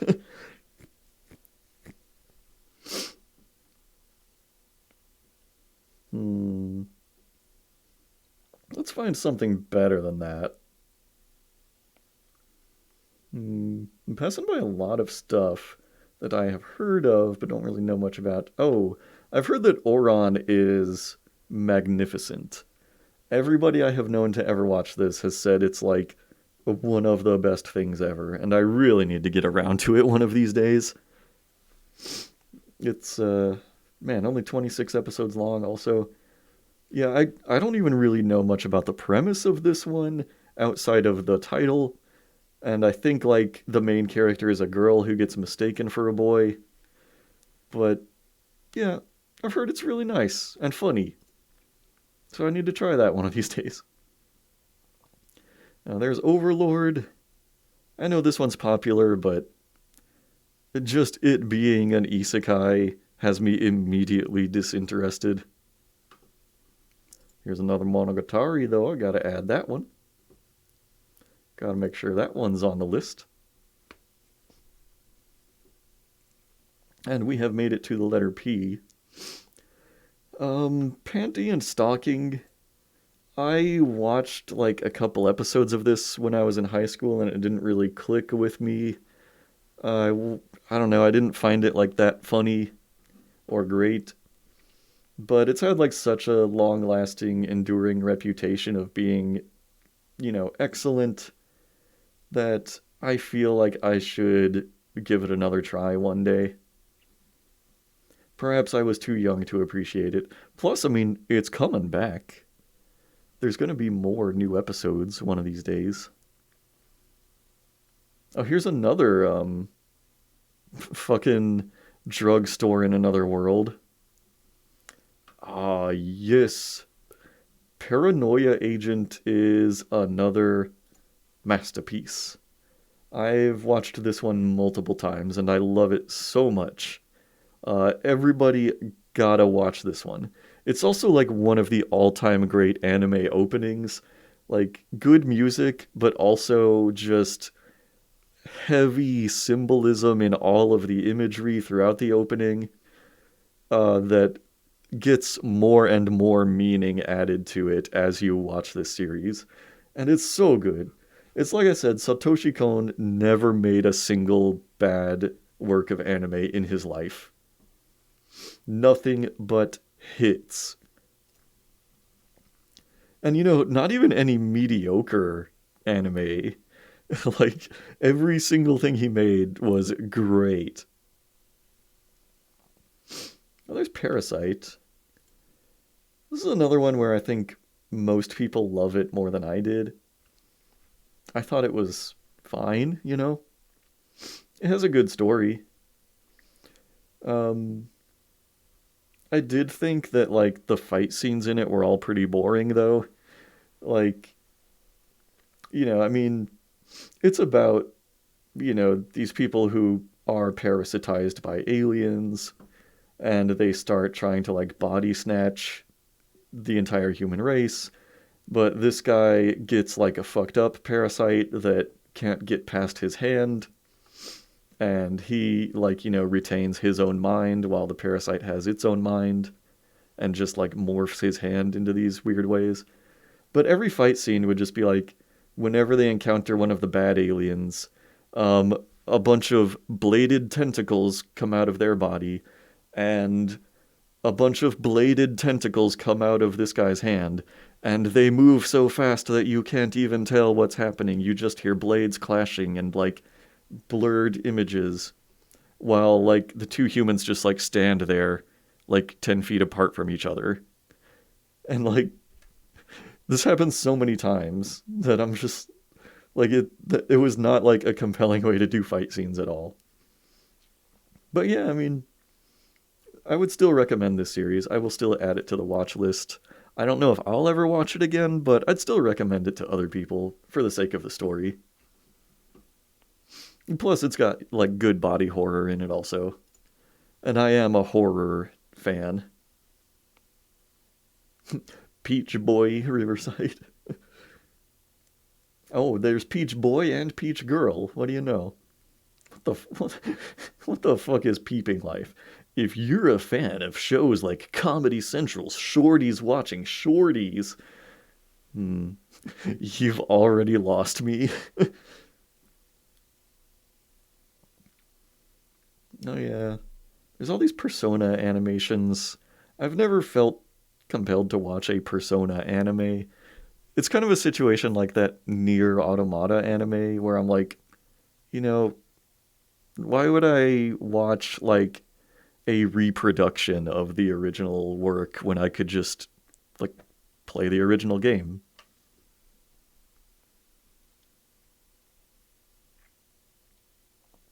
I mean, I do think it would take considerably fewer hours to watch a full length Persona anime than it would take to complete any Persona game. So I guess there's that argument for it. But I don't know.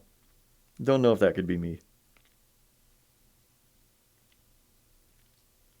Hmm. Hmm.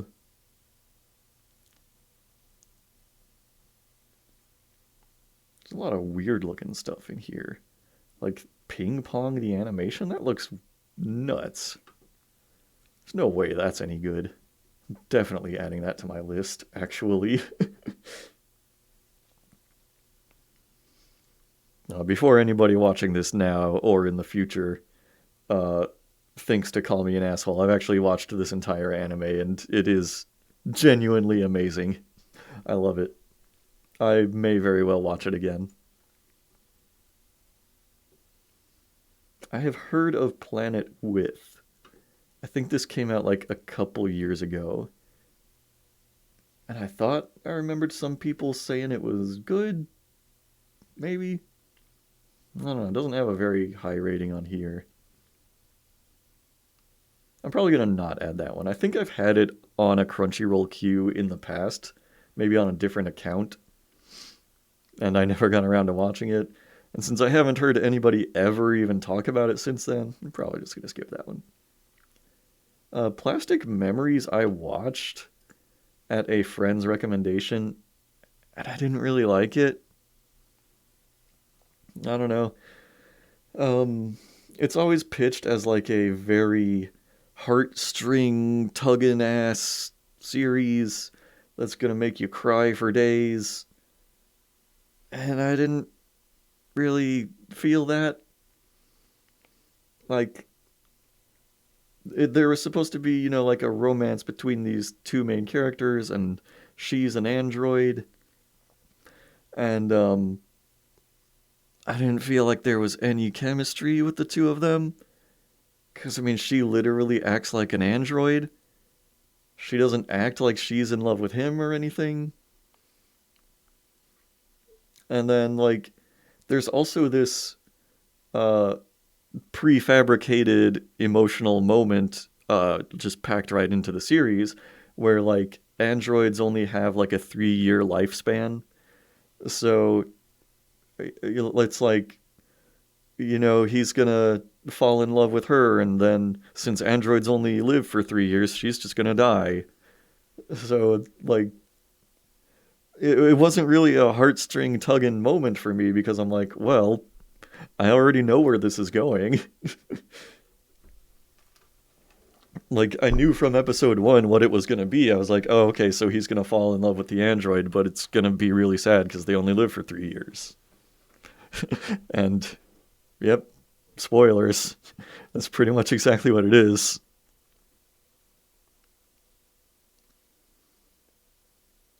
Platinum End. I've heard about this. Um, I've seen like covers of the manga, and it looks like a really cool art style. And then, yeah, I remember this anime coming out like a year or so ago, and then just like everybody was pretty disappointed with it. So I don't know. This has always been like one of those series that is like lurking in the back of my mind of like, should I maybe get into this one day? But then like I just keep getting deflected by more and more reasons to never get into it. I don't even really know what it's about for the most part. Hmm. Please, twins. Please, twins.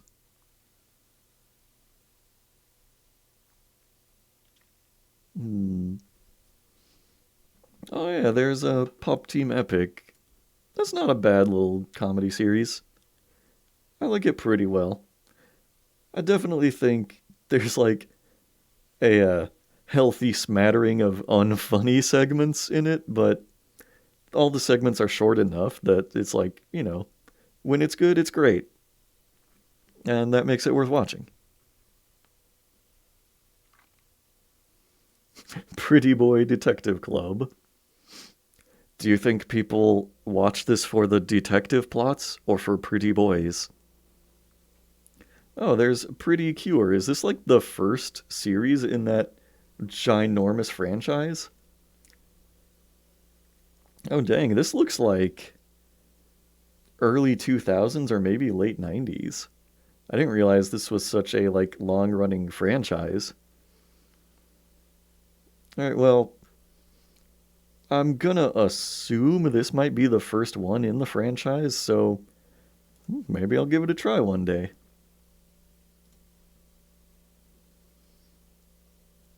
Hmm.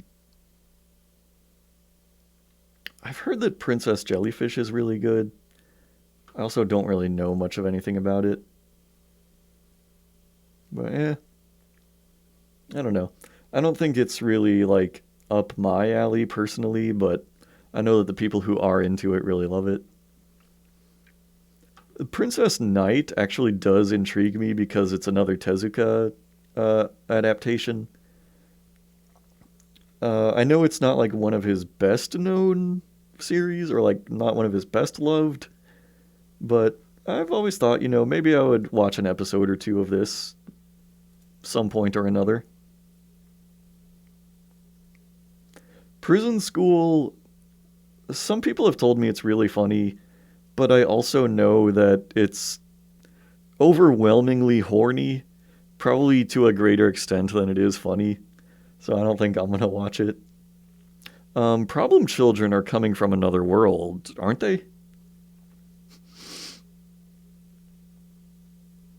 I feel like every time I see a title come up that is just a full sentence, I need to read it as if it's just me talking, as if that's just me making conversation.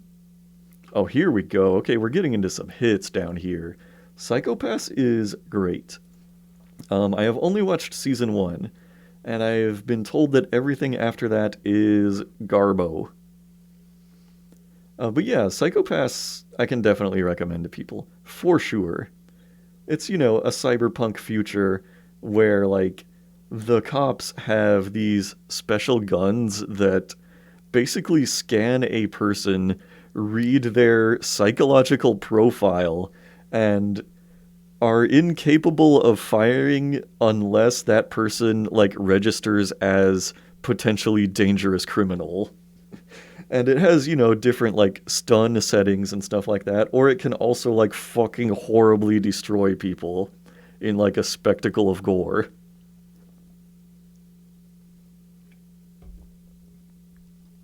But it's a good one. Yeah. It kind of gets into this plot where they become aware of a serial killer who is on the loose. And I don't know when it is in the series, but like they encounter him at one point and they point one of these guns at him and like it will not give him a reading of like dangerous criminal. And so like their guns literally will not fire against this guy who is 100% a serial killer. And the plot kind of like unravels from there as they kind of like learn dark secrets about the institutions that put this into place and all kinds of stuff like that. Really solid series. I would watch that again probably. Yeah, there is the movie and Sinners of the System. I've heard that basically everything except the first season was bad. And this one, masterpiece. I've watched this series at least twice, maybe three times. I will definitely be watching it again in the future. So that one is like, I cannot add that one fast enough.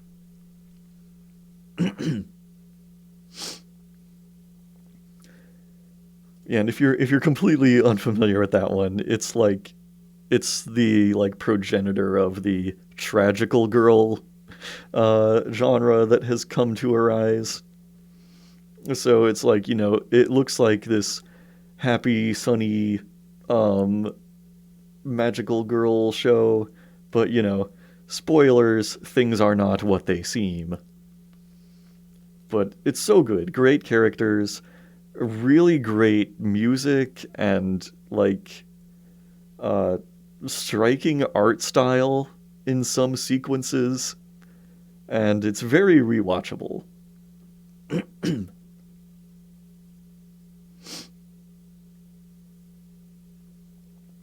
Oh, there's only one Q series. Qualidea Code. Never heard of it. So we're right on to the letter R. Oh, here's Radiant. Did you know that Seth dreams of being a great sorcerer? He does.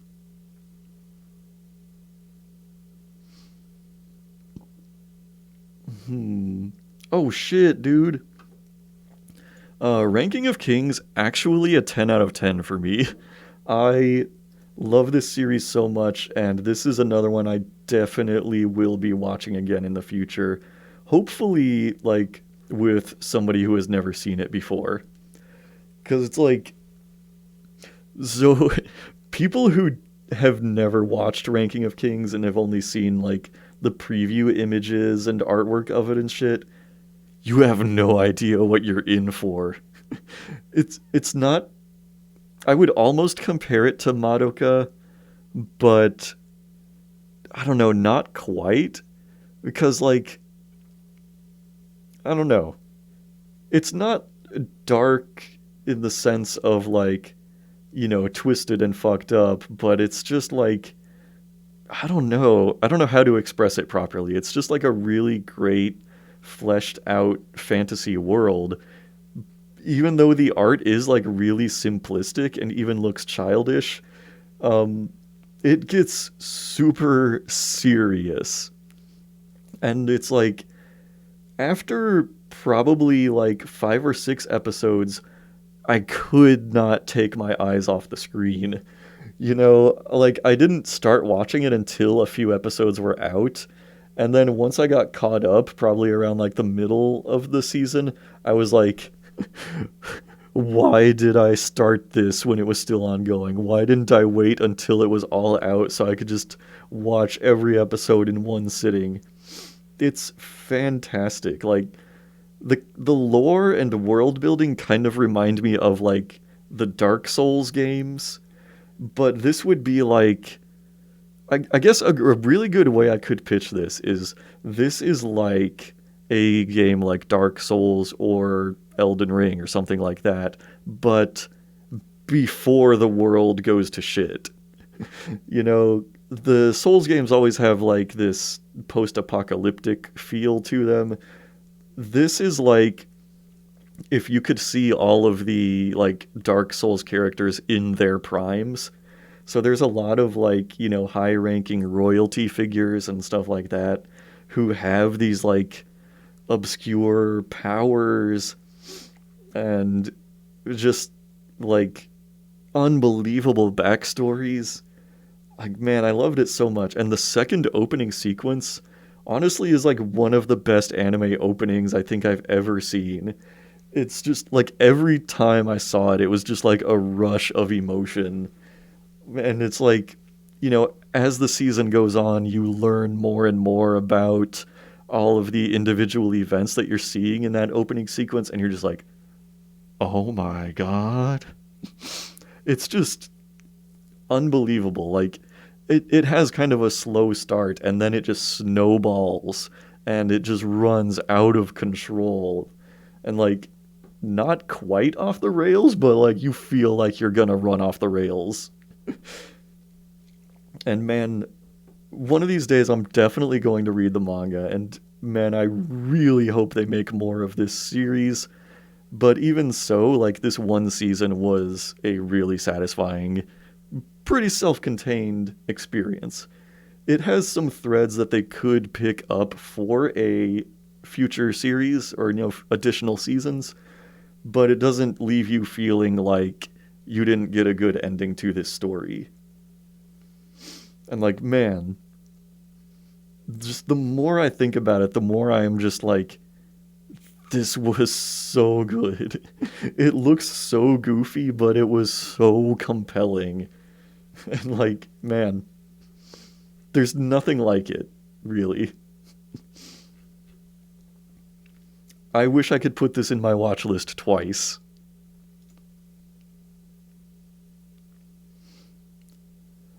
Oh, Rascal does not dream of Bunny Girl Senpai. I know that this is a series of light novels, and there are like all kinds of things that Rascal does not dream of. He doesn't dream of logical witch. Um, he doesn't dream of a little sister staying home or something like that. Yeah, there's like at least like 9 or 10 different things he does not dream about. Oh, ReZero is here. So I watched all of the first season of ReZero. That was like 25 episodes. Then I watched the first half of ReZero season 2, and I decided at that point to drop it. I don't know. I'm probably going to put it in my watch list just in case I one day hear that it has gotten really good again. But yeah, this is one of like 3 isekai series I've ever watched and actually at times enjoyed. Um, the, I guess, kind of gimmick in this one is that, the main character doesn't have any special powers except that if he dies, he comes back to life from like an arbitrary earlier like save point. So he keeps all of his memories and is basically like trying to change how the future plays out and like try to arrive at, I guess, the correct future. And I don't know. I was mostly into it in season 1.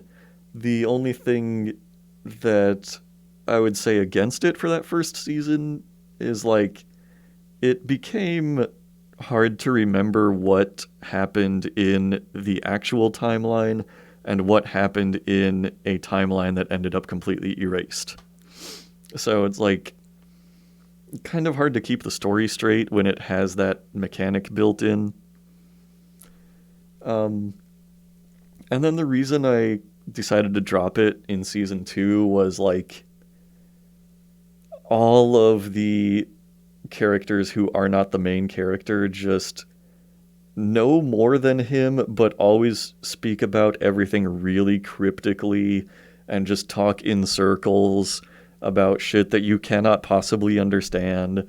They're all like, "Oh, you know that great things are in motion, but oh yes, you might not have even realized I'm aware of this power you have." And like, yes, you have met the Witch of Wrath, have you not? And like, it's just say something that matters, like get to like something actually happening.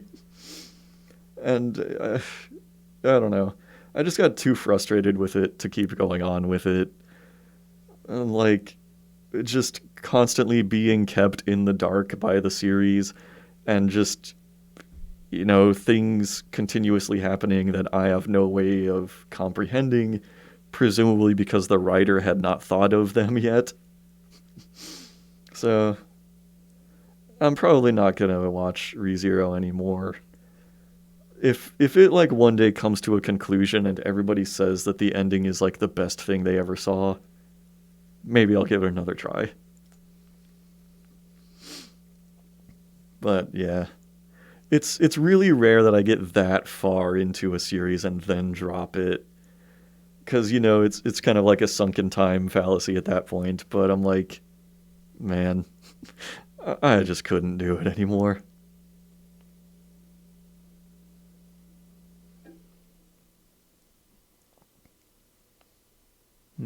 I've been hearing lately that Rent a Girlfriend is like one of the absolute most brain dead and utterly trashy things to ever be created.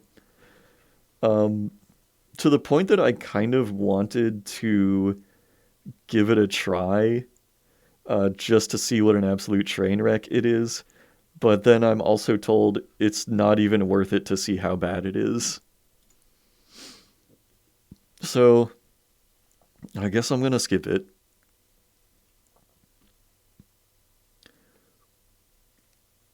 What else? Oh, I've heard that Revolutionary Girl Utena is like a classic. Heard that this one is like really good and isn't really talked about that much these days, but should be shown more love. That's what I've heard from like every like fan who has actually watched it. So I'm gonna add this one. But for this, I might end up just reading the manga instead. I don't know. Like, this is kind of from the era of art styles that I love, but I don't love this art style. I don't know. The characters just have kind of like alien looking heads, I think. But I don't know. It's not so like horrible that I couldn't get into it. I don't think. That's a maybe one day series for me. And I know basically nothing about it. I just have heard people say that it's really good, so that's enough for me.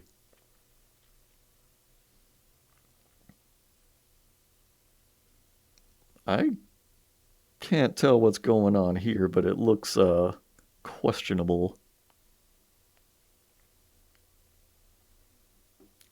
Hmm. Ringing a bell. Was this made in like the 1950s? What is this? This looks so old. It's a movie. Hmm. Yeah, all right. Probably skipping that one.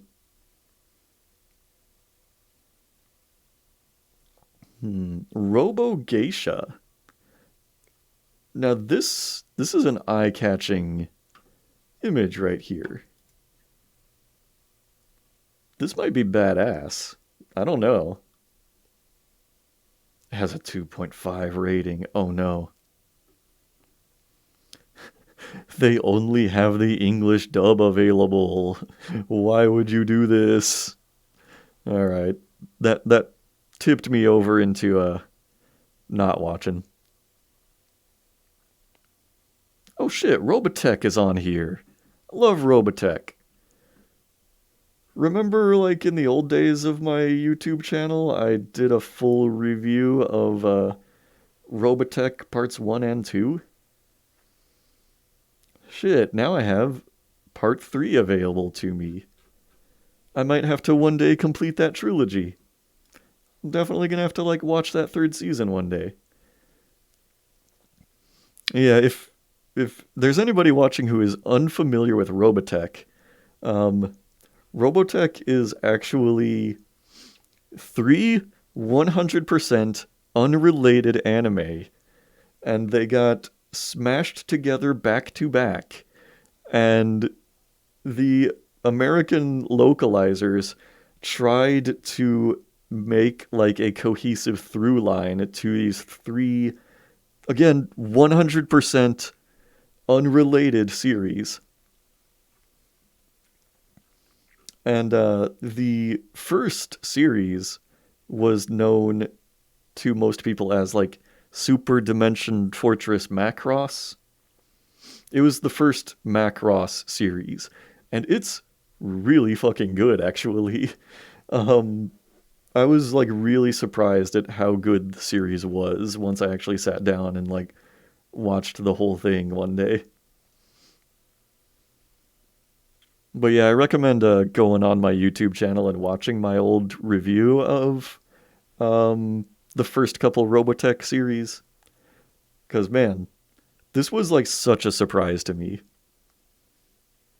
But then you get, yep, 36 episodes in, and then this is the main character after that point. And there are definitely some flashbacks to the first series, but in reality has absolutely nothing to do with this series. You'll notice that like none of the characters in these thumbnails appeared in the first part of the series. You might be saying, well, like, oh, what about this green-haired lady? Um, Completely different character, totally unrelated. You might be like, oh, did they make it canon that like this green-haired lady's daughter is this green-haired lady? No, but fun fact, they did make it so that this green-haired lady's daughter, uh, with this dude right here who has a more bluish green hair, um, this is their daughter. Yeah, this lady with the poofy blonde hair is actually their child. Because of course she is. And then let's see. Looks like around here is the end of the second series, and then a third series kicks in right here. Yeah. And I'm told that the third one is pretty good. I'm told that the first one is the best, the second one, eh, and the third series, pretty good. So I need to get around to that at some point. Still haven't watched it. What is this shit? Romeo X Juliet. Oh, well, knowing how anime series work, you're probably supposed to pronounce that Romeo Juliet. This is literally just Romeo and Juliet as an anime, isn't it? Wow. As Juliet prepares to raise her sword against the tyrant whose hands are stained by the blood of her ancestors, only Romeo stands in her way. Excuse me, what the fuck? I don't think that's how the original play went, but sure. I'm all for what if Romeo and Juliet was anime. Why not? I did know a fan of Rosario plus a vampire, um, but even that fan told me, yeah, the series is definitely trash.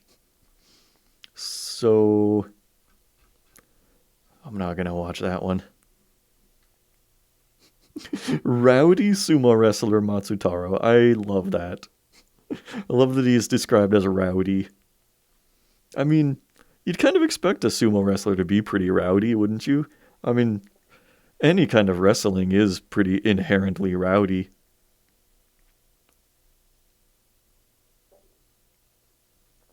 Oh, here's a Rurouni Kenshin. I've always been on the fence about Rurouni Kenshin. I remember it coming on like Toonami back in the day, and I always thought, the series looks alright. Maybe one day I'll try it. And then I don't know, I watched like 10 ish episodes a few years ago, and I don't know, it all felt like very repetitive. So I don't think I'm ever really going to get into Rurouni Kenshin. Plus, I mean, there was the whole debacle of the manga creator getting arrested for having child porn.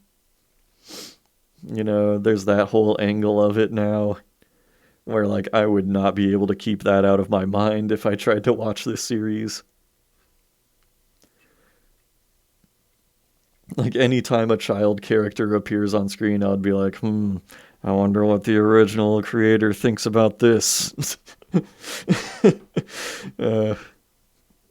yeah, I don't know. I'll put it on the queue because I know it's got a big reputation. I don't know if I'll ever watch it, but yeah, I don't know. And look, Ruwubi's on here. I talked about Ruwubi earlier in the stream, but yeah, Ruwubi has always been pitched to me as if you can look past like 20 different negatives about it, it's pretty good. And yeah, that's just not enough for me. Plus, it being like awkward CG animation makes me also not want to watch it. Oh, but then, like last year, they made an actual anime out of it, like by a Japanese studio with 2D animation. Which, I feel like I would be more likely to watch. But yeah, I've seen like too many YouTube videos where people mention just how like extremely convoluted the plot is and just I don't know all kinds of other issues with it. I don't think I can ever make that leap. Oh, I've heard that this one's pretty great. This one just kind of like quietly released last year. It was based on a light novel series. I saw people compare it to Doro Doro, And like I can kind of see it in the covers of the light novels, but when I look at this, I'm like, this is nothing like Doro Doro. Nothing at all. This looks way too clean, and it doesn't look very gritty at all. But I don't know. I mean, it came out and people were like, wow, this is really good. So I might get to that one of these days. I know a lot of people really love Tanya the Evil, but it doesn't sound like a premise that really appeals to me. It's, like a great evil dictator is reborn as a little girl and it tries to start a new evil empire as a little girl. And I'm just like, I don't know. I don't really see what the appeal is, but that's just me. Oh, good, they have season 28.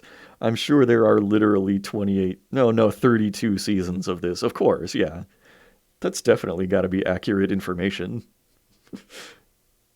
It's definitely not a product of Crunchyroll's dumbass season sorting system.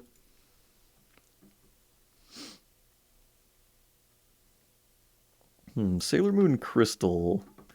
Is this like the most recent version of the series? I think this one is. No. I feel like maybe I should give this a try one time because I mean this is like I said earlier, Sailor Moon was like one of the first anime I ever watched. I don't know. I might try this at some point. I don't know if it would really be the same like watching it not dubbed over by like goofy Canadian voice actors, but we'll see. I'll find out at some point. Oh man, now Saint Seiya, this is another series that I've always been like vaguely curious about. I know that for whatever reason, this series is like tremendously popular in like South America and like Spanish speaking countries. I couldn't even begin to speculate on why that might be, but I don't think they have like the original series on here. Like, I don't know, if I look through these and I see something where I'm like, oh, that was definitely made in the 90s, then I would be willing to give it a try. But yeah, these are all obviously like modern remakes and reboots and sequels. So like, why would I begin with any of these? It's a shame. Like I have no idea where you can watch the original Saint Seiya, but I would definitely like to retry it or not retry it, to try it sometime. And there was this 3D animated one. I appreciate with this one that they didn't try to like mask the fact that it's 3D. They didn't try to give it like the cell animated style to make it look 2D when really all it does is draw attention to like the shitty 3D animation of it. Like I actually like this 3D art style. This looks so much better than when they just try to make it look like a flat 2D image.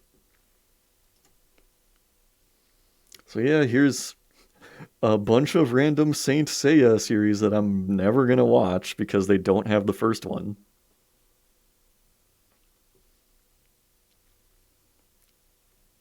What else we got here? Sakugan. Wait, it's not Bakugan. It's Sakugan. It's not Bakuman. It's hold on. Well, I'm losing my mind here. What is going on? It's not Bakuman. It's hold on. It's not Bakugan.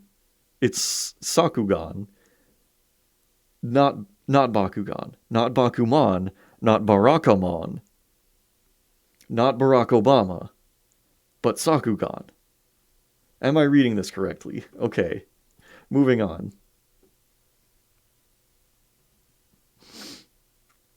Um Oh shit, Samurai Champloo? This series rules, actually. I've only ever watched it once, but it was quite good. Um, I would definitely watch this again at some point. It's been like so many years since I watched it, I barely even remember most of the premise, but I remember really loving it. So that's something I gotta watch again. I guess they don't have the English dub. I want to say I watched it in English originally, but I'd watch the subtitled version too. I do remember it has an obligatory baseball episode. I don't know where that is in here. It might be this one, where like some foreign people show up and introduce them to baseball and they play a baseball match. I remember it being later in the series, but that was actually like a good ass episode. One of the players that they get to be on their team is like a fucking Shiba Inu that they just get to sit in front of the plate and hold a bat in its mouth. That was pretty great. The whole series is good. Gotta have that on the list. Oh shit, Samurai Pizza Cats though. um, damn, no English. Oh wait, it says dubbed. Wait, but this has subtitled. I don't know who to believe here. I mean, I think the, original series went by a different name. And I want to say Samurai Pizza Cats was like an Americanized version name, kind of like Robotech. So, well, I have no idea if this is going to be in English or Japanese then. But wow. Yeah, this was one of those like early what the fuck Japan anime series. But I have not seen this since I was a small child. I would really like to revisit that one day, if it's the English version. I don't know if I would have the patience for some bullshit like Samurai Pizza Cats if I am watching it subtitled also. Wow. What a fascinating little piece of history there. Hold up, hold up, hold up. Actually, hold up, hold up. This is the same production company that made Robotech. Or, Macross. That's fascinating. I wonder if they've ever been in like the like Tatsunoko versus Capcom or whatever it is, like the fighting game. The Samurai Pizza Cats would be perfect for that. Wow. Oh shit, Samurai Troopers. I actually watched a good amount of this show when it was on Toonami. It had a different name. I think it was Ronin Warriors, maybe.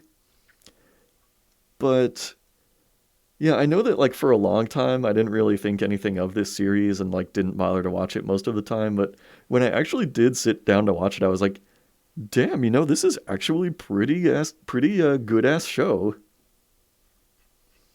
I wonder how long it is though. Okay, 39 episodes. Okay, absolutely perfect here. I'm old and this show is good. Pretty much describes what I just said. Okay. What else have we got? Sasami Magical Girls Club. So this looks exactly like that fake ass magical girl series from Welcome to the NHK. Hold on. I'm going to pull that up, in fact. Give me just a second. I'm going to find it.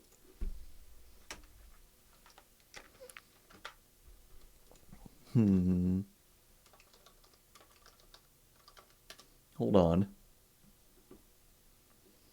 Where's the 10-hour version? Gotta have that. Oh yeah, it looks exactly like Fushigi Puru Puru Pururin Rin. Oh, of course it started like in the middle of the video because obviously I have I have watched 9 of the 10 hours of the Puru Pururin theme song from Welcome to the NHK. Yeah, obviously. Doesn't this look exactly like this? Come on. Obviously. Hold on, is she the character from Tenchi Muyo? Hold on. Hold on. Am I going crazy here? Hold up. Hold up. I gotta know. Wasn't there literally a character named Sasami? Or am I just, like, having anime brain rot? Holy shit, yeah, it's her. Hold up. This is the same fucking character, isn't it? Isn't it? Like, that's her from Tenchi, right? Yeah, Washu. She was also in fucking Tenchi. What is going on? Everything is connected. I'm adding this because what the fuck, dude? Alright. Huh. I had no idea this existed. But alright, there's that. I would have, like, scrolled right past this if it wasn't for the fact that I was like, this looks exactly like the fake-ass magical girl from Welcome to the NHK. Wow. Save me, Lollipop. Whew. Wow. What a journey that was. School days. This one I'm gonna add because what I have heard about it is that it's like kind of like a boring, mundane romance anime until like the last episode when it becomes incredibly fucked up. So I'm gonna add it for that sake. We'll see. I've actually like already seen what happens in the ending, so like I don't know if I want to sit through like 12 episodes or whatever to get to like the ending that I already know is coming.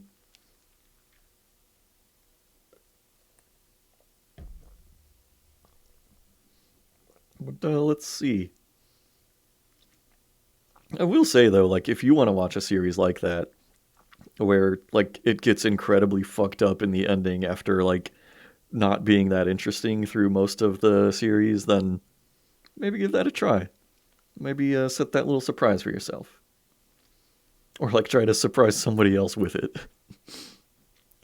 What else we got? Science fell in love, so I tried to prove it. I don't know what that means. I don't know what that means.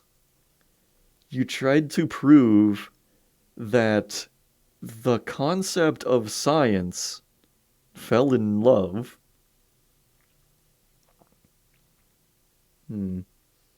What happens when a science-inclined girl and a boy who are deeply passionate about research fall in love? An intelligent woman named Himuro Ayame, who is a science graduate student at Saitama University, happens to ask fellow science something. I don't get it.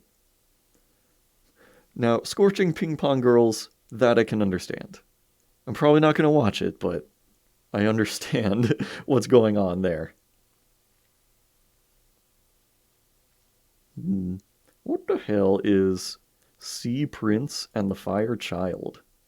This is a weird animation style. I figured it was a movie. This looks so strange. When did this come out? Like the 70s or 80s? Weird looking. Okay, I never heard of it.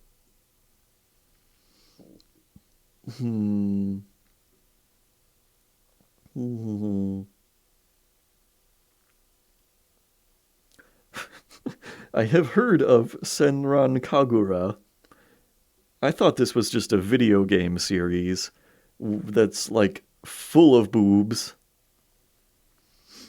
I remember like a quote from like the director of this game series he said something like, "I just want to wrap the world in happy boobs," or something like that. I wonder if he was also the guy who had that famous quote that was something like, tits are life, ass is hometown. Something like that. I would expect it to come from the creator of a series like this.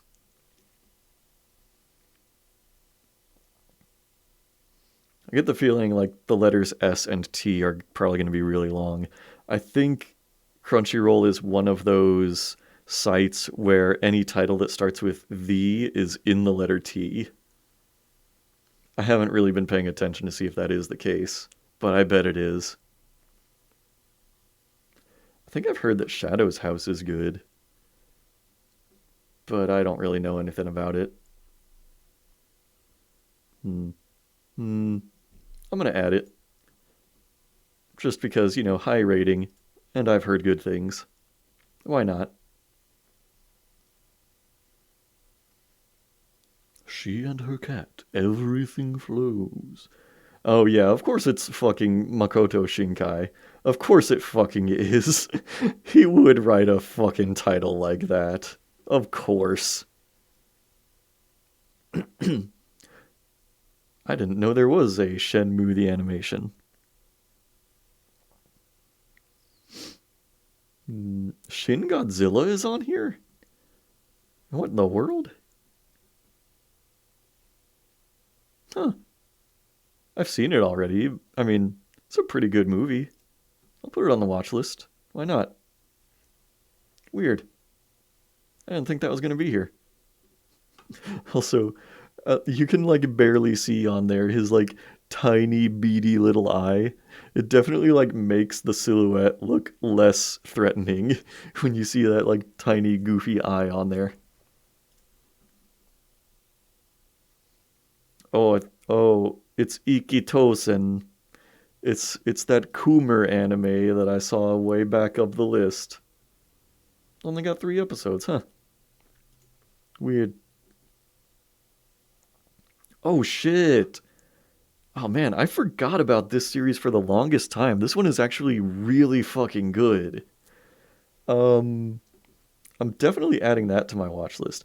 I watched this when it was like brand new, probably. This came out around like 2011, maybe, or like the early 20 teens. Oh, it was really fucking good. I need to watch this again one of these days.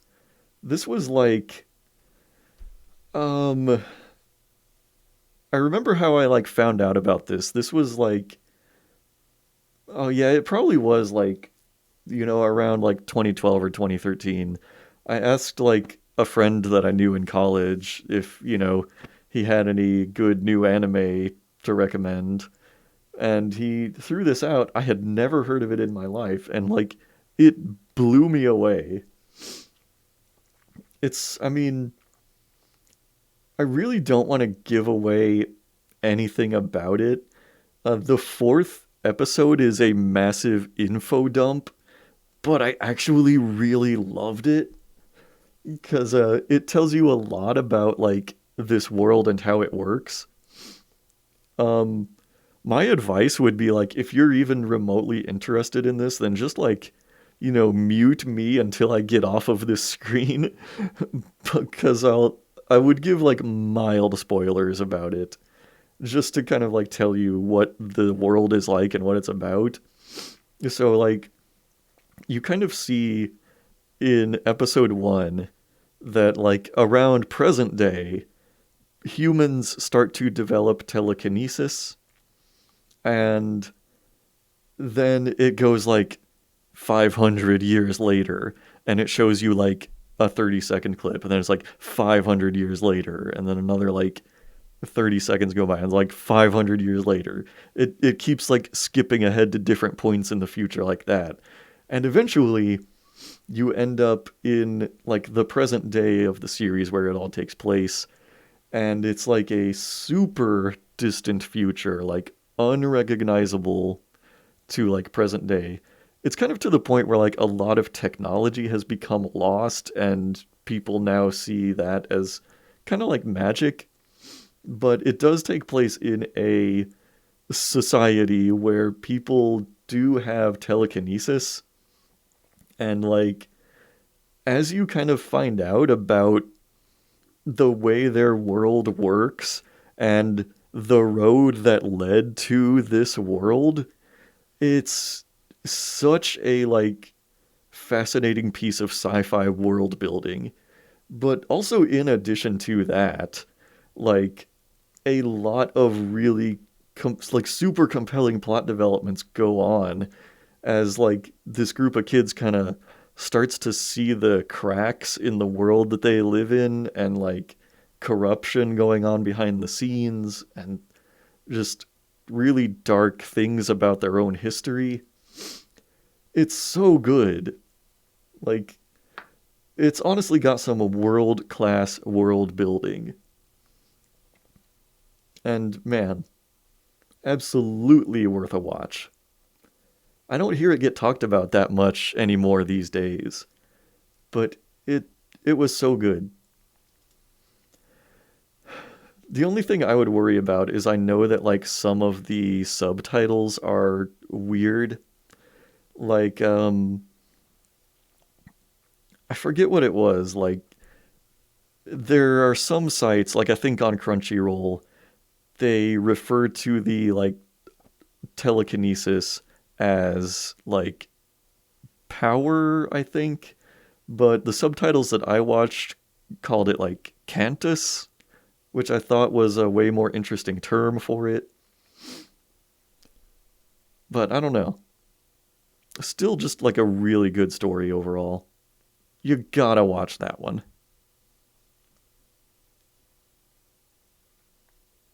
All right, let's see what else I can find here. Oh, we got Shinobi, Shinobi Girl, and Shinobi Girl the movie. They got Shirobako the movie, but not Shirobako the series. That's a shame.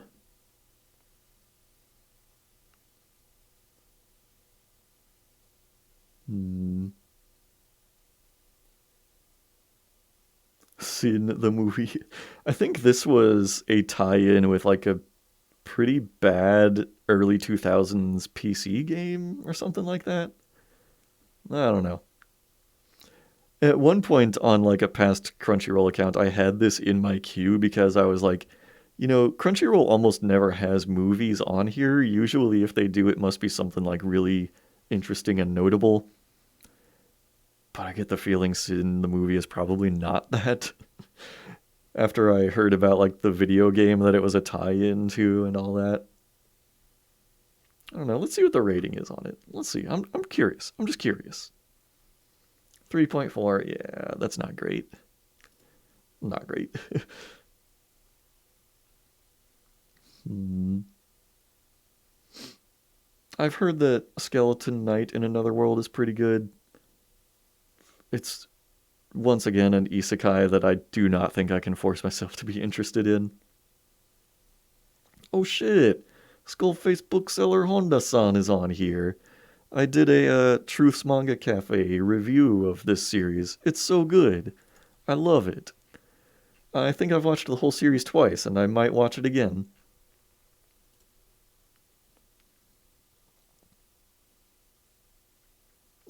But yeah, go on my channel and watch my video about that. It's so good. So Slam Dunk here is another basketball anime that I don't think I will ever be interested in. I would be very curious to see like a side by side comparison of Slam Dunk and Kuroko's Basket. Because I don't know. If you showed me an image of either series, I don't think I would be able to tell them apart. Well, except this looks like it came out in the 90s, and I think Kuroko's Basket looked a little more recent than that. That's the only way I would be able to tell, though. Hmm. I have heard of Sleepy Princess in the Demon Castle, but I don't know. It doesn't even have a summary. It does have very high ratings, which I'm surprised by. Hmm. I don't know. It doesn't look too much like my vibe. So I'm a spider, so what? The only thing that, like, always consistently fucks me up about this series is, like, how the fuck is this a spider's face? Like, come on. This is not what a fucking spider's face looks like. They don't have a mouth like this. They don't have fucking anime girl eyes. What's going on here? Get me out of here. What the fuck is this salty ray? This looks so cheap. What's going on here? This looks like a DeviantArt illustration. Did they pull this from somebody's DeviantArt fan art? Did they tell the original creator that they were going to make that their title image for this show? For Salty Ray?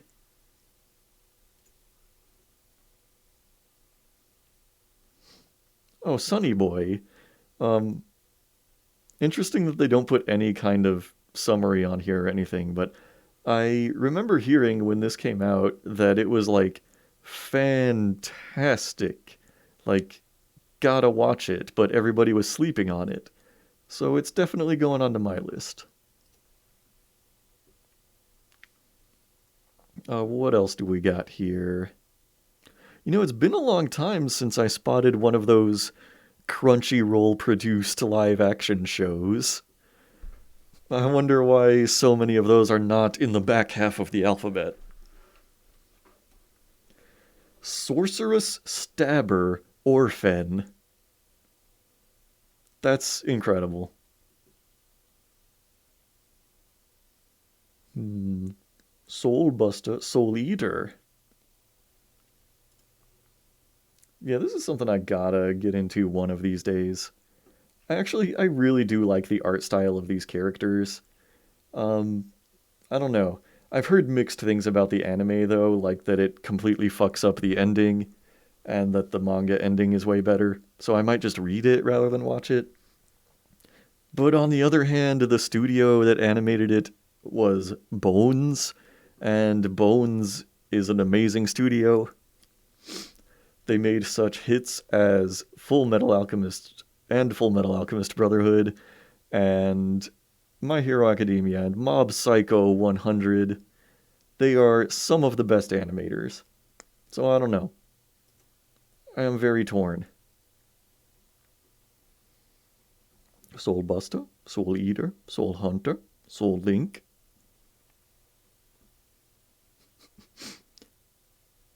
What the fuck is this? Hold on, what instrument is this? Is this like a little tuba or something? I'm just wondering, like, why is this instrument drawn in like such extreme meticulous detail? It looks way too good. What is going on here? I don't know enough about musical instruments that I could name that one. I know that some tubas are smaller like that and they don't, like, curve up above the person's head. I think. Even that I don't think I could say confidently. Weird. Space Battleship Tiramisu. Oh, Space Brothers? I've heard that Space Brothers is amazing. I know very little about that, though. But it's something that, like, I feel like I should watch one of these days. I've heard nothing but good things about it. Supe Sudandi. I've never watched this, but this is another one that I've heard is really great. So, yeah, I don't know. That's another one of those, like, maybe one day I'll check it out. Who knows if I ever will. Because again, like, this is another one of those series that, like, I never really hear people talk about anymore. Whenever it does come up, people are just like, oh yeah, Space Dandy was pretty good. And Space Patrol Luluco, I might watch this one day. This is another Trigger series. But what I had heard about it was that you might not get as much out of it if you don't know about other Trigger series. But this one is like several years old now, so it's not going to be about like newer Trigger series. I might give it a try at some point. Space Warrior Bardios. Man, the art on here kind of looks incredibly fucked up. What is this? Sparrow's Hotel. Hmm. I don't know, man. It looks kind of cheap. Got a 3.7. I have heard of Speed Grapher. I don't know what it is, except I think I've heard it's like a psychological thriller type of series. I've heard of it many times, but yeah, I know almost nothing about it. So that's something I might like to try at some point. Now, Speed Racer, I have heard of. I'm quite familiar with Speed Racer. I'm going to assume that this is like the English dubbed version, because, they probably made edits to the show when they translated it. And, the original show was called something like Mach Go-Go. I'm putting Speed Racer on there. Who knows? Maybe I'll watch that one day for some nostalgia's sake. Okay, now Spice and Wolf. This is another series that, like, I see mentioned all the fucking time on the internet, and people say it's a fucking masterpiece. I also know nothing about it. Absolutely nothing. I know that there's this wolf girl, and I know that all of the manga and art books of this get plastic wrapped in the US because apparently it is riddled with nudity and sex, I guess. But, like, the people I see calling this a masterpiece are usually not, like, the usual Coomer types. Like, I usually hear that from, like, people with actual taste, that this is actually a great series. And I mean, to look at the thumbnails here, this doesn't look like Coomer fare, It doesn't look like there's a bunch of, like, ditzy big titty anime girls running around. And it's got, like, this kind of muted color scheme. And, dudes in, like, most of the thumbnails, it looks like. So I don't know. And it's only got 13 episodes. No, wait, there's 2 seasons. Okay. But yeah, I don't know. Like, the bizarre concoction of reputations that this series has is just, like, fascinating to me, to the point that I'm like, I need to watch this at some point. Oh, Spy Family, you know it, you love it. It's magnificent. You gotta have it, you gotta watch it. It's so good. I've watched every episode, I've read the manga. I'm gonna be watching the future episodes, don't you even worry. Squishy Black Clover. I don't understand. Now, SSSS Gridman. This is another Trigger series, and I heard mixed things about it when it came out, so I've never watched it. I think I heard that it had some questionable CGI in it, but I might watch it one of these days. Usually, like, Trigger doesn't miss. And I'm assuming this is related to Gridman. Yeah, Gridman universe. So that's another maybe. Oh shit, Star Blazers. Space Battleship Yamato.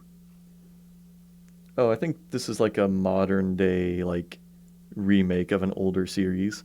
But yeah, this was up there with, like, your Robotechs and your Captain Harlocks and your Cyborg 009s as, like, absolute classics in, like, spacefaring sci-fi. This is, like, one of the essential, like, anime space operas. But I'm not going to add it if this is, like, a, modern reimagining of it or something.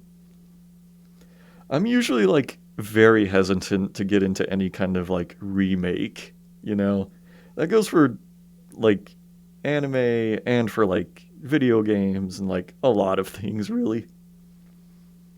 I would almost always rather watch something new and original than just a remade version of something that already exists. Now, what the hell? Is that Bruce Lee? What is this? What are you doing here? Why is there one random Bruce Lee movie on here? What the fuck is going on? Yeah, sure. I'll add a completely fucking random Bruce Lee movie to my Crunchyroll watch list. Why not? This specific one only. Alright, Steins Gate, you know it, you love it, you gotta have it. This one is so good. Oh man, no English dub on this one. So I'm not gonna get like any of the fucking memes that were in the original English dub. Like, uncrackable code is uncrackable. Shit like that, yeah. I don't know. A lot of people hate on the English dub of Steins Gate. I don't think that's like the worst crime against humanity when they add memes to a script like that. And like, I kind of arrived at this when I, was at an anime convention and I watched a panel conducted by a, English voice actor slash script writer. And he makes the point that, the Japanese versions of things are full of like memes and in jokes that Westerners are not going to get. And like in an English dub, you can't just put a paragraph of text on the screen explaining this is the reference and this is why it's funny. And, it's usually not like something important to the plot when they're going to like change a little dialogue to make a joke that Westerners would understand. The point is not to make a commentary on that obscure Japanese meme that they're referencing. The point is that it's a fun in joke that the audience has with the piece of media. The point is that you get it. It's not that you perfectly understand the exact words that were said in the original language. If you need like the exact statements that were made word for word in the original language, you better just learn that language because there's no such thing as a perfect translation. Anyway, that's my rant that has really very little to do with Steins Gate itself, which is a great series. If you have somehow never heard of Steins Gate and never watched it yet, well, first of all, do that. But yeah, the plot is like basically this group of random goofballs accidentally invent a form of time travel using their microwave one day in a random science experiment. Really, what they discover is that they gain the ability to send text messages into the past. And so, by sending text messages to their past selves, they are able to impact the future. And it's surprisingly not convoluted for a sci-fi time travel plot, and is actually like really good and also has a lot of great emotional moments. And basically, it's like the main character here is the only person who is aware of the changes that are being made to the timeline. So, like, all of the other characters kind of go on living in this altered timeline and it, like, being the only life that they've ever known. But he knows the changes that are being made by sending text messages into the past. And to give you, like, the broad strokes of the plot, they make a bunch of fuck-ups and have to figure out one by one how to solve all of their fuck-ups. And I think it's in episode 12 that the biggest fuck-up happens. And then I think the whole rest of the series is about trying to fix that big old whoopsie. But I've watched this series multiple times also. It's fantastic. I recommend this to everybody. There. Steins Gate Zero was okay. I was not crazy about Steins Gate Zero, if I'm honest. It's like, it just wasn't as good, honestly. It says it's a divergent continuation of the original Steins Gate ending, so basically it's like if one of the alternate futures became the future, it would be Steins Gate Zero. And I don't know. It just doesn't hit nearly as many of like the emotional high points as the original Steins Gate. And just it had just like so much shit in it that I just did not care for. Like with this character, it did the trope of like she looks like a 9-year-old girl, but she's actually 30. You know, for that audience.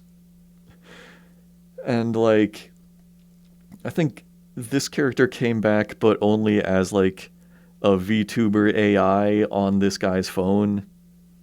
And that was really weird. And like, it in my opinion, it does not hold a candle to the original. But suspiciously, it has the exact same rating as the original series on Crunchyroll. I cannot believe that. I refuse to believe that.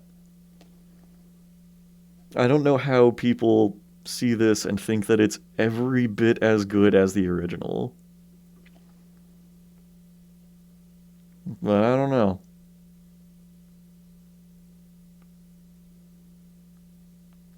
Okay, so what the fuck is straight title robot anime? Is that really what it's called?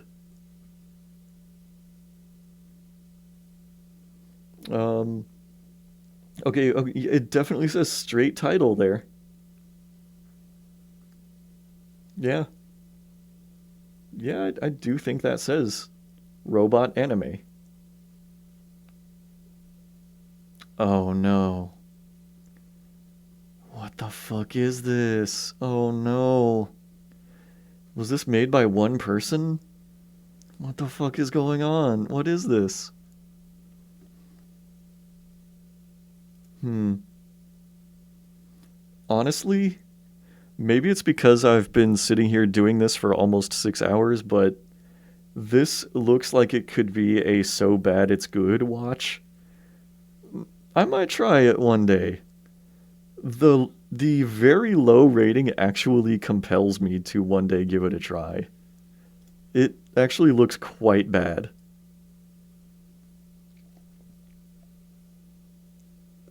Hmm. Okay. I've actually had a lot of people telling me lately that the Street Fighter 2 anime was incredible. And like I never really heard that much about it until like this year. Suddenly like I'm seeing people all over Twitter like, "Man, the Street Fighter 2 movie was so good." And like, "Oh man, the Street Fighter 2 movie had like some of the best animation I've ever seen." So I'm like, "Shit, I guess I got to watch this." Really convenient that it's right there on Crunchyroll. Now, do I want to watch the animated series also? Ooh, it's got a 3.4. I mean, I am a casual Street Fighter fan. I played a lot of Street Fighter 2 as a kid. Have not kept up with the franchise at all since then. So I don't know. This might be an interesting kind of like nostalgia trip to see all these characters again. Who the fuck is that? Who the fuck is that lizard man? I don't know that character. This this almost actually doesn't look like anime. This kind of looks like it gives me vibes of like the X-Men cartoon. How it's like, it is like more realistically proportioned people than your usual Western cartoon, but yeah, I don't know. Like this frame especially gives me like, you know, Western cartoon vibes. I don't know. I'm going to add this, and if it turns out to not be anime, it's going right off the list. I am noticing too how it says the animated series and not the anime or anything like that. Hmm. I don't know, man. I don't know.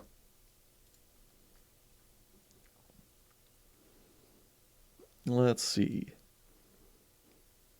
Oh, is Strike Witches that fucking show about like World War II aircraft as anime girls? Yeah, what the fuck is this, man?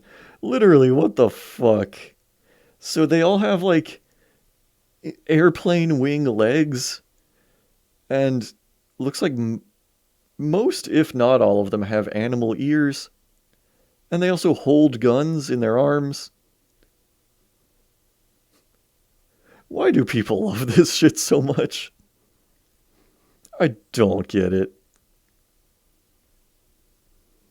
I think I've heard of Super Cub. Isn't it like a big advertisement for like these motorcycles or something? Oh wow, I didn't realize this was 12 episodes long. That's a really long commercial to watch. What is Super Gals? This looks retro. Hmm. Hmm. Nah. Meh. Meh.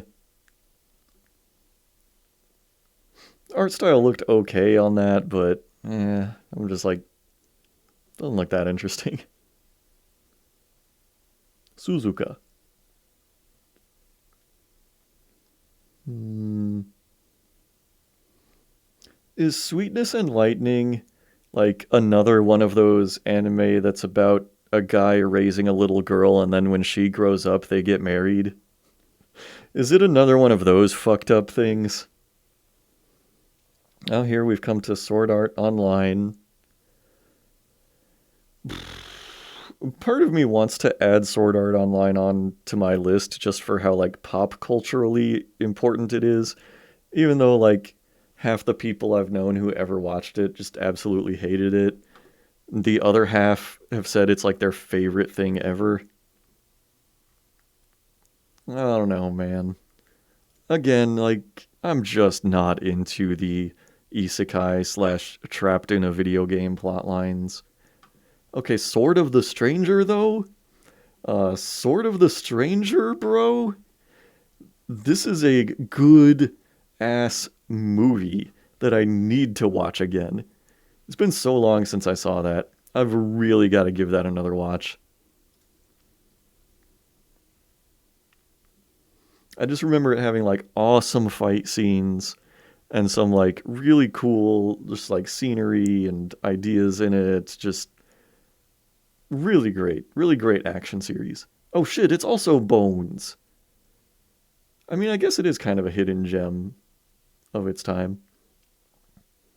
But yeah, it was a good ass movie.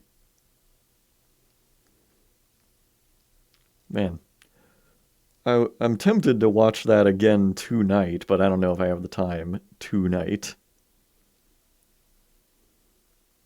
I've still got a pretty good amount of the list to get through here. It might take me another hour or two yet. Let's see. Although I am running into just a lot of stuff I never heard of. I've heard of Take You. Fun fact, this is the studio that made the god awful Berserk CGI series. But this one is actually a not bad series. It's got, 2-minute episodes. It's just kind of a goofy, wacky comedy. This is another thing you could watch in one sitting. But yeah, I've watched an episode or two of this now and then. It's pretty cool. Not cool enough to make me forgive them their sins of making that fucking Berserk CGI series, though. I will never be forgetting about that.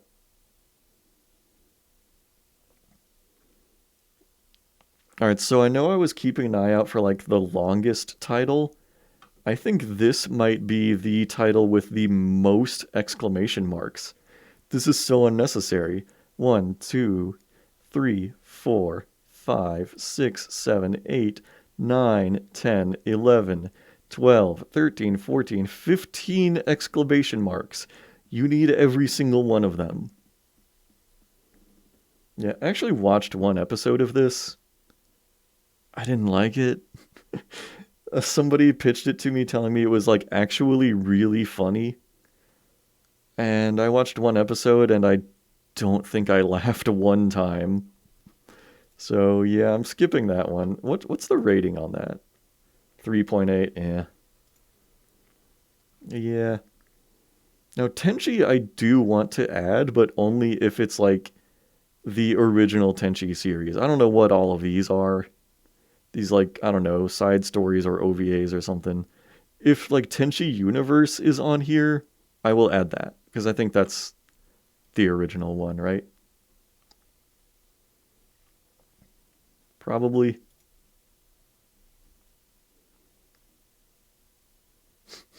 Oh, Terraformars.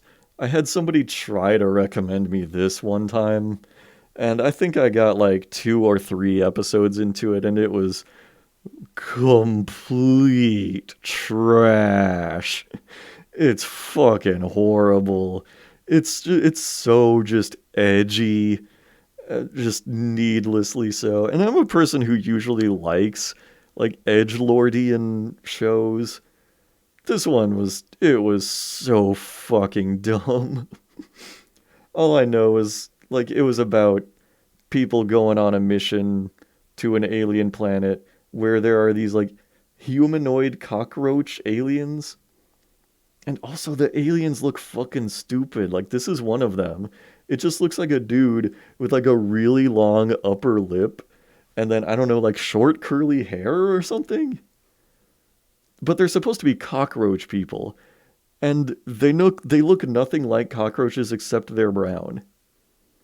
And yeah, it's just like stupidly violent, but it also had shit that I didn't like. Like during these like violent scenes, you'll see like I think this might be one of those very scenes where like somebody is witnessing all these like horrific murders and stuff, and then like this character pees herself, and it's very important that we see her peeing her pants for some reason. That just has to be in there. So I dropped that one. And I dropped this. And I dropped that. Oh yeah, drop it, drop it, drop it, just like algebra class. Is this the original Tetsujin 28? Um, I don't think it is. I think the original was like in black and white or something. I only know about this series because when I was a kid, I had a CD that was Saturday Morning Cartoons Greatest Hits. And it had just like a bunch of cartoon show theme song covers by like popular bands. And one of the songs on there was for this series. It got localized in the U.S. as the title Gigantor, and the band doing that was Helmet. So it was like this heavy metal cover of like this old anime robot show called Gigantor. He's bigger than big. He's taller than tall. He's quicker than quick. He's stronger than strong. He's ready to fight for right against wrong. I remember that. That is the bottleneck. What the hell? I don't know what I'm looking at here. This looks like convenience store employee comedy slice of life. I've never heard of this one though.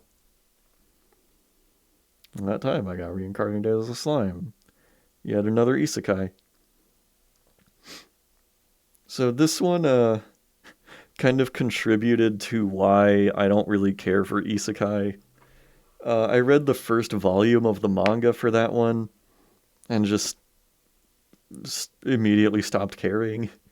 It's like, yeah, the guy gets reincarnated as a slime, and so you think it's gonna be one of those I got reincarnated in another world and the other world sucks and everything is horrible in my life now.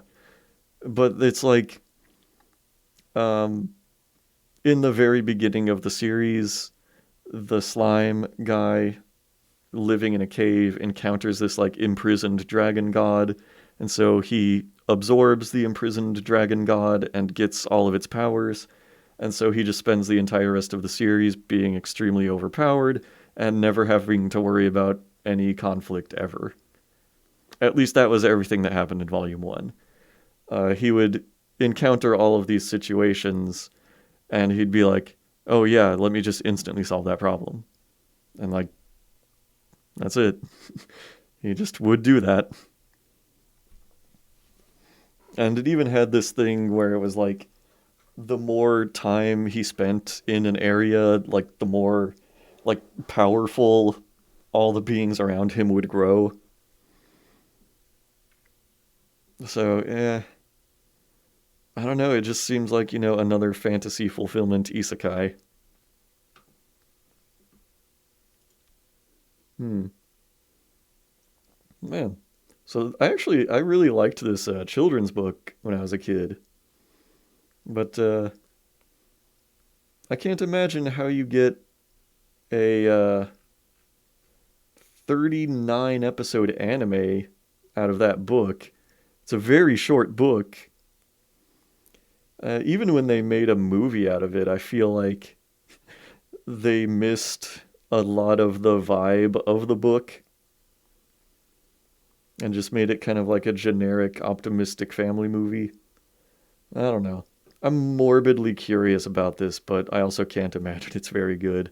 So I'm going to put it on the list just in case I feel like checking it out. Oh yeah, we're at all of the these now. So the Angel Next Door spoils me rotten, the Aquatope on White Sand, the Asterisk War, the Betrayal knows my name. Hmm. The Crunchyroll Anime Awards. Do you think anybody cares about those? Well, they've actually got a 3.1. Hmm.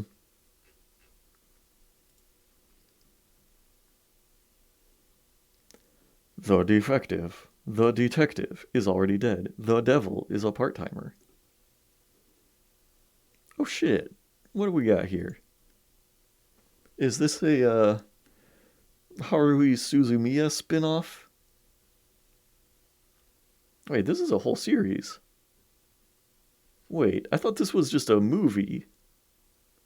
Huh. I might need to check that out one day. Got a 4.4, huh? I don't know if I ever heard of that. Oh, look, it's random ass Bruce Lee movie again. The Dragon Lives. Why not?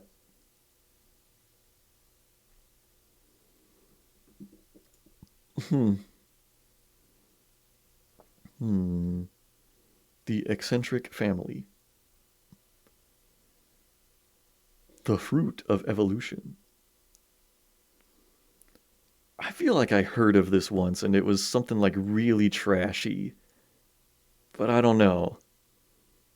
Couldn't tell you.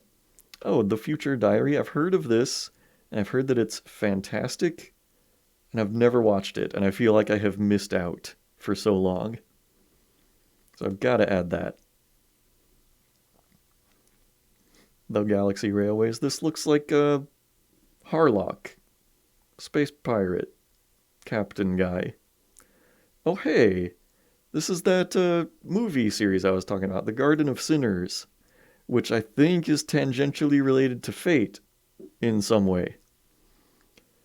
These were like an overall pretty good set of movies, though, even if you're like me and you know absolutely nothing about the Fate franchise.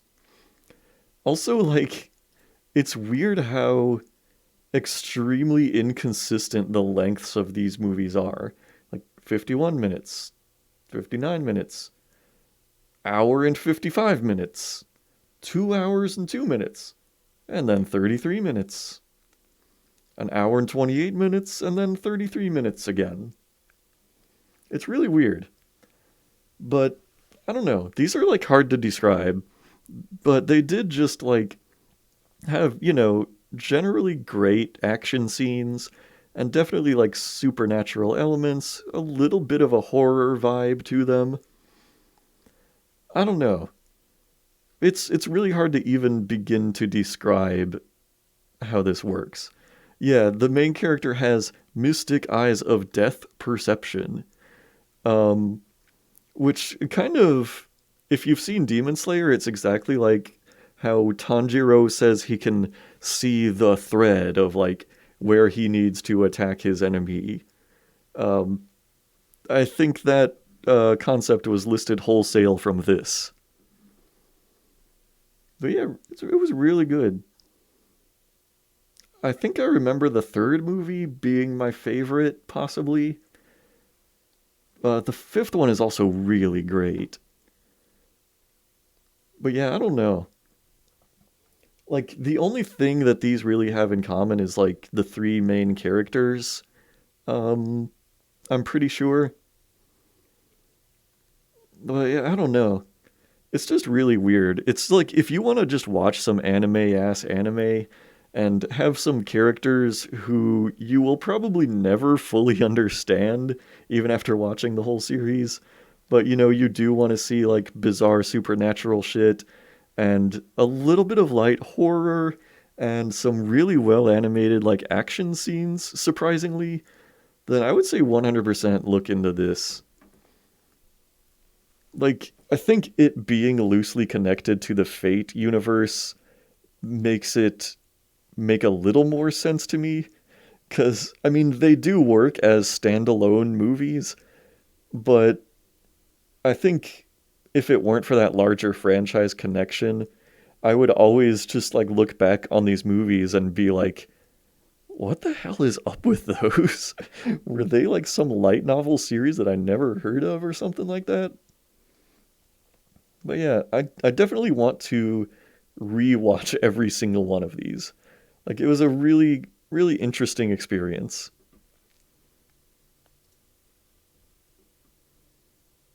Hmm. Oh hey, I've actually watched this, and I've read the whole last manga. It was a good manga, and it was an okay 3 episode OVA. It's just like I heard that this was going to be made into a movie or an OVA or something like that, and I was like, the manga is 11 volumes long. There's no way they're going to get the whole story in there. And, well, what do you know? They didn't. It just kind of like writes its own ending at about, what would probably be like the 2 or 3 volume mark in the manga. In my opinion, the manga has a much better story, so much more interesting. It became an absolute page turner after like 7 or 8 volumes, even though it was also really good before that. Once it hit that point, it was like, could not stop reading. But yeah, I mean, this is an alright OVA to watch if you just want to like watch something really pretty and you never intend to read the manga. Because that's about all it is like, you know, 90 minutes. Well, actually, I don't think it's even that. It's probably like 70 minutes of like, you know, good animation, all right story. But I don't know. I don't know if this would even like mean very much to people who haven't read the manga. But you should read it. It's a great read. Oh, I've seen this. I've seen The Girl Who Leapt Through Time long time ago. It was good. I'd watch it again. Maybe one of these days. Don't remember much of anything about it, except there's a girl who leaps through time. Hmm. The Gymnastics Samurai. Interesting. Okay, so I've seen the light novels and the manga of this. The Hidden Dungeon, Only I Can Enter. This sounds and looks like the absolute most generic thing I have ever seen in my life. Like, granted, I haven't looked into the series in any kind of depth, but man, they really don't care to hook anybody who's gonna judge shit from the cover, do they? Cause wow, I don't think I could make something more generic looking if I tried. Wow, it's about a hidden dungeon? Fucking incredible. Wow. I'm sure it's gonna have a lot of shit that is like clearly inspired by video game mechanics. But yeah, it's definitely just the way things work in the fantasy world.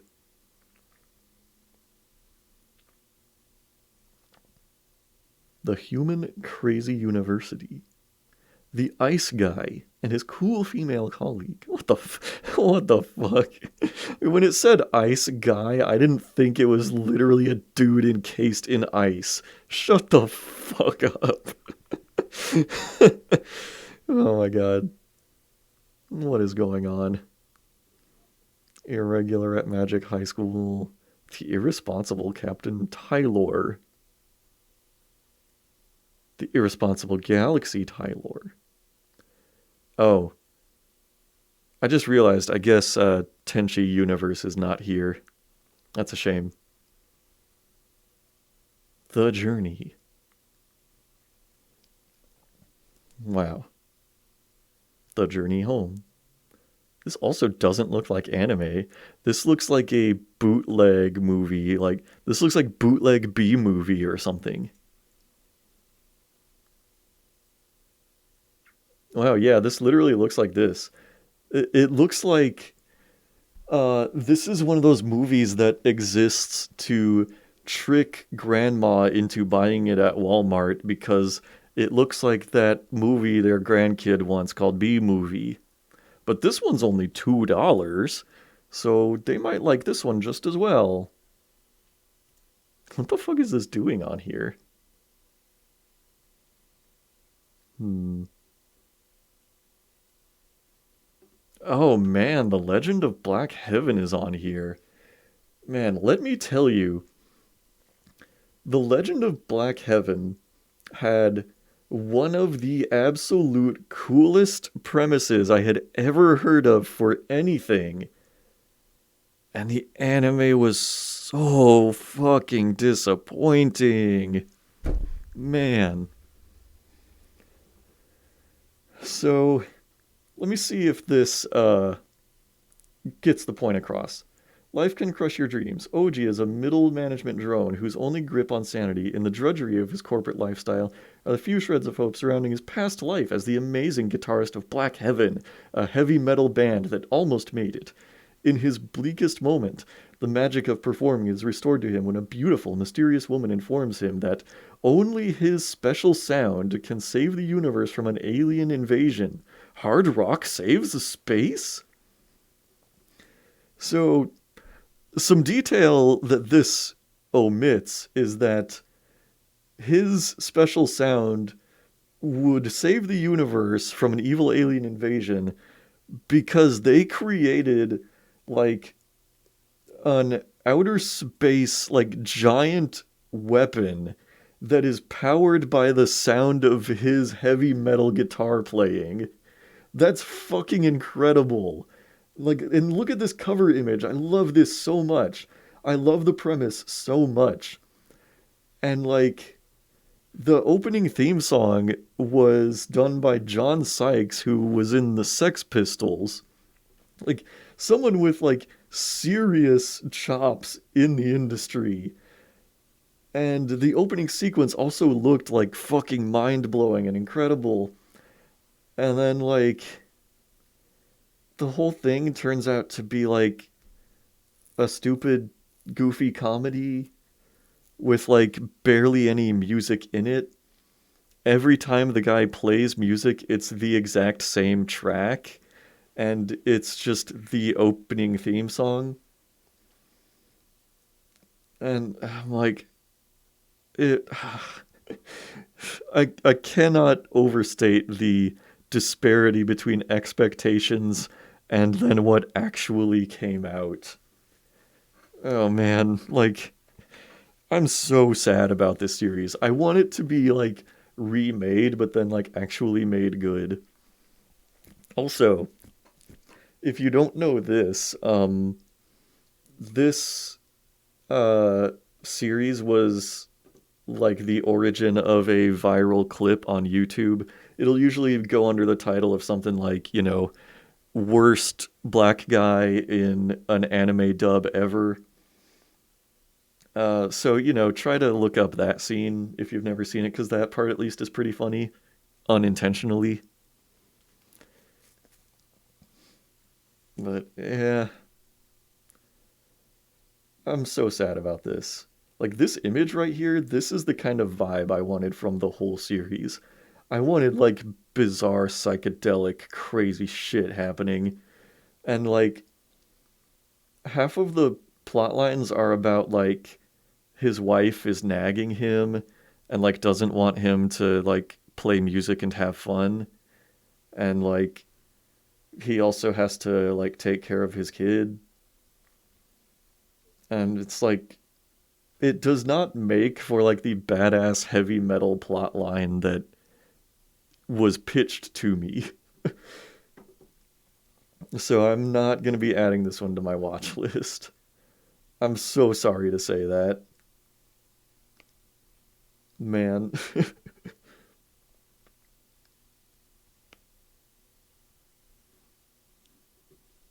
Yeah, I'm just like, it had so much potential. Honestly, if really all it would have taken for the show to be like acceptable to me is if it had more music tracks and like a greater variety in this like metal guitar playing and not just the same song over and over again. Like that would have been a huge help to it. But also, man, the comedy did not work. I I didn't even want a comedic series going into this. I wanted like the movie Heavy Metal. I wanted it to be a plot line like that, just like really like trashy and exploitative and full of great music. And it was none of that. It was mostly boring, which was the biggest problem. You cannot take a premise like that and just make it boring. It's such a tragedy. Oh shit, Machine Girl. I've heard of this. Never seen it. I actually want to see this. I know that this is like a crazy like exploitative like super violent movie. I do kind of want to see that. The magical revolution of the reincarnated princess and the genius young lady. Could this be my new longest title? I just accidentally tugged on my webcam's cord a little with my foot by accident. That was that was scary. Hold on. Now it's okay. Don't. Oh my god. It's like falling off of my monitor somehow now. All right. That was a near catastrophe. Okay. Let's see if this is the new longest title. Okay. It clocks in at only 78 characters. The top spot still goes to Hensuki. Are you willing to fall in love with a pervert as long as she's a cutie? What a shame. I can't believe there hasn't been anything longer than that in all these letters of the alphabet. The maid I hired recently is mysterious. Just thought you might like to know that. Oh, hey, look at this. I remember creating a whole fucking nearly hour-long video about this series. Classic. Good times.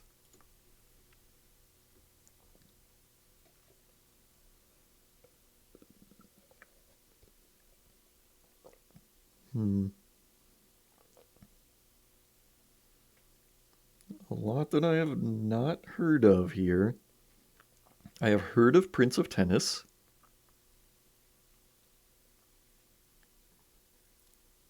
I don't really have any interest in tennis. Promised Neverland, season one was pretty good. Yep. It's too bad they never made any more than that. I'll add it. I mean, I've already watched it and I've read the whole manga. I don't know if I would ever watch it again, but season one. I mean, the one and only season might be a good way to introduce that to somebody one day. I don't know anything about the quintessential quintuplets, but I know that it's kind of popular. I don't know if it's like beloved popular or if it's just like trash popular. It's got a 4.8. Yeah, I know nothing about this except there's some quintuplets. That's it. I know there's some quintuplets in it. So I don't know. If I end up hearing really good things about it, that's a maybe someday I might watch kind of series. Rising of the Shield Hero. I know this is like one of the best loved isekai of all time. Everything I've heard about it has not convinced me that maybe isekai is for me after all. I'm just like, yeah, sounds like every generic isekai that surrounds it. Oh, it does have grooming in it though. So if you're a fan of grooming, you can watch a guy who I think I heard he actually enslaves a child, and then she falls in love with him over time as she grows up. Yeah.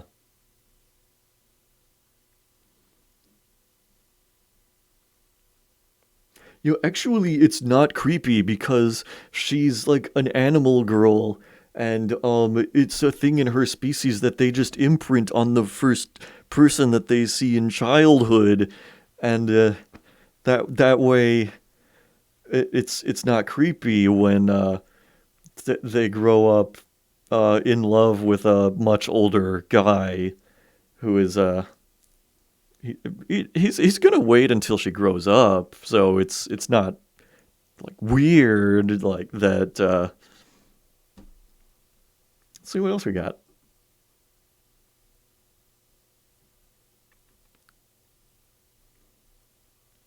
Hmm. Boy, I can't wait to watch a motion manga.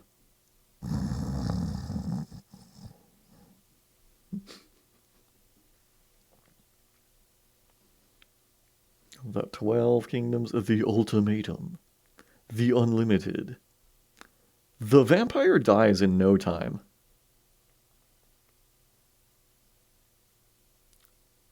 Hmm.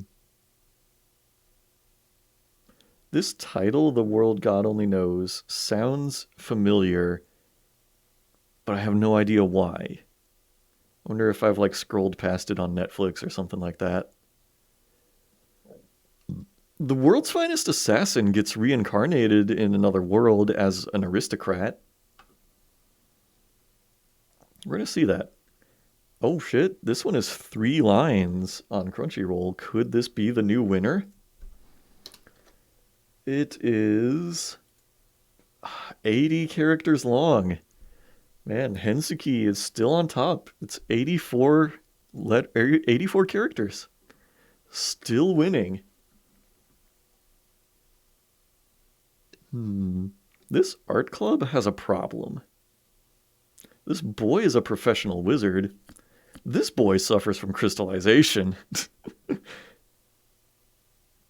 All right, we are out of the these. Oh, Thunderbolt Fantasy. I actually need to watch this one day. I know the manga came out recently and I've known like some colleagues who have read the manga and are really into it and I'm like, "Do you know that's based on a puppet show?" And they are always shocked. I've heard that this is actually like really fucking good though, and like really well written, unironically. I've only ever watched the first episode, and I really love how they put in like special effects and shit to it. So I'm like, one of these days I gotta watch this. One of these days. I'm gonna become a Thunderbolt Fantasy fan. What else? To be hero? To be heroine.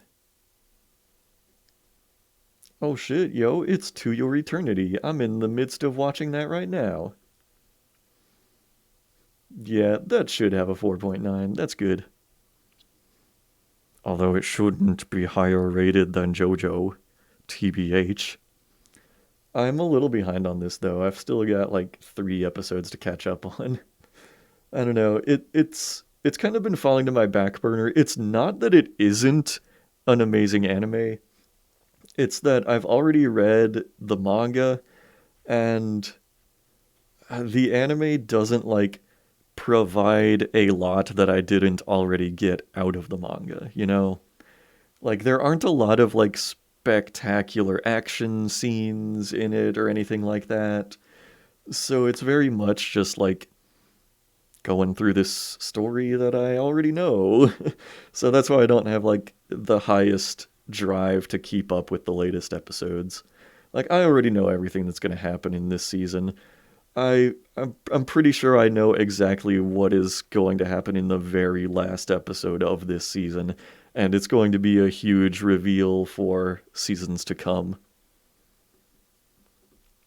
But yeah, I mean, you should definitely watch this. I don't care who you are.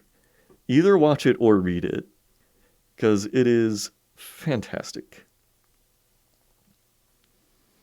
Oh, this is another one like I know it's like tremendously popular, but like mostly popular with girls in my experience.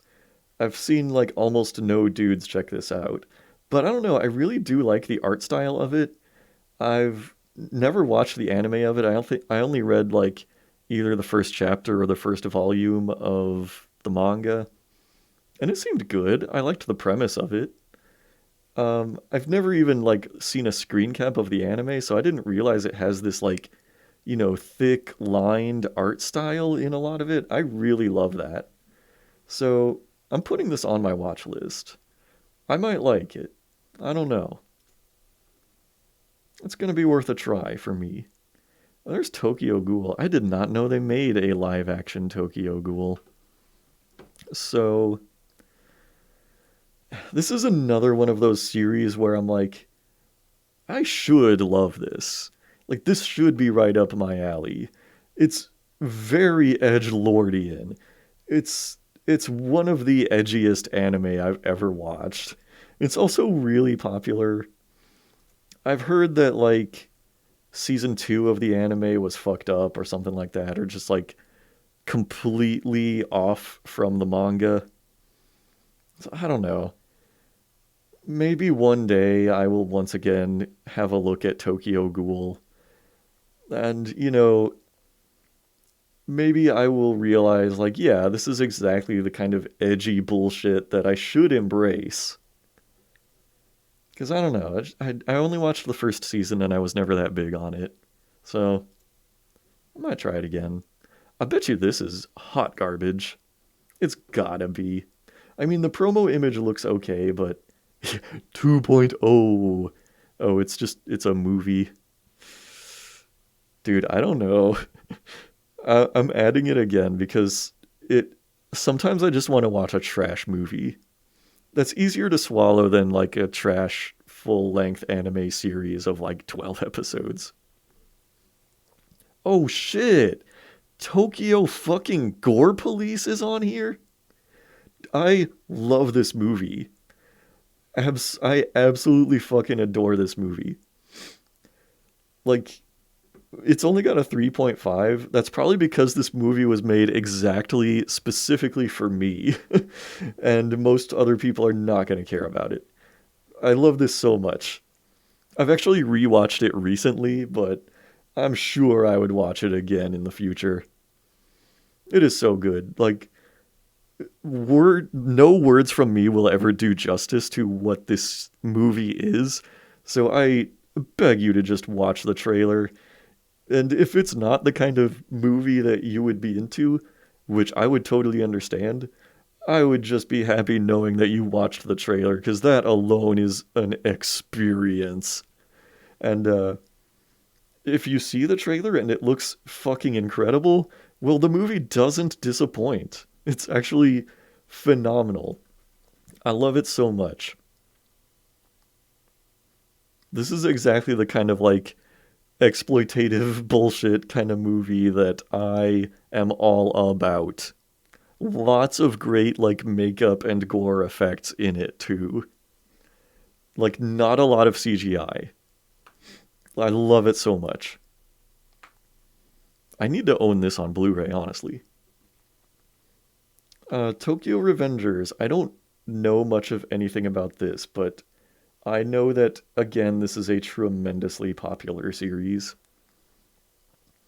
I think it's something I should keep on my watch list because maybe I will be convinced of how great it really is. Hmm. What else? I've heard of Tomo-chan. I've heard of this Tonikawa. I don't know what they mean by Crunchyroll originals on this one. Is this like another like Netflix original anime thing where they just got the distribution rights to it or something? I don't know. I know that the manga is called Fly Me to the Moon. For whatever reason, it's got a completely different title. I've heard that Toradora is good. I might watch that one day. It's kind of like one of the OG high school romantic comedy series. But oh man, it's longer than I thought it was. So yeah, I don't know. I might watch this one day. I think the main reason I have held off on it is it's like from having read the summary, I know that it sets up a plot of like there's no way that these two will ever get together. And then like I'm sure that by the final episode, the two most obvious characters will be the ones who get together. So I don't know. But I mean, like I said, I've heard that the series is great, so there must be more going on in it than that. I don't doubt it. I'll get around to it one of these days. Toriko, I have heard of. Yeah, this. So if something like Black Clover and Seven Deadly Sins is like a B string shonen, then I think Toriko is like a C string shonen. Because I don't know. Like, this main character looks like just a generic ass blend of every, like, shonen action hero ever. He looks like, Kenshiro meets Goku with blue hair, meets Jonathan Joestar. There you go. But I don't know. This is another one of those where, like, I've heard that it's pretty good and it's pretty goofy. I might try an episode or two of it at some point just to kind of get the premise for it. 'Cause I don't know much of anything about it. But yeah, it's another one of those maybe I'll try it sometime type of things. Hmm. Tower of God, I've heard that some people are into it, but also like most of the people I know who started watching it like dropped it or like said that it went to shit as it went on and was like really disappointing. That is a pretty high rating to have that reputation though. Hmm. Oh shit, Trigun on here. Nice. I didn't realize the original was on here. I gotta rewatch that at some point too. Just a good old classic series. Now, smooth segue into the next one, Trigun Stampede. I am in the process of watching this one. 5 episodes in so far. I really like this one. I was like very skeptical going into it. I was like, I don't know, man, CG animated Trigun, like reboot or retelling or prequel or something. It's really good, actually. I have been like fully satisfied with every episode I've watched so far. And I know I've said I usually hate CG anime, but this is the studio Orange. They are like the one studio out there that is doing good 3D animated anime. Like, this is the level that other studios need to be hitting in order for me to like think CG anime can be good. And this is no exception. Like, the action scenes are actually really well done in this.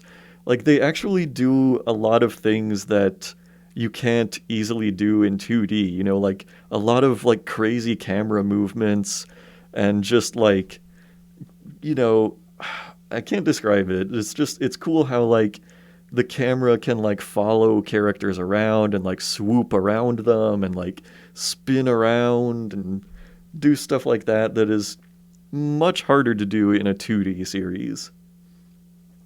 And I really love that they take advantage of like those kind of tricks in their toolbox. So, I watched Hoseki no Kuni by them, aka Land of the Lustrous, which is another great example. You know, that's one of the very few good CG anime. I saw that and I was like, okay, the studio seems to actually know what they're doing. Which is kind of a shame. I don't think there's ever going to be another season of that show because it was so good. But this one gotta be on my watch list. Easy, no question. And you should also be watching Trigun Stampede. What's the rating on this so far? What's the rating so far? 4.3? It needs to be considerably higher than that. It needs to be much closer to 5. I bet the original Trigun is higher. 4.9, yeah. I can see that. There's another Precure. True Cooking Master Boy.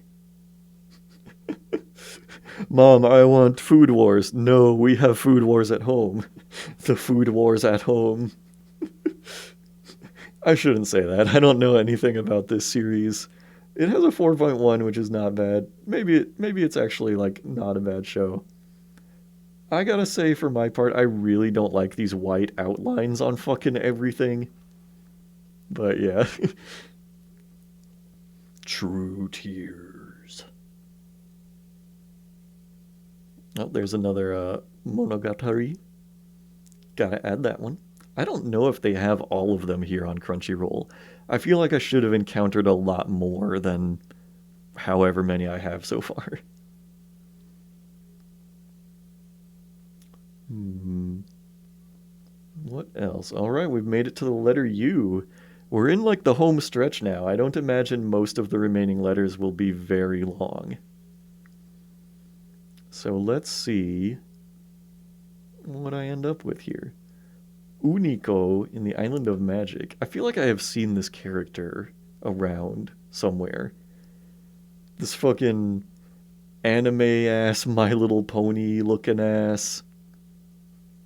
I don't know. Weird. I'm surprised at like how many retro anime movies are on Crunchyroll, but not a lot of modern anime movies, Like none of the One Piece movies, none of the Dragon Ball movies, none of the like I don't know, My Hero Academia movies. I don't know why they can't get any of those newer things on here. Wish they could. Like I always think I should watch more anime movies that spin off from series that I love, and I just never do. Urusei Yatsura, okay, so this is not the currently running anime. This is like older. I don't know when it first aired, probably in the 80s. I might watch these at some point, because I've watched some of the David Pro Urusei Yatsura. It's been pretty good so far, but I'm definitely probably like 10 episodes behind on it. I don't know. I don't have a very strong like drive to keep watching it. It's not that I dislike it. I'm just kind of like, yeah, I don't know. It doesn't do a whole lot for me. Like sometimes it's funny, but most of the time I'm just like enjoying the good David Pro animation. Oh yeah, Usagi Drop. That's another one of those pretty sure it's one of those fucked up things where like this guy becomes this little girl's dad and then he grooms her and she grows up and marries him. It's fucking gross.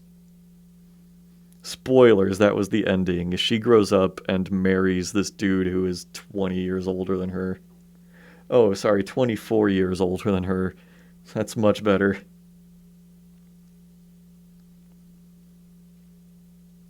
Hmm.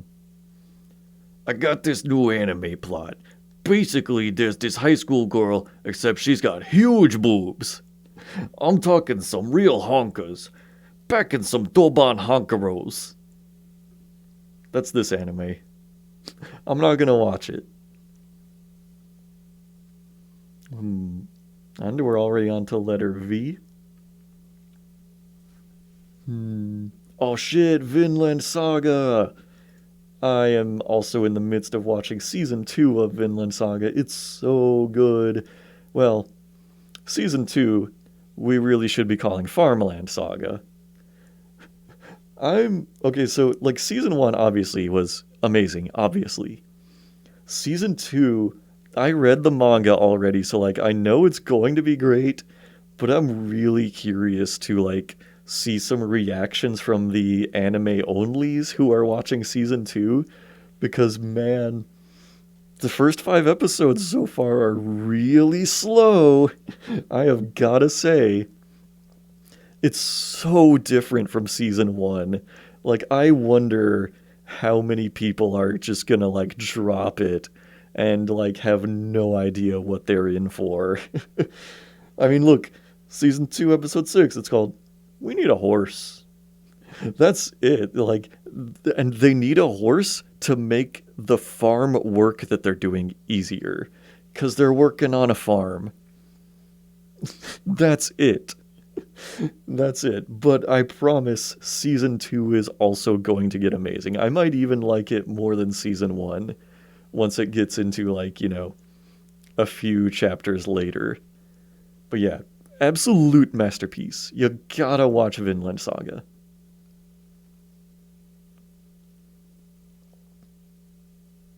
Okay. We're so close to the end now. We're already at W. Vinland Saga might be the last thing. I'm trying to think if there's anything in these last few letters that I'm really gonna like be crazy about or really want to see. Oh fuck, dog! Welcome to the NHK. This is actually a good ass series. I've already watched the whole thing, but I'm gonna add it because again, I might introduce other people to it in the future. This one, I don't know. So like, it is so good. It really is. It's really good. Um, but it's not like a 10 out of 10 for me. Like the basic plot is like this guy is like a fucking like social outcast shut in who like has enormous social anxiety and paranoia and spends all of his time in his room until like somehow at one point he meets this girl who decides she's gonna help him and she honestly like goes to way more effort than I think a reasonable person would to try and like get him to re-enter society.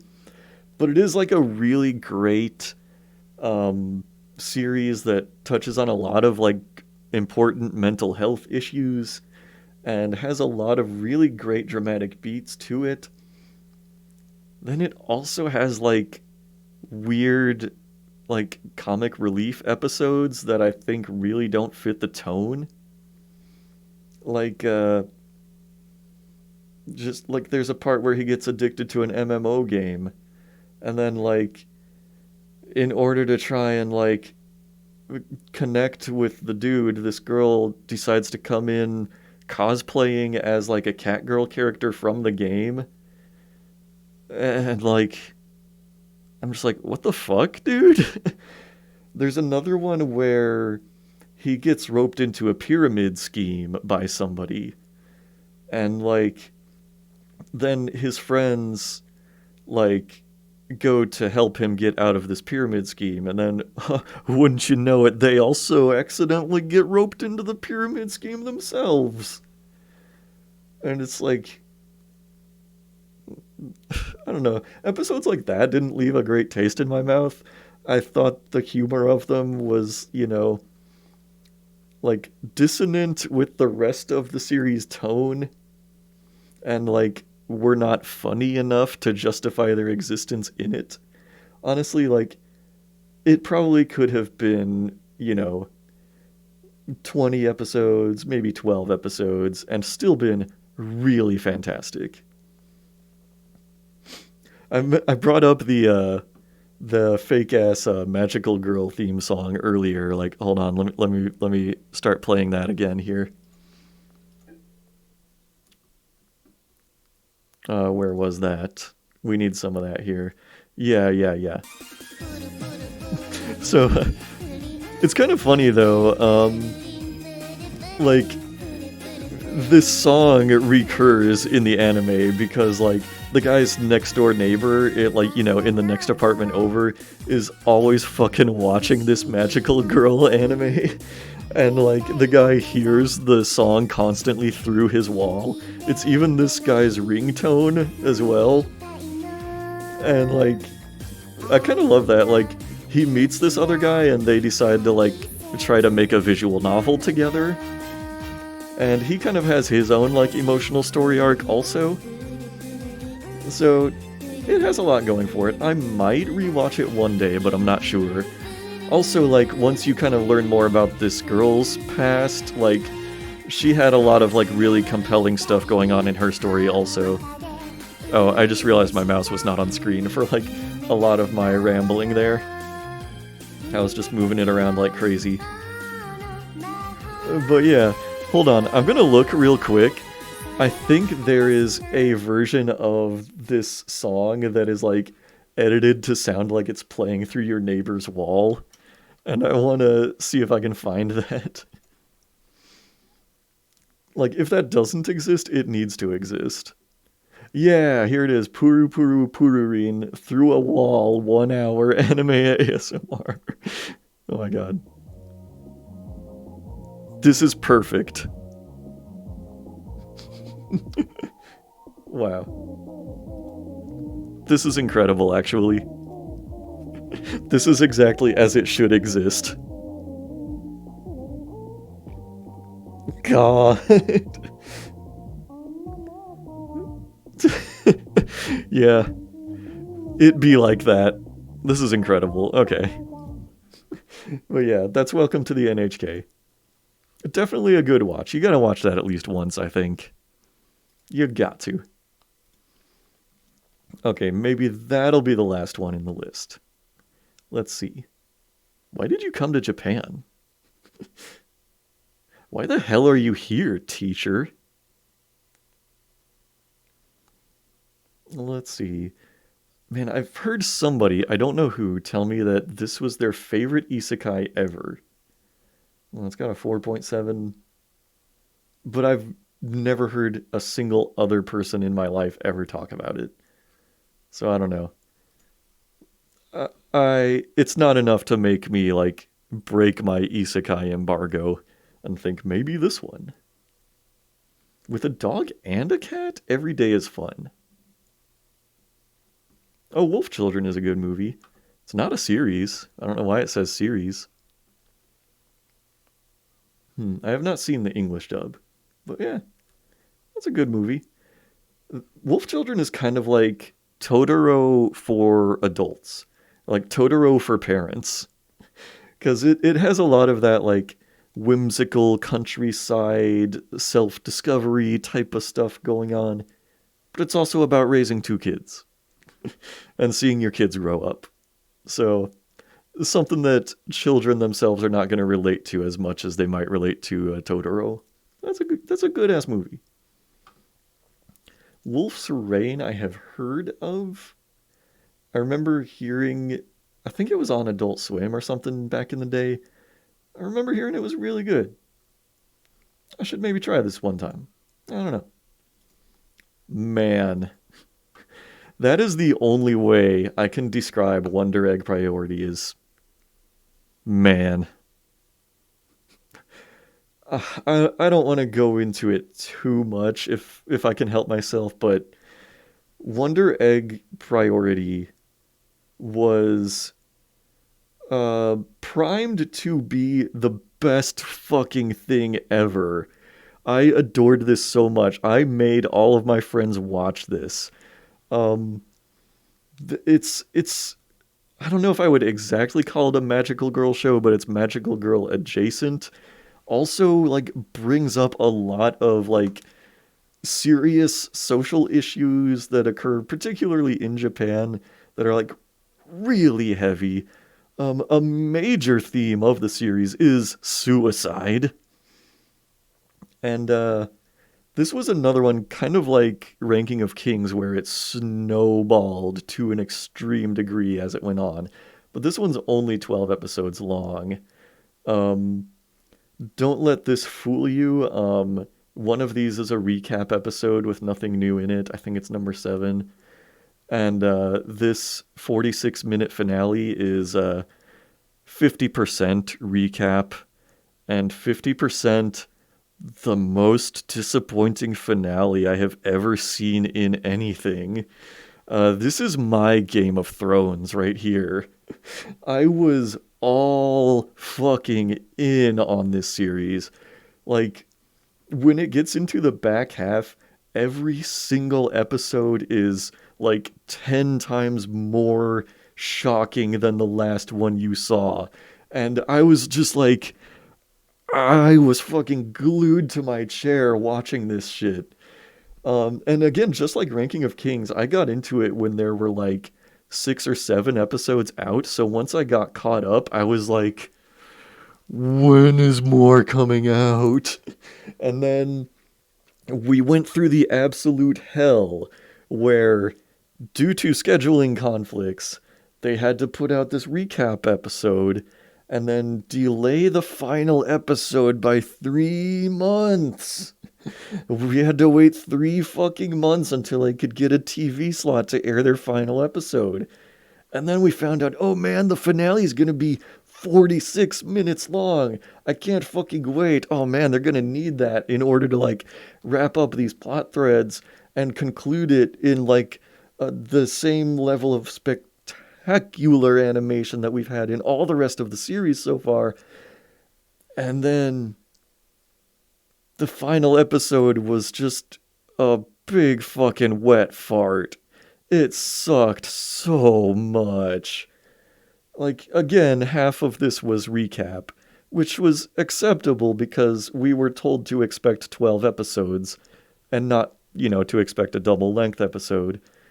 And then, like, the major plot points that happened in the final episode happened literally off screen. There's an extended sequence in the final episode where the main characters are sitting on a couch watching a TV that is playing back to them the dramatic, momentous events of the finale. And we don't even see what they're looking at on the TV. We just hear the dialogue and we see their faces looking at it. And it's barely animated. And like, there are no spectacular action scenes in the final episode. Whereas, basically every episode up to that point had at least one spectacular action sequence, sometimes several. Man, it was so fucking disappointing. I can't even begin to express it. The reason this has a 4.5 and not like a 5.1 out of 5 is because of the, oh my god, how they fucking ruined the finale of it. it ruined it so much that like I don't even recommend this to people anymore. I really don't. I'm like, there were so many great moments in these like 11 episodes. There is some stuff that I would like to revisit, some like genuinely good action scenes and like emotional climaxes and stuff. And like,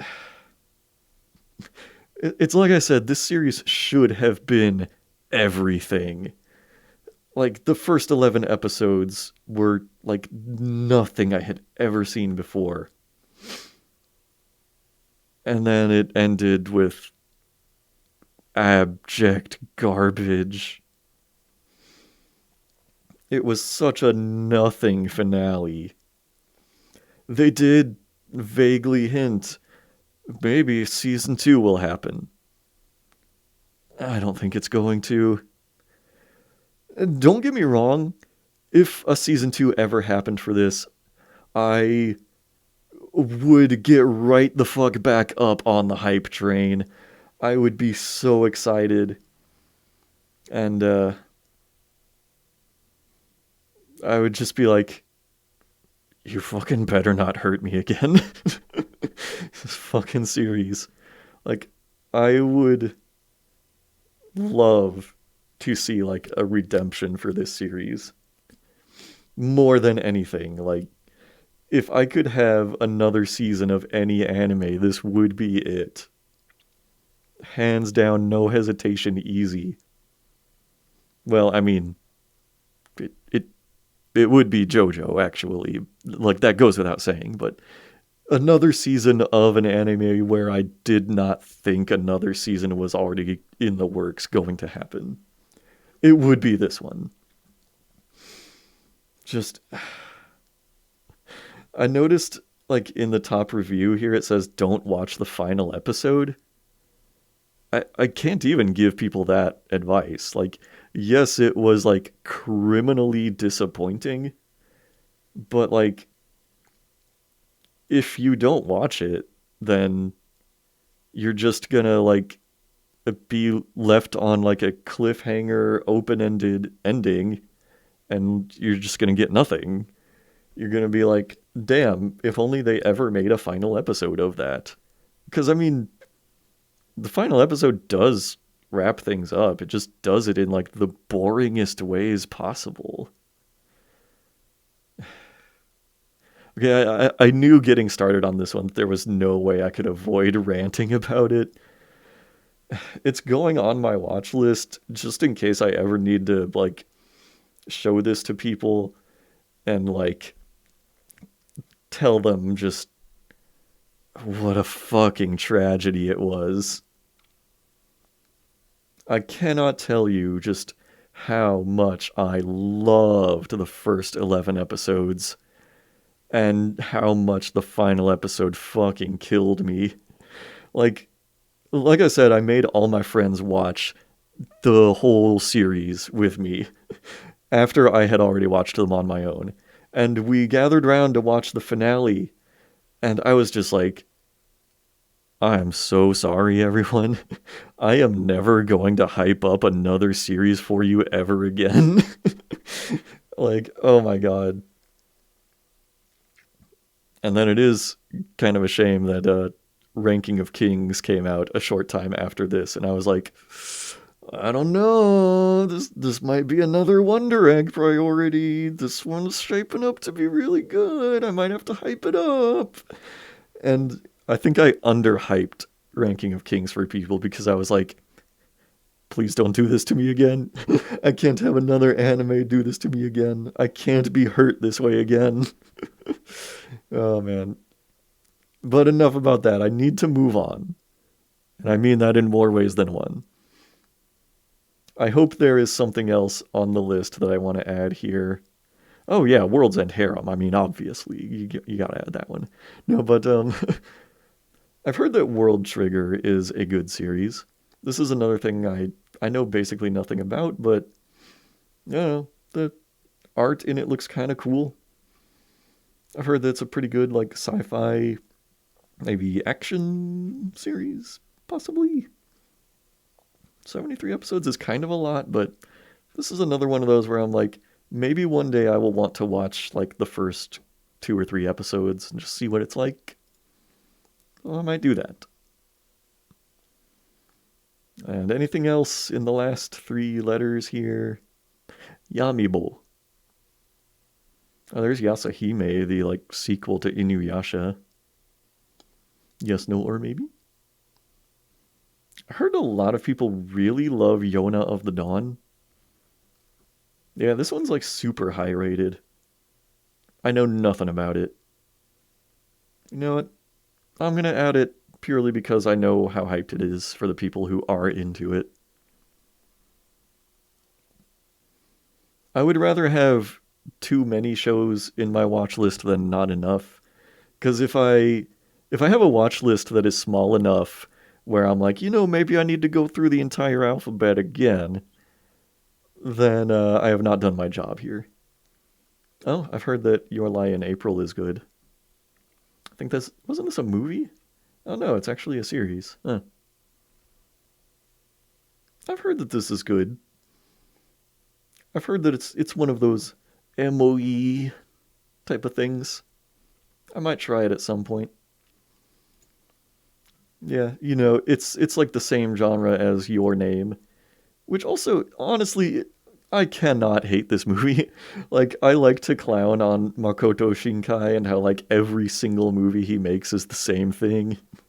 But honestly, like, still a genuinely good movie. Do they really only have the English dub? Why?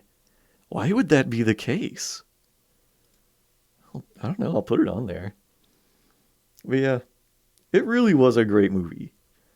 I know it was like the highest grossing anime movie of all time or something when it came out, but still, it genuinely was good. I went and saw it in the theater with a friend, and he walked out of the movie, and like when we were in the parking lot, he's like, "That might be the best movie I've ever seen in my life." So, I mean, yeah, it. I wouldn't say that personally, but I do still really like it. Still genuinely, I should rewatch it too, actually, because I've only ever watched it once, just that one time in the theater. Definitely should give it another watch one day. Oh, it's the motherfucking Yu Yu Hakusho classic. Wow. Oh, I didn't know there was an OVA. What's this? Wait, Dark Tournament? But that's just in the series. What is this? Questionable. Questionable. But yeah, I remember liking Yu Yu Hakusho pretty well when I saw it like on Adult Swim as a kid. One thing I really liked from it was like, there's this character Hiei who is like villain turned hero after the heroes kick his ass. But there's a part in one of these early episodes where he's like monologuing to Yusuke about his evil plans, and Yusuke just fucking punches him in the face. And I loved that so much when I first saw it. I was like, damn, why doesn't that happen in more shows? So, yeah, that's a good series. I finally like watched the whole thing like I don't know 4 or 5 years ago because I had never watched it all the way through, and yeah, it holds up.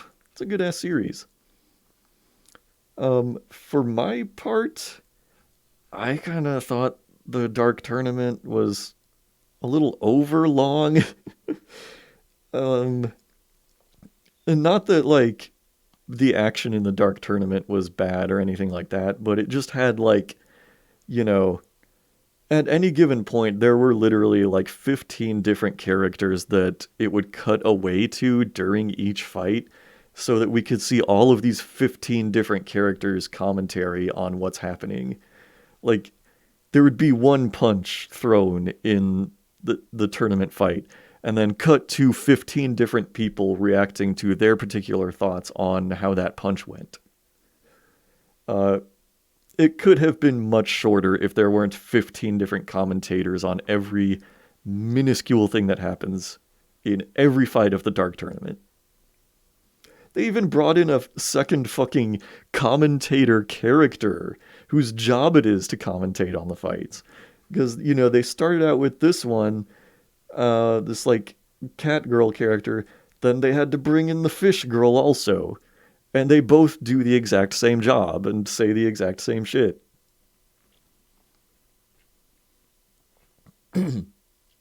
Yeah, the whole tournament arc was very like the series spinning its wheels.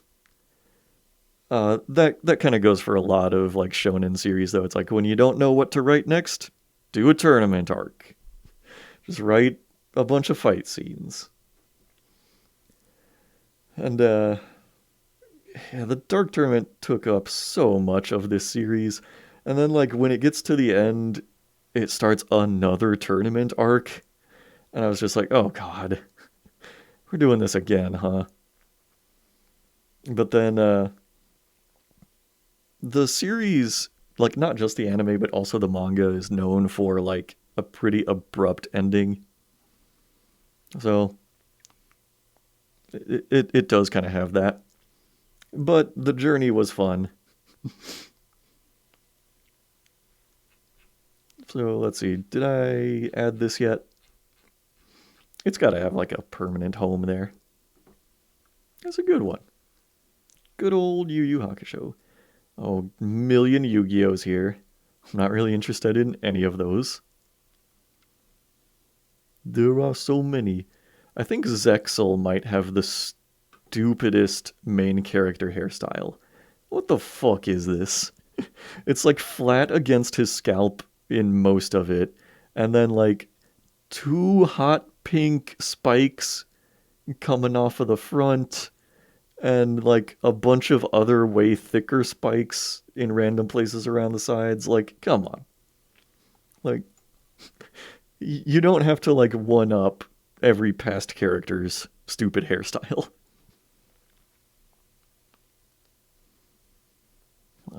Door closing in here. Yeah, I guess that's it then. Well, so Yu Yu Hakusho is the end of my Crunchyroll queue. And I have finally reached the end of this long ass journey. Man, I sat down to do this and I was like, man, this might take me like 7 hours to finish. Oh, and yeah, I don't believe I ever encountered a longer title than Hensuki, are you willing to fall in love with a pervert as long as she's a cutie? I really thought some isekai would come along and take that title. But yeah, I mean, maybe I stopped paying attention near the end. That's also possible. But I think that one's the winner. All right, so there you go. Now you know. That is my Crunchyroll watch list. Let's see if it tells me how many titles I put in there. Or I don't know if it's going to give me like a total. But yeah, look at this. Oh, it's enough that once you get to the letter M, it's got to load some more. But yeah, a bunch of stuff that is either like certified quality or just like intriguing things that maybe one day I'll want to check out. Who knows? But I'm glad to know that after a year of having this account, I have finally got a watch list of things to check out for when I'm like all caught up on all of the seasonal shows that I'm watching. Lots of classics, lots of winners, lots of great stuff.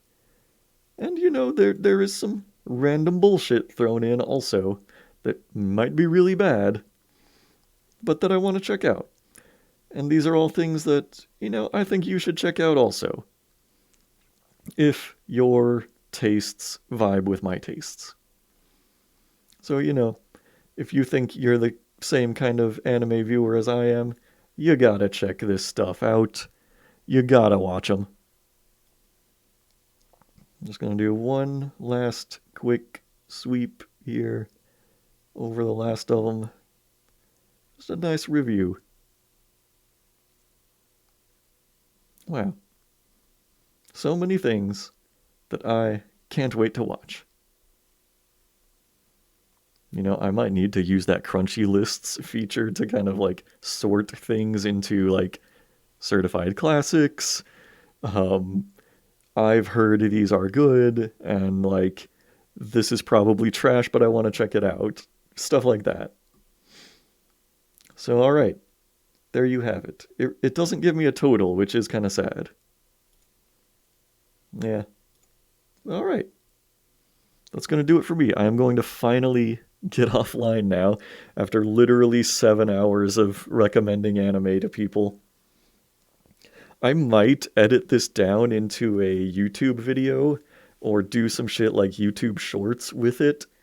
I don't know yet, but at any rate, yeah, I hope people will like to visit this uh, and see what kind of things they should be watching on Crunchyroll in the year of our Lord 2023. I am done for now, so somehow I did not finish my cup of water throughout these 7 hours. I should have had multiple cups of water. I never even took a break to go to the bathroom or to rehydrate.